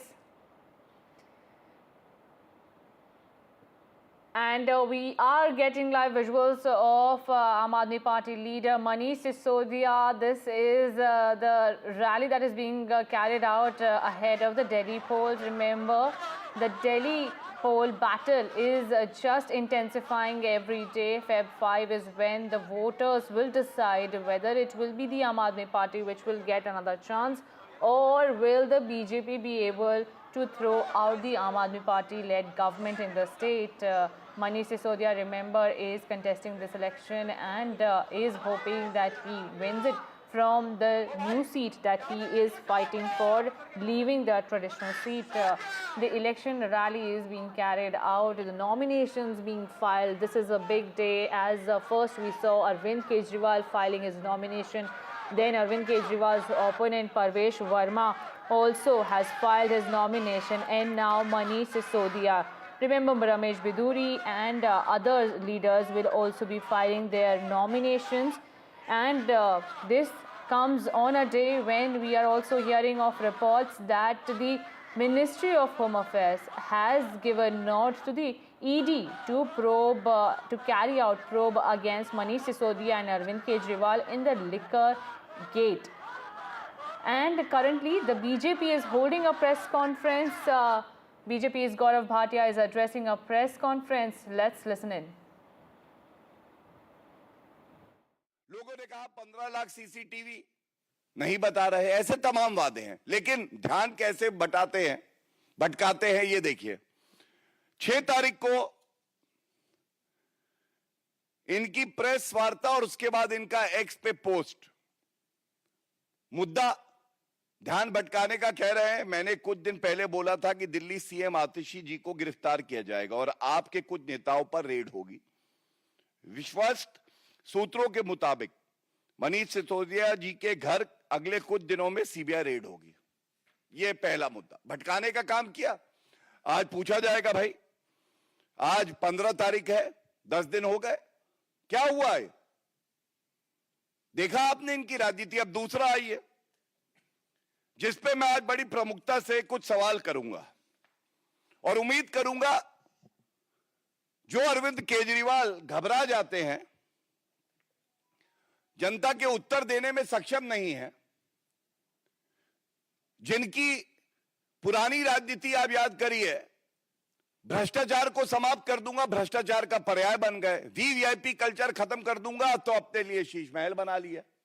जिनकी टोपी मैं हूं आम आदमी गायब हो गई, muffler गायब हो गया, वैगनआर गायब हो गई।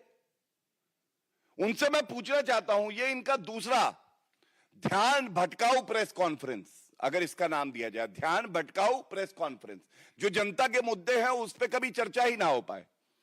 ये 11 तारीख को इन्होंने एक और प्रेस वार्ता करके कहा, और ये बड़े ध्यान से सुनिएगा, इन्होंने कहा रमेश बिदूड़ी भारतीय जनता पार्टी के मुख्यमंत्री का चेहरा भाजपा घोषित करने जा रही है। यह ऐलान हो जाएगा जल्दी। बस मुझे अपने विश्वस्त सूत्रों से जानकारी हुई है। तो पहले तो मैं ये कहूंगा, अरविंद केजरीवाल जी, जाने अनजाने में आप भी वही बोल बैठे। ये बात तो तय है, गारंटी है, 100% है कि भारतीय जनता पार्टी की सरकार पूर्ण बहुमत से दिल्ली में बनेगी। दूसरी बात तय है, गारंटी है 100%, अरविंद केजरीवाल अपनी नई दिल्ली की सीट हार रहे हैं, इसीलिए छटपटा रहे हैं, इसीलिए घबरा रहे हैं। और दिल्ली का सीएम भारतीय जनता पार्टी का एक प्रणाली है, हम ऐसा चेहरा देंगे जो मजबूती से कार्य करेगा, दिल्ली को आगे बढ़ाएगा, जो भ्रष्टाचारी आपकी तरह नहीं होगा, कट्टर बेईमान नहीं होगा आपकी तरह। मैं सुनिश्चित करके ये कहता हूं, अरविंद केजरीवाल, अगर आपने तय कर लिया है कि आप विपक्ष में बैठेंगे, तो आज हम सवाल दागते हैं, हम यहां बैठे हैं, हम सवाल पूछते हैं। आप बताओ, आपका नेता प्रतिपक्ष कौन होगा? आप बताओ। और देखिए, यहां पे संकट गहरा जाता है। संकट क्यों गहराता है समझिएगा। हम सब जानते हैं, अरविंद केजरीवाल कुर्सी पे फेविकोल डाल के बैठ गए थे। जब जनता का आंदोलन हुआ, भारतीय जनता पार्टी ने प्रखरता से मुद्दा उठाया, फेविकोल ईमानदारी की गर्मी से पिघला, जेल गए अरविंद केजरीवाल, तब तक इस्तीफा नहीं दिया। जब इनको अंतरिम जमानत मिली और उसके बाद बाहर आने के बाद इन्होंने ढोंग करके मुद्दे से ध्यान भटकाने के लिए इस्तीफा तो दिया, लेकिन किस तरह से ये भूल गए कि सर्वोच्च न्यायालय ने जो बेल दी है उसमें शर्तें क्या हैं।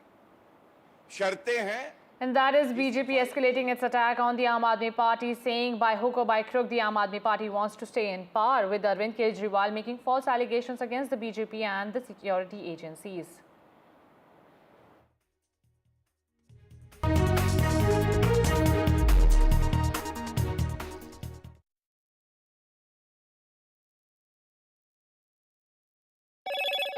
Hello, Moto.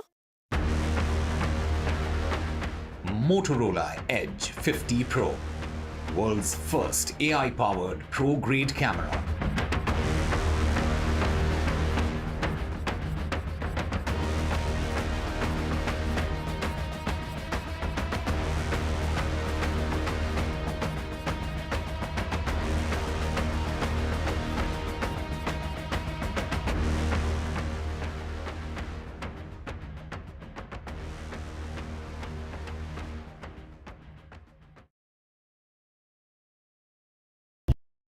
In today's interconnected world, India's voice is more crucial than ever.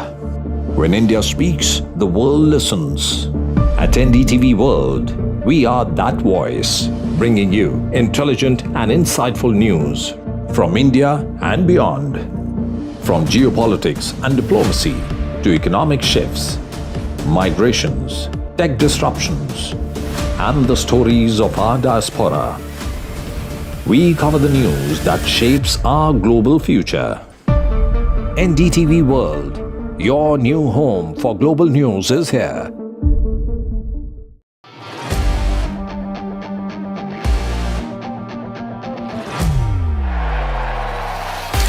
All set for Trump 2.0. Countdown to January 20th. Terror shadow, visa wars. All the twists and turns. Tracking Trump takeover. Every day at 10:30 p.m. only on NDTV 24/7.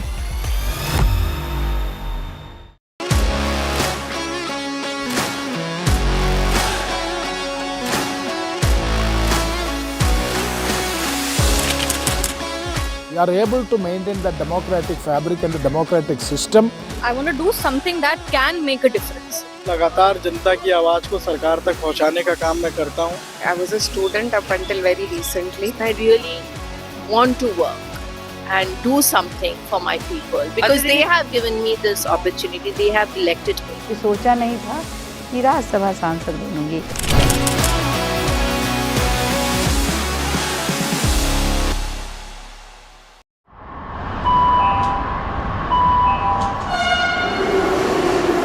Kind attention, please.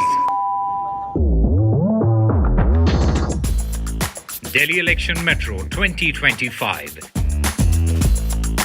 is arriving on People's Platform. Please mind the gap. BJP or AAP, who will get to the Delhi Secretariat station? दरवाजे बाईं तरफ खुलेंगे. Who will Delhi voters open the victory doors for? And who will be shown the door? Can the BJP throw AAP's victory run off track? Or will it be Kejriwal's ticket to win again? Can Congress take the election metro to revival? We will track it all for you. Delhi's decision destination. Doors will open on the left. Stay tuned to NDTV for mega metro poll coverage. Well, I'm in Altadena. This is one of the worst hit areas. When disaster strikes, NDTV World brings you exclusive on-the-ground reports straight from the heart of the action. A neighborhood in Los Angeles that has been devastated by fire. I just received an emergency alert extreme, which has come on my phone. Stay tuned for NDTV World's in-depth coverage as we bring you the real stories from Los Angeles. This is the Altadena area, and there are still fires, and there's a lot of smoke in the area. These houses completely gutted. This is reporting that matters only on NDTV World. I've been reporting on all issues, big and small, from Andhra Pradesh, Telangana, rest of South India, bringing you all the action, all that you need to know, all that you want to know. The energy of Maximum City is infectious. I bring in that energy in our news coverage from financial capital Mumbai. Covering from the southernmost part of India over the last 23 years, I bring in-depth and 360-degree coverage from the Dravidian heartland. The land of Mishti is also known for its bitter politics. I have seen much water flow under the Howrah Bridge, covering Bengal in all its vivid colors.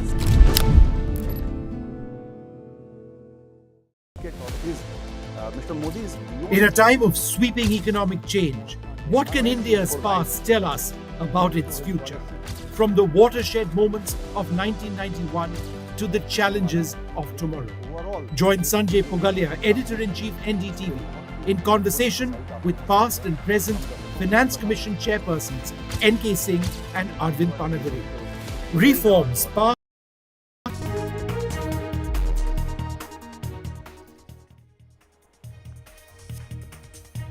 Congress MP Rahul Gandhi sparks a row with his controversial comments while attacking the BJP and RSS.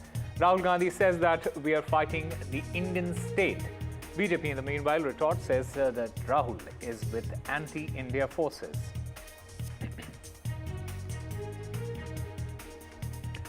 Tech giants Meta apologizes after IT minister's fact check.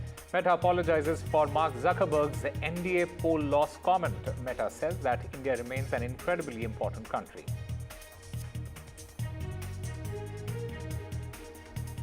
A huge row over the election rule change. Supreme Court sends a notice to the centre government and the Election Commission. Centre is supposed to respond before the 17th of March. The battle for Delhi heats up as high-profile nominations take place. Arvind Kejriwal as well as Parvesh Verma filed their nominations from the New Delhi constituency. Prime Minister Modi dedicates 3 frontline naval combatants to the nation. Commissioning of 3 frontline naval combatants underscores India's unwavering commitment to building a robust and self-reliant defense sector. NDTV goes on board INS Surat, INS Nilgiri and INS Wildfire.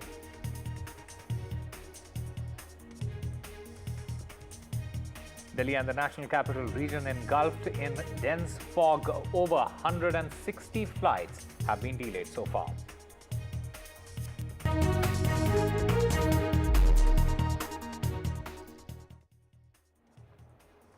Hello and welcome. You're watching NDTV 24/7. I'm Osama Shab. The big story that we are tracking at the top of this hour, Rahul Gandhi's comments have sparked a massive row. Now, while attacking the BJP and the RSS, Rahul Gandhi said that he is fighting the Indian state itself. Rahul Gandhi also said that this fight is not only against the BJP and the RSS, but they are not fighting a fair fight. BJP hits back, says that Rahul Gandhi is anti-national and that Rahul Gandhi is working against the country. The BJP also adds that these comments have been sponsored by George Soros. BJP president, he spoke on Rahul Gandhi's remarks and said that Congress's stand has been exposed. Rahul Gandhi's comments at the opening of the new Congress office, where he said that the Congress is fighting not just the BJP RSS but the Indian state itself, has sparked a massive row, with the BJP hitting out and calling Rahul Gandhi anti-national. Let's listen in to what Rahul Gandhi had to say. Do not think that we are fighting a fair fight. There is no fairness in this. If you believe that we are fighting a political organization called the BJP, that we are fighting a political organization called the RSS, you have not understood what is going on. The BJP and the RSS have captured every single institution of our country. We are now fighting the BJP, the RSS and the Indian state itself. Rahul Gandhi ने अपने देश विरोधी नियत को साफ कर दिया है। राहुल गांधी ने ये कहा है कि वो सिर्फ और सिर्फ इंडियन स्टेट से लड़ाई कर रहे हैं। अब ये देश के सामने साबित हो चुका है कि जितनी भी देश विरोधी ताकतें हैं जो भारत और इंडियन स्टेट को नुकसान पहुंचाना चाहती है, हमारी संप्रभुता और अखंडता को खत्म करना चाहती है, उनके रिमोट कंट्रोल पर राहुल गांधी काम कर रहे हैं। इसीलिए राहुल गांधी हमेशा से देश विरोधी ताकतों के साथ खड़े होते हुए दिखते हैं, भले वो एंटी नेशनल नारे हो गए, भले वो सनातन को चूर चूर करने वाले लोग की नियत हो गई, या ऐसे लोग हो गए जैसे जॉर्ज सोरोस जो भारत के लोकतंत्र को खत्म करना चाहते हैं। राहुल गांधी ने अपने एंटी नेशनल प्रवृत्ति को साफ कर दिया है। All right, my colleague Aishwarya Jain joins us to get us more on this. Aishwarya, break it down for us. What was the exact context behind Rahul Gandhi's comments and how has the opposition now reacted to it?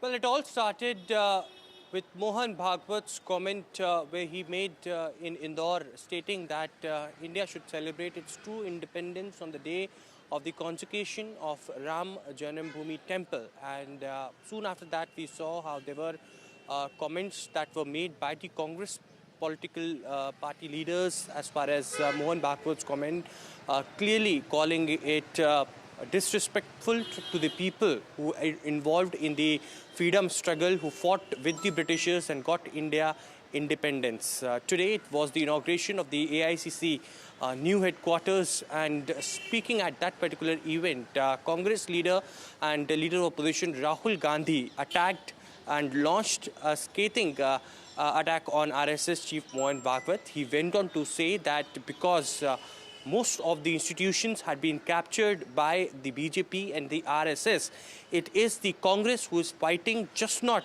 against any political organization named the BJP or the RSS, but Indian state itself. The Bharatiya Janata Party counterattacked Rahul Gandhi's comment, and it was BJP President JP Nadda who went on to say that Congress now had been completely exposed and its stand on India had been exposed after the comments that Rahul Gandhi stating that they are fighting against BJP, RSS and Indian state itself. It is to be remembered that how the Congress leaders have a deep connection with the urban Naxals and also with the dark state, and the Congress party had been fighting with that particular ideology against the country, and the country will never forgive such comments made by Rahul Gandhi. So clearly attack and counter-attack coming in both from the Bharatiya Janata Party and Congress side, but certainly this remark had again erupted a huge controversy. Well, absolutely, a huge row has erupted over Rahul Gandhi's controversial comments there. Aishwarya Jain, thank you very much for getting us all the latest. And Meta has apologized for their chief, Mark Zuckerberg's comments about the NDA losing 2024 Lok Sabha polls. This comes after IT Minister Ashwini Vaishnav fact-checked Zuckerberg on social media. Meta responded to Ashwini Vaishnav's post where he called Mark Zuckerberg's comments on Indian election disappointing.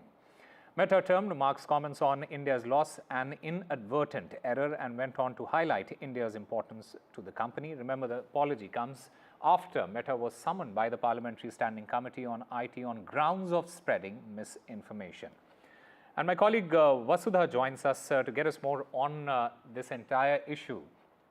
Vasudha, you know, this is not the first time that Mark Zuckerberg has been embroiled in controversy like this. Remember, in 2018, he had to testify against the Congress about the Facebook's role in the Cambridge Analytica as well. So this is not exactly the first time that he has landed himself in a soup there.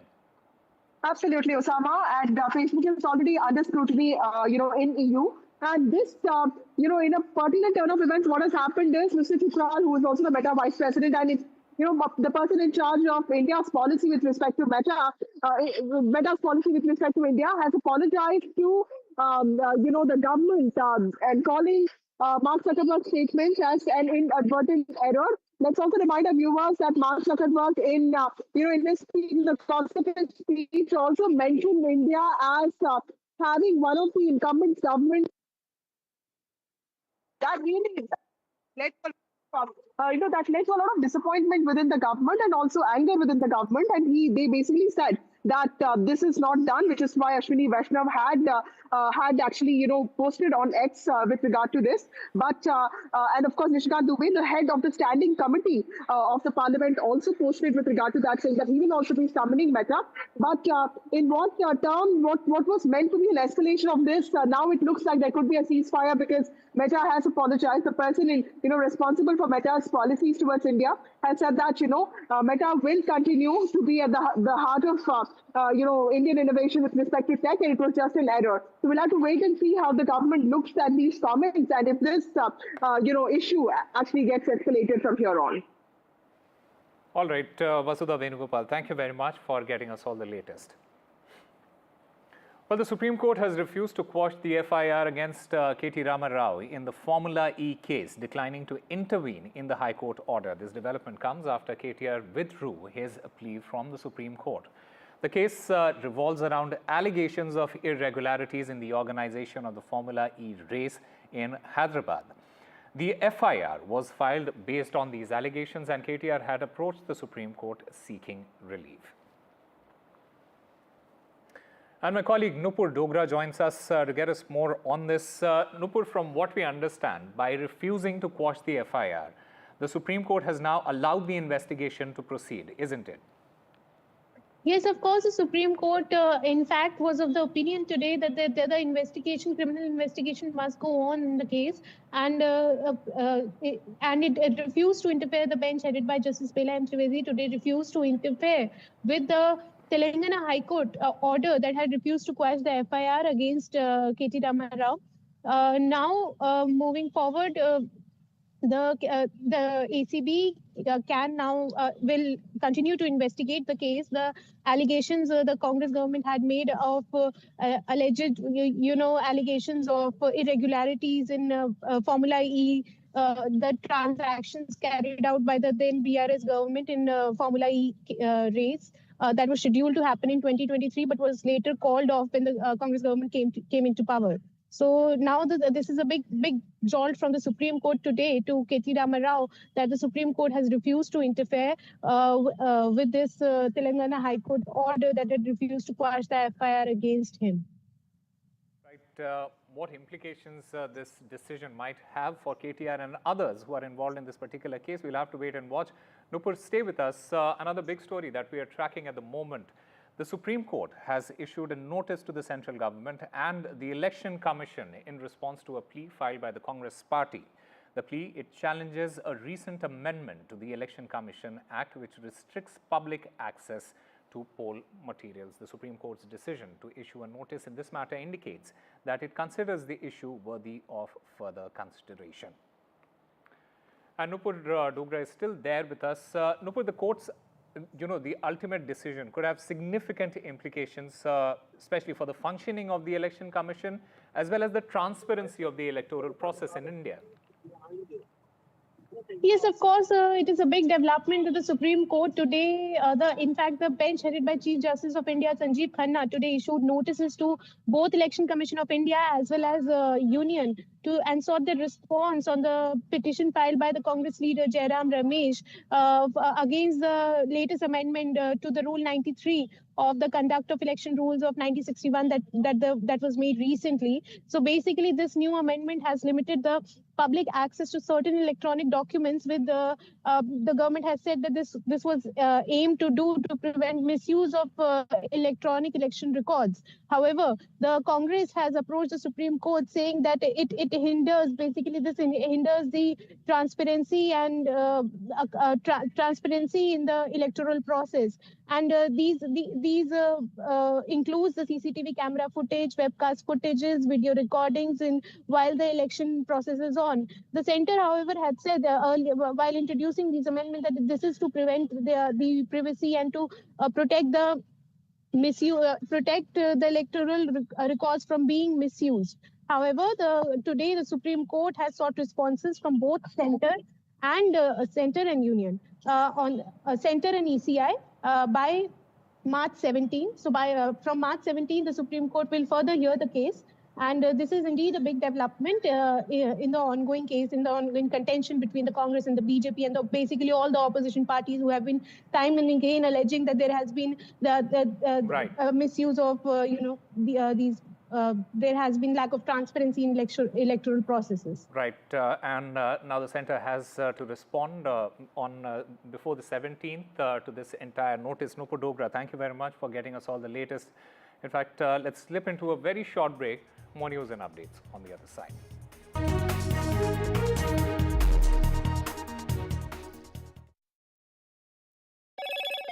Hello, Moto. Motorola Edge 50 Pro, world's first AI-powered pro-grade camera.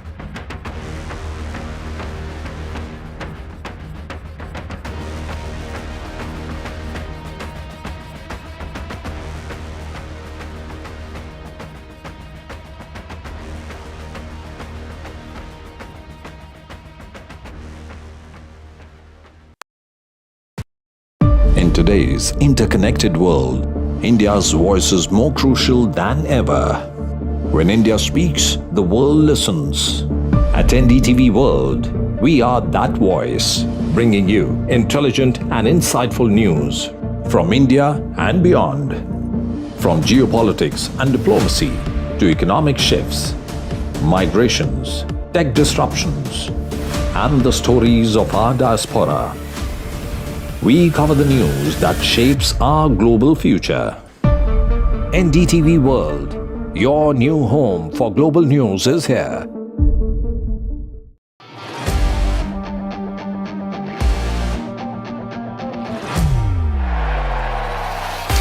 All set for Trump 2.0. Countdown to January 20th. Terror shadow, visa wars. All the twists and turns. Tracking Trump takeover. Every day at 10.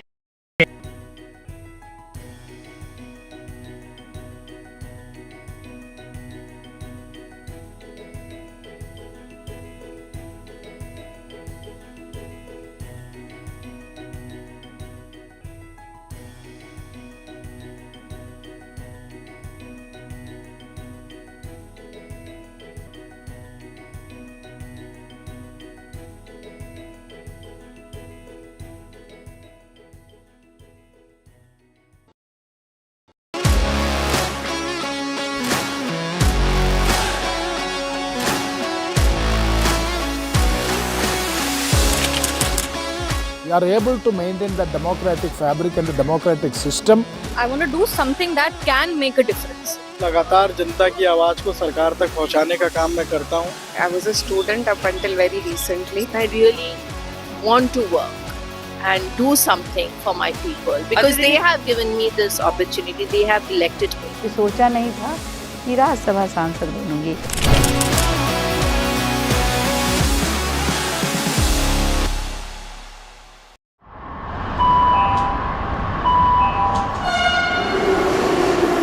Kind attention, please.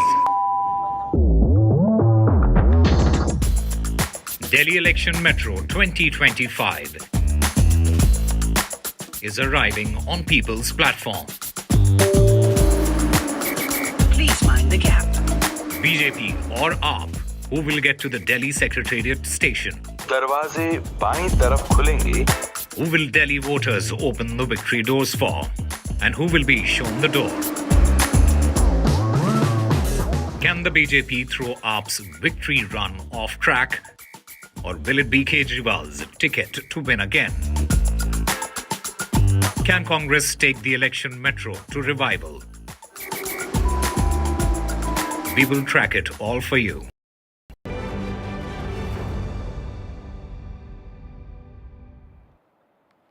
Welcome back. The Aam Aadmi Party national convener Arvind Kejriwal, he filed his nomination for the upcoming assembly election from the New Delhi constituency. Meanwhile, his opponent and BJP's Parvesh Verma, he also filed his poll papers ahead of the polls. The battle for Delhi, remember, it is heating up with the BJP aiming to end its 27-year absence from the city's government.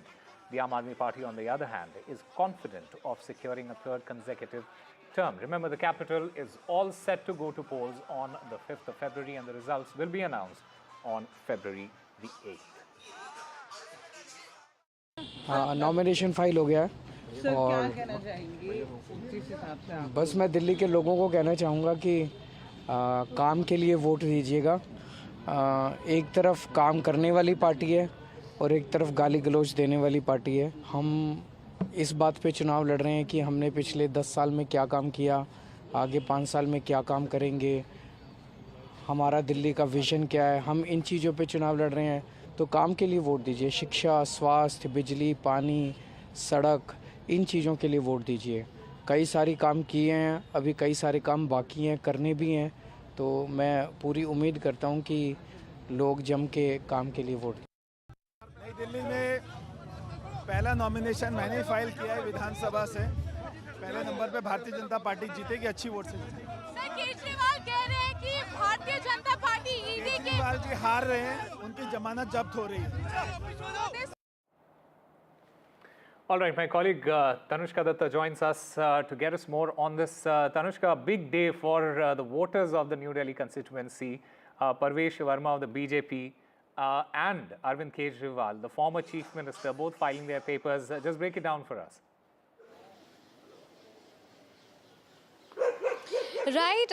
So Arvind Kejriwal went up to file in his nominations today for the New Delhi constituency. And before going up for his nomination filing, he went to 2 temples to seek blessings, after which he also held a road show. And before this road show, you know, we spoke to him and he said that he is confident of his candidature. He is confident that the Aam Aadmi Party is going to win these elections. When asked, you know, about the allegations of the claims that Parvesh Verma is also making at this point with respect to the fake voting and voter manipulations allegations of Aam Aadmi Party as well, what Arvind Kejriwal has maintained that, you know, they're focusing on issues, they're focusing on development, they're focusing on especially the Mahila Samman Yojana in the road show that Arvind Kejriwal carried out from his party office until Jamnagar House, wherein he filed in his nomination. He was supported by women Aam Aadmi Party supporters, women workers. The entire, Pad Yatra was followed by women vote bank of his. So this is also a big indicator or a mark of his big scheme that he'd announced, 2,100 rupees for women in Delhi all across. And what we also know is that Manish Sisodia has also filed in his nomination today. However, both of these, Aam Aadmi Party top guns have been, also the Ministry of Home Affairs has given their nod to prosecute them with respect to the ED case, the excise policy money laundering case, both Kejriwal and Manish Sisodia. So we're also yet to see what happens on that front as well. But yes, big news from the capital. Arvind Kejriwal files in his nomination. All right, Tanushka Datta, thank you very much for getting us all the latest from the ground there. Meanwhile, a thick blanket of fog has engulfed Delhi and the national capital region, severely disrupting flight operations. As many as 167 flights departing from Delhi were delayed since midnight, with an average delay of at least 1 hour. While flights' arrivals continue with minimal delays, the fog has caused significant inconvenience to air travelers. An orange alert was issued by the Indian Met Department a day earlier, cautioning about the dense to very dense fog in the capital.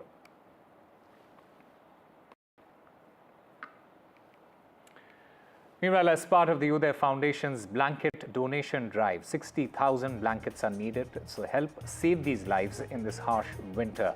These blankets can be dropped off at this location on your screen. Uday Foundation, Sarvodaya Enclave in New Delhi, 17.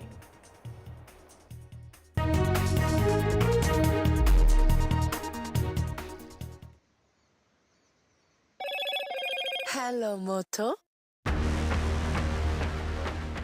Motorola Edge 50 Pro, world's first AI-powered pro-grade camera. Prime Minister Narendra Modi commissioned 3 frontline naval combatants today at the Mumbai's naval dockyard.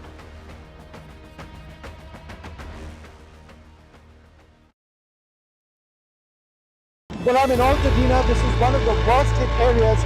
When disaster strikes, NDTV World brings you exclusive on-the-ground reports straight from the heart of the action. A neighborhood in Los Angeles that has been devastated by fire.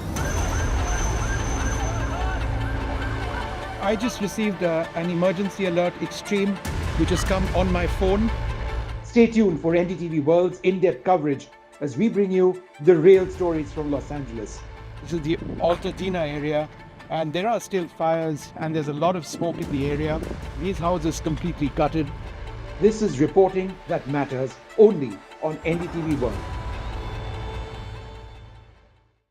I've been reporting on all issues, big and small, from Andhra Pradesh, Telangana, rest of South India, bringing you all the action, all that you need to know, all that you want to know. The energy of Maximum City is infectious. I bring in that energy in our news coverage from financial capital Mumbai. Covering from the southernmost part of India over the last 23 years, I bring in-depth and 360-degree coverage from the Dravidian heartland. The land of Mishti is also known for its bitter politics. I have seen much water flow under the Howrah Bridge, covering Bengal in all its vivid colors.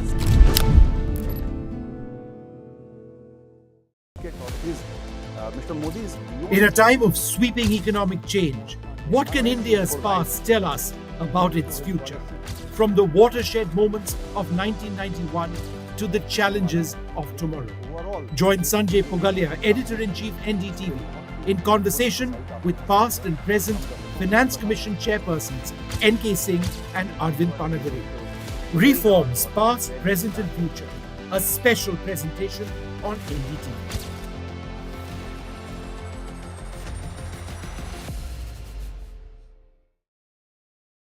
In today's interconnected world, India's voice is more crucial than ever.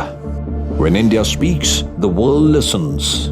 At NDTV World, we are that voice, bringing you intelligent and insightful news from India and beyond.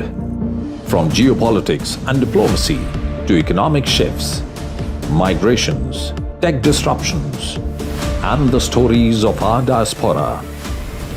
We cover the news that shapes our global future. NDTV World, your new home for global news is here.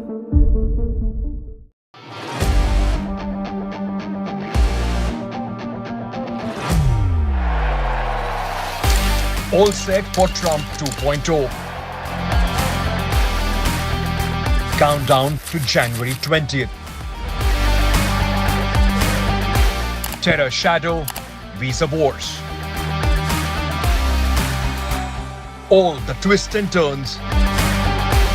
Tracking Trump takeover.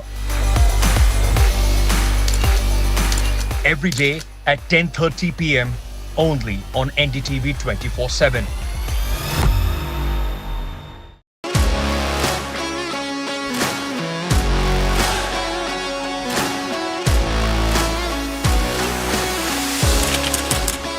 We are able to maintain the democratic fabric and the democratic system. I want to do something that can make a difference. लगातार जनता की आवाज को सरकार तक पहुंचाने का काम मैं करता हूं. I was a student up until very recently. I really want to work and do something for my people because they have given me this opportunity. They have elected me. सोचा नहीं था कि राज्यसभा सांसद बनूंगी.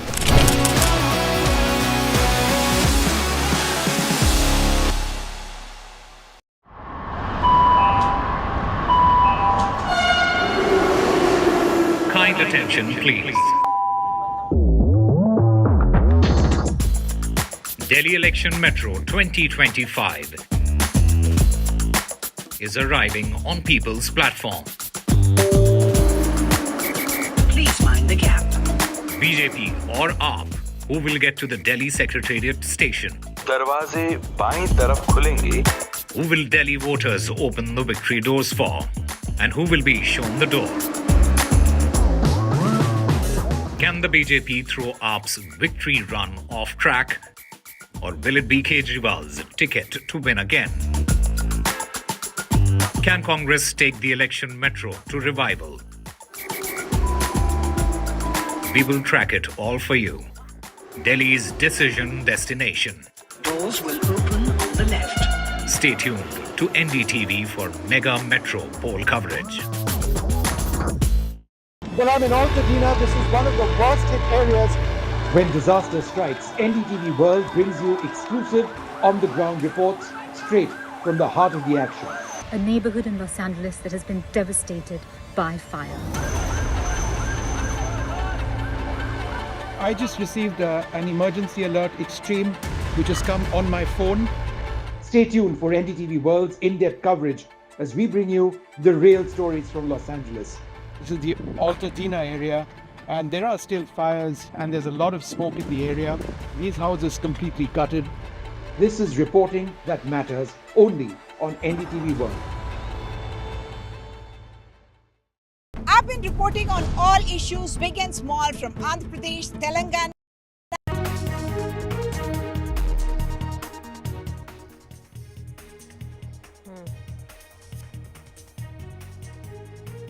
A very good afternoon. You're watching NDTV 24/7. I'm Divya Vatwa. Let's get to the very latest. And that's Prime Minister Narendra Modi, who's commissioned 3 frontline naval combatants today at Mumbai's naval dockyard. These inductions aim to bolster India's maritime capabilities and underscore the nation's commitment to self-reliance in defense manufacturing. The Prime Minister also highlighted that this is the first time that 3 different kinds of Made in India combatants have been inducted into the Indian Navy.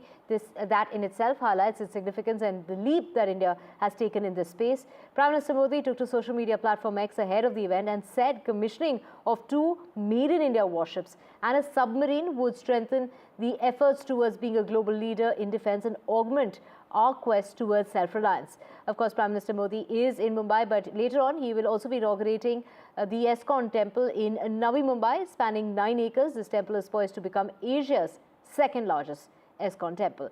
But also NDTV was on board the 3 new combatants. Watch this exclusive report by my colleague Sujata Dwivedi. This January, be a part of history as the Indian Navy commissions the destroyer Surat, stealth frigate Nilgiri and submarine Vakshir together at Naval Dockyard Mumbai in a landmark ceremony presided over by the Honorable Prime Minister. Built by Mazgon Dock shipbuilders, each a tribute to Atmanirbhar Bharat with unique operational capabilities. Nilgiri is a revolutionary design with a flush forecastle, signal suppression techniques and a super rapid gun mount with smart ammunition. Surat, with her size and strength, is a floating fortress. And Vakshir, one of the world's most advanced submarines.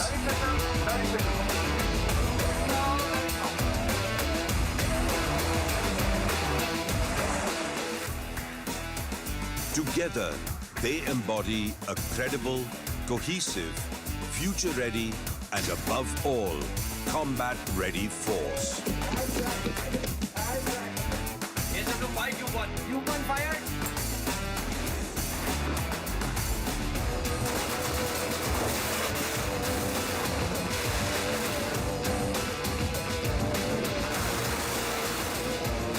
Tomorrow's Navy, today.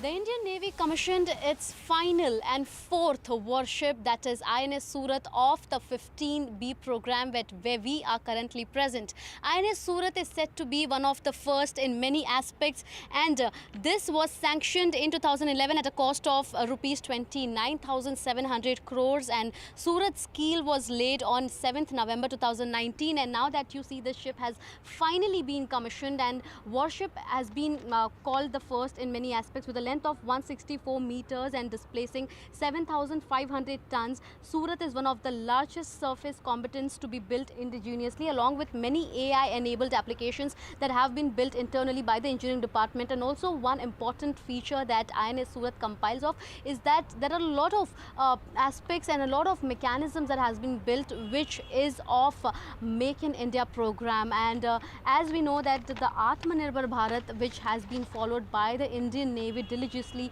is now the ship has been a part of it with a potent and steadfast focus and a versatile platform capable of blue water operations across the spectrum of the naval warfare in all dimensions, that is the air, surface, subsurface and electronic. I totally endorse what they say. So they say that we are the final ship of the P-15 Bravo class, and we all say that crew is together in saying that we are the latest and the best. Yeah, it's a very good feeling. It is with a great sense of pride. I stand here at the time in command of this wonderful warship. We have the best crew, we have the best equipment, best weapons, best sensors, best of everything.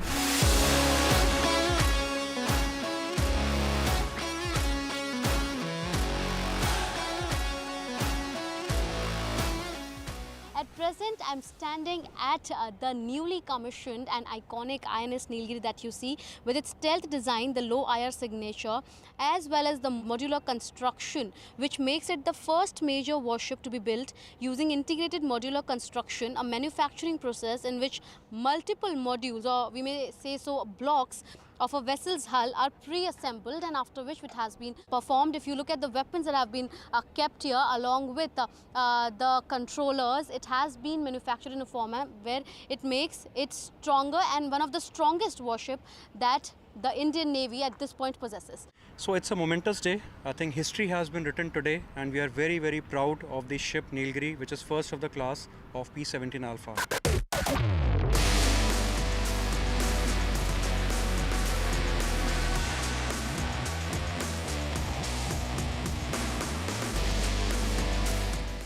And the final submarine of the project P-75 of the Indian Maritime has finally been commissioned along with INS Nilgiri and INS Surat. At present, I am here at INS Vakshir, and you see that this is also called as the steel shark of India for the very right reasons. Speaking about how this particular submarine has led to its, if we talk about its materials that has been used, and also for present, if I try to show you the visuals here, you can see that how be it the entire INS Vakshir being equipped with advanced diesel electric technology and air independent propulsion, also enabling it prolonged underwater operations without surfacing much, which makes its presence even more secretive, and its stealth capabilities make it nearly undetectable in the ocean. Well, switching tracks now, of course, let's listen in to what the Prime Minister had to say about these three naval ships that have been inaugurated by the Prime Minister in Mumbai.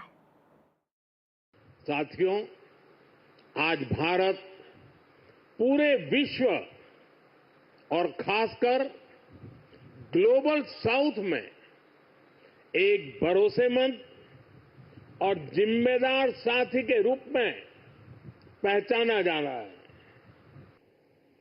Indian ocean reason में भारत की उपस्थिति, भारत का सामर्थ्य एक बहुत बड़ा आधार है। साथियों, पिछले 10 साल में जिस तरह भारत की तीनों सेनाओं ने आत्मनिर्भरता के मंत्र को अपनाया है, वो बहुत ही सराहनीय है। हमारी सेनाओं ने 5000 से ज्यादा ऐसे साजो सामान और उपकरणों की लिस्ट तैयार की है जो अब वो विदेशों से नहीं मंगाएगी। आईएनएस सूरत, आईएनएस नीलगिरी और आईएनएस वागशीर यानी एक डिस्ट्रॉयर, एक फ्रिगेट और एक सबमरीन की एक साथ हो रही हिस्टोरिक कमीशनिंग सिर्फ इंडियन नेवी की ही नहीं बल्कि आपके नेतृत्व में इंडियन ओशन रीजन में बढ़ती ताकत का भी यह प्रमाण है। साथियों, वैसे तो इंडियन ओशन रीजन में हमेशा से जियो स्ट्रेटेजिक और इकोनॉमिक दृष्टि से यह रीजन महत्वपूर्ण रहा है, परंतु आज के तेजी से बदलते हुए परिवेश में यह और भी महत्वपूर्ण हो गया है। In other news, Meta has apologized for Chief Mark Zuckerberg's comments about the NDA losing the Lok Sabha polls in 2024. This comes after IT Minister Ashwini Vaishnav fact-checked Zuckerberg on social media. Meta has responded to Ashwini Vaishnav's post where he called Mark Zuckerberg's comments on Indian elections disappointing. Meta termed Mark's comments on Indian loss an inadvertent error and went on to highlight India's importance to the company. Remember, the apology comes after Meta was summoned by the Parliamentary Standing Committee on IT on grounds of spreading misinformation.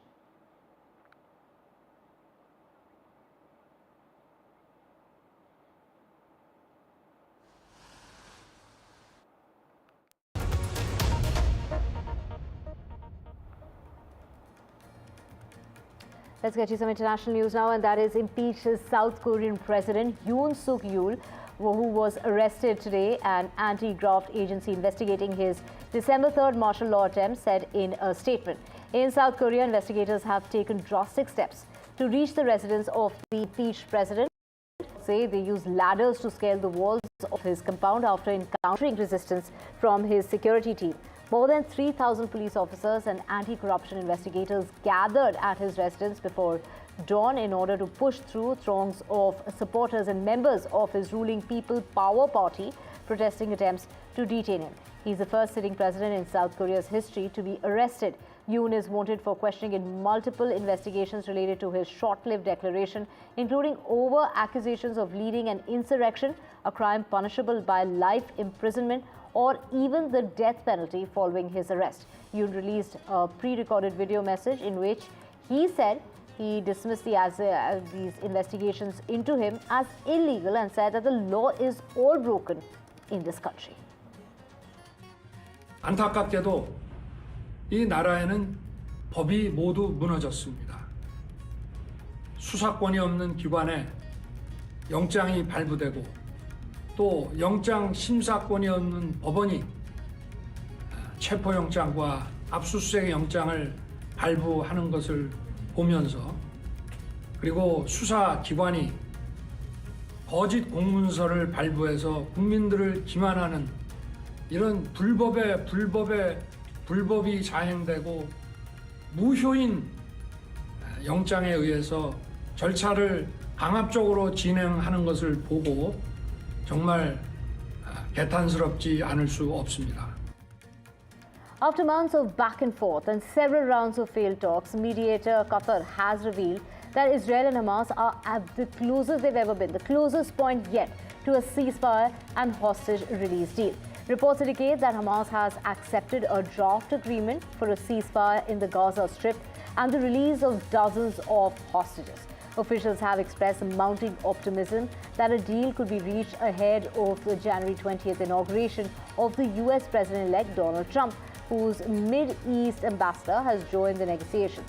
However, back home, Netanyahu faces an uphill task as Israeli far-right police minister has threatened to quit Netanyahu's government if he agrees to a Gaza ceasefire and hostage release deal.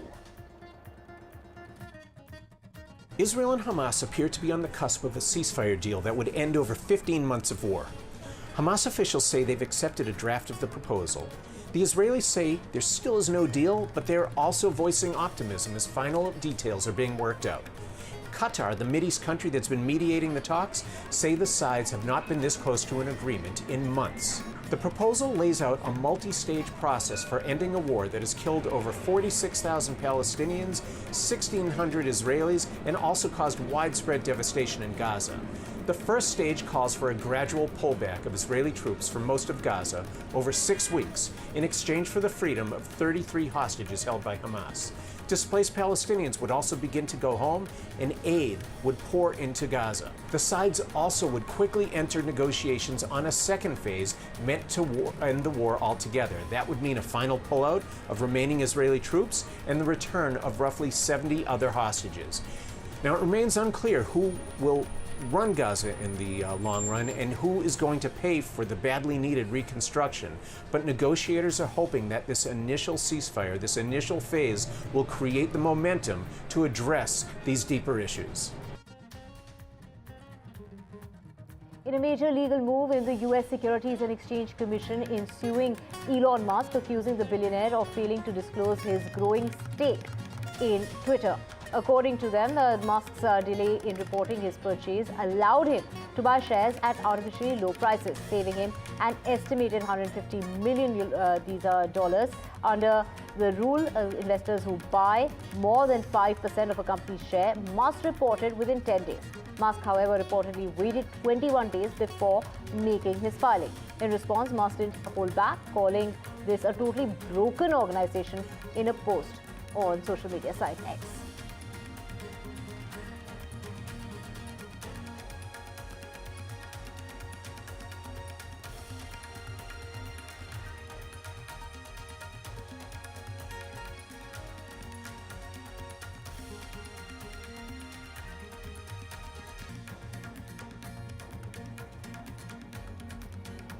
And Tulip Siddique has resigned from her position as a minister in Starmer's Labour government. This comes after weeks of headlines linking her to financial benefits from her family's political connections. Siddique, who served as the economic secretary to the Treasury and the city minister, faced accusations of corruption. These charges were notably pushed by figures like Muhammad Yunus in Dhaka, who used her resignation to target her aunt's government. Reports highlighted Siddique's ties in this to the Bangladeshi businessmen, alleging they gifted her these properties in an attempt to gain favour with Hasina's government. Despite her close friendship with the UK Prime Minister representing a neighbouring constituency, the controversy over these alleged gifts made her position untenable.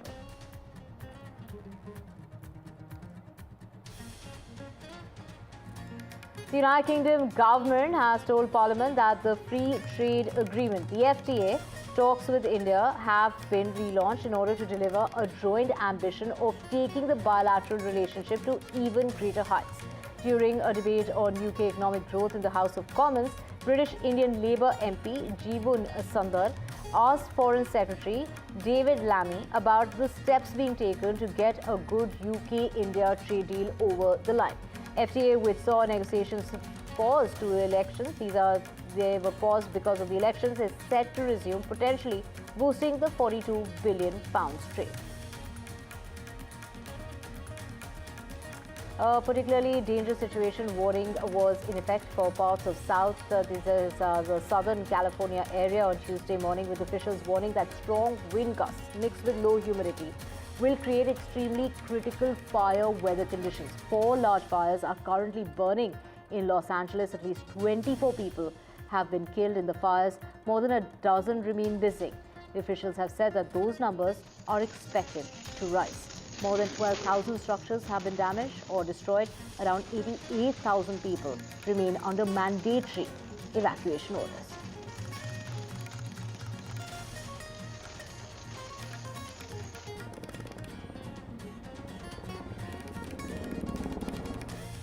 Russia's foreign minister is speaking out in support of US President-elect Donald Trump's stance on the ongoing Ukraine conflict. Sergei Lavrov welcomed Trump's signals, but this is just days before he takes office, highlighting the incoming president's pledge to bring an end to the nearly 3-year-long war. Trump has expressed skepticism about continued US military support for Ukraine and has voiced understanding of Russia's concerns regarding NATO. Lavrov said that growing conversation around the realities on the ground in Ukraine is a positive shift.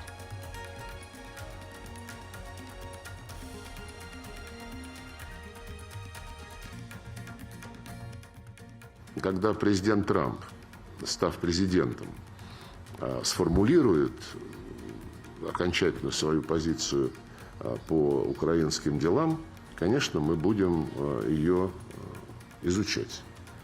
Все то, что сейчас говорится, это говорится в рамках подготовки к инаугурации, в рамках подготовки к серьезным делам, как сказал сам Дональд Трамп, в рамках подготовки к въезду в офис.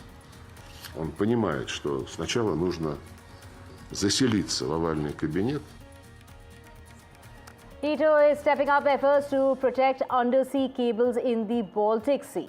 The alliance, this is the alliance's Secretary General Mark Rutte, who has announced the launch of a new mission. This operation will deploy frigates, maritime patrol aircraft and naval drones to enhance surveillance and provide greater deterrence.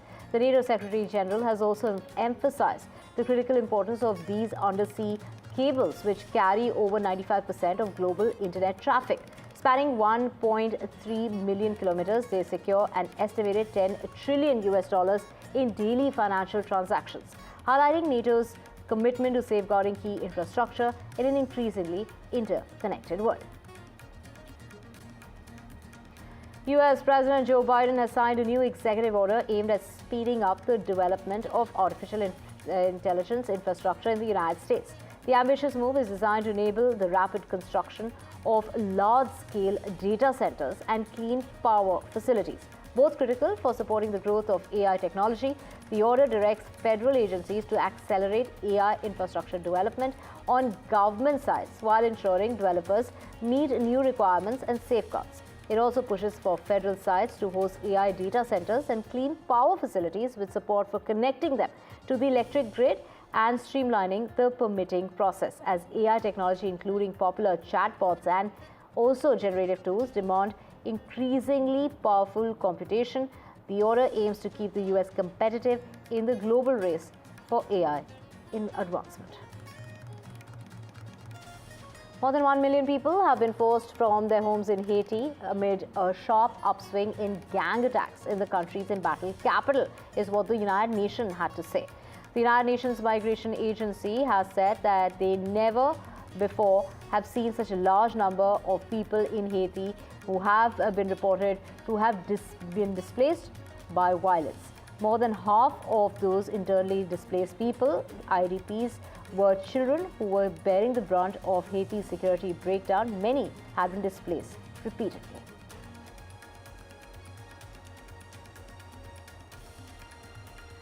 The Princess of Wales has revealed that she is in remission from cancer after making an emotional return to the hospital where she received treatment.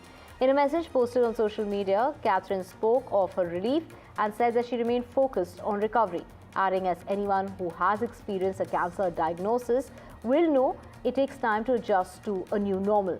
She announced in September that she had completed chemotherapy.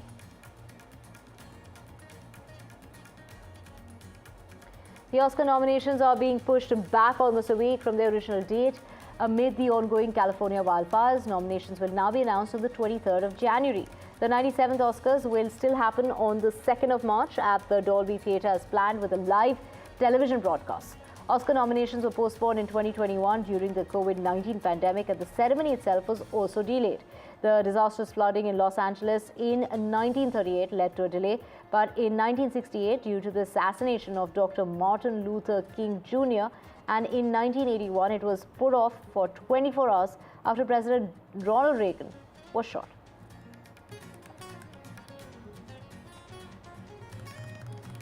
The 67th Annual Grammy Awards will still air on the 2nd of February despite the ongoing California wildfires.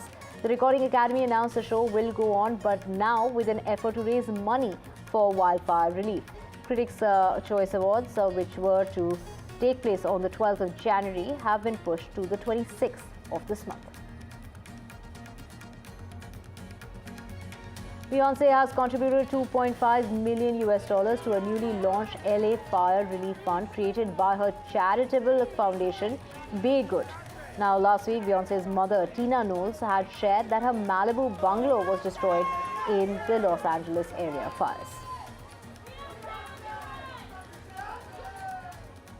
Paris Hilton has raised $800,000 for victims of the fires burning in and around Los Angeles. Hilton's representative said on Tuesday that the socialite and entrepreneur has donated $150,000 specifically for families displaced by the Eaton fire.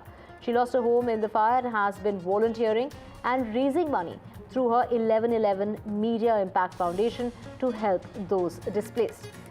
Paris Hilton also helped pack items for families for the charity Baby to Baby.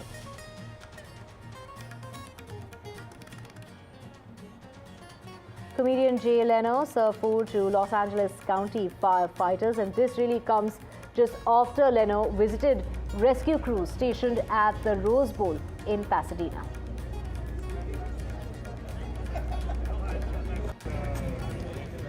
The Los Angeles area wildfires weighed heavily on the minds of the cast of A Complete Unknown as Timothée Chalamet and Edward Norton at the London premiere of their Bob Dylan biopic. This took place on Tuesday. Chalamet sang and learned to play the guitar and the harmonica in order to embody Bob Dylan, playing and singing 40 songs in Dylan's unmistakable crowd.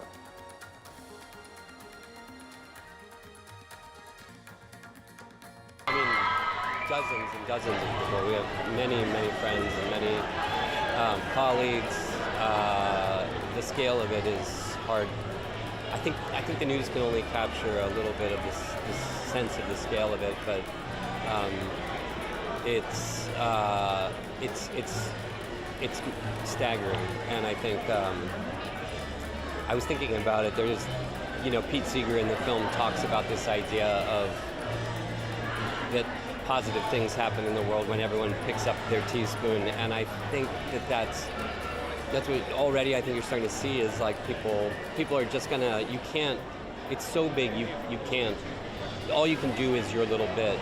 I think we've all got to, in one way or another, rally support for our friends and our colleagues in those communities. And I've been up late at night figuring out how to fundraise for the Firemen's Foundation or for the fund for victims.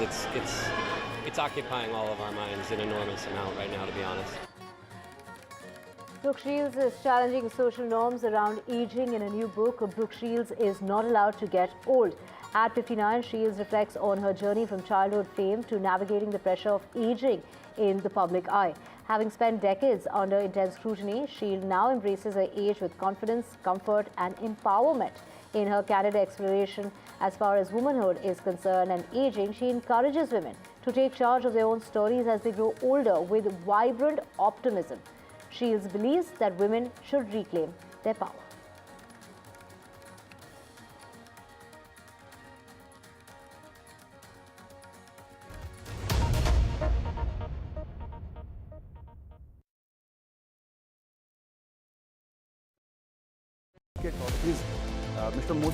In a time of sweeping economic change, what can India's past tell us about its future?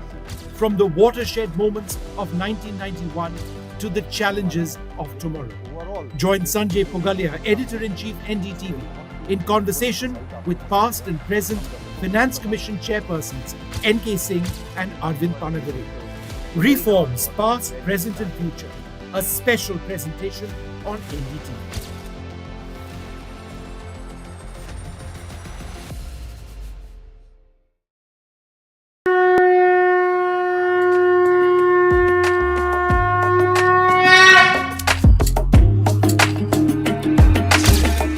Mahakumbh, the festival of faith, the world's biggest spiritual festival, the divine dip at the spiritual Sangam, a sacred confluence of faith, culture and heritage. NDTV's mega coverage of the Mega Fest. NDTV at Mahakumbh 2025.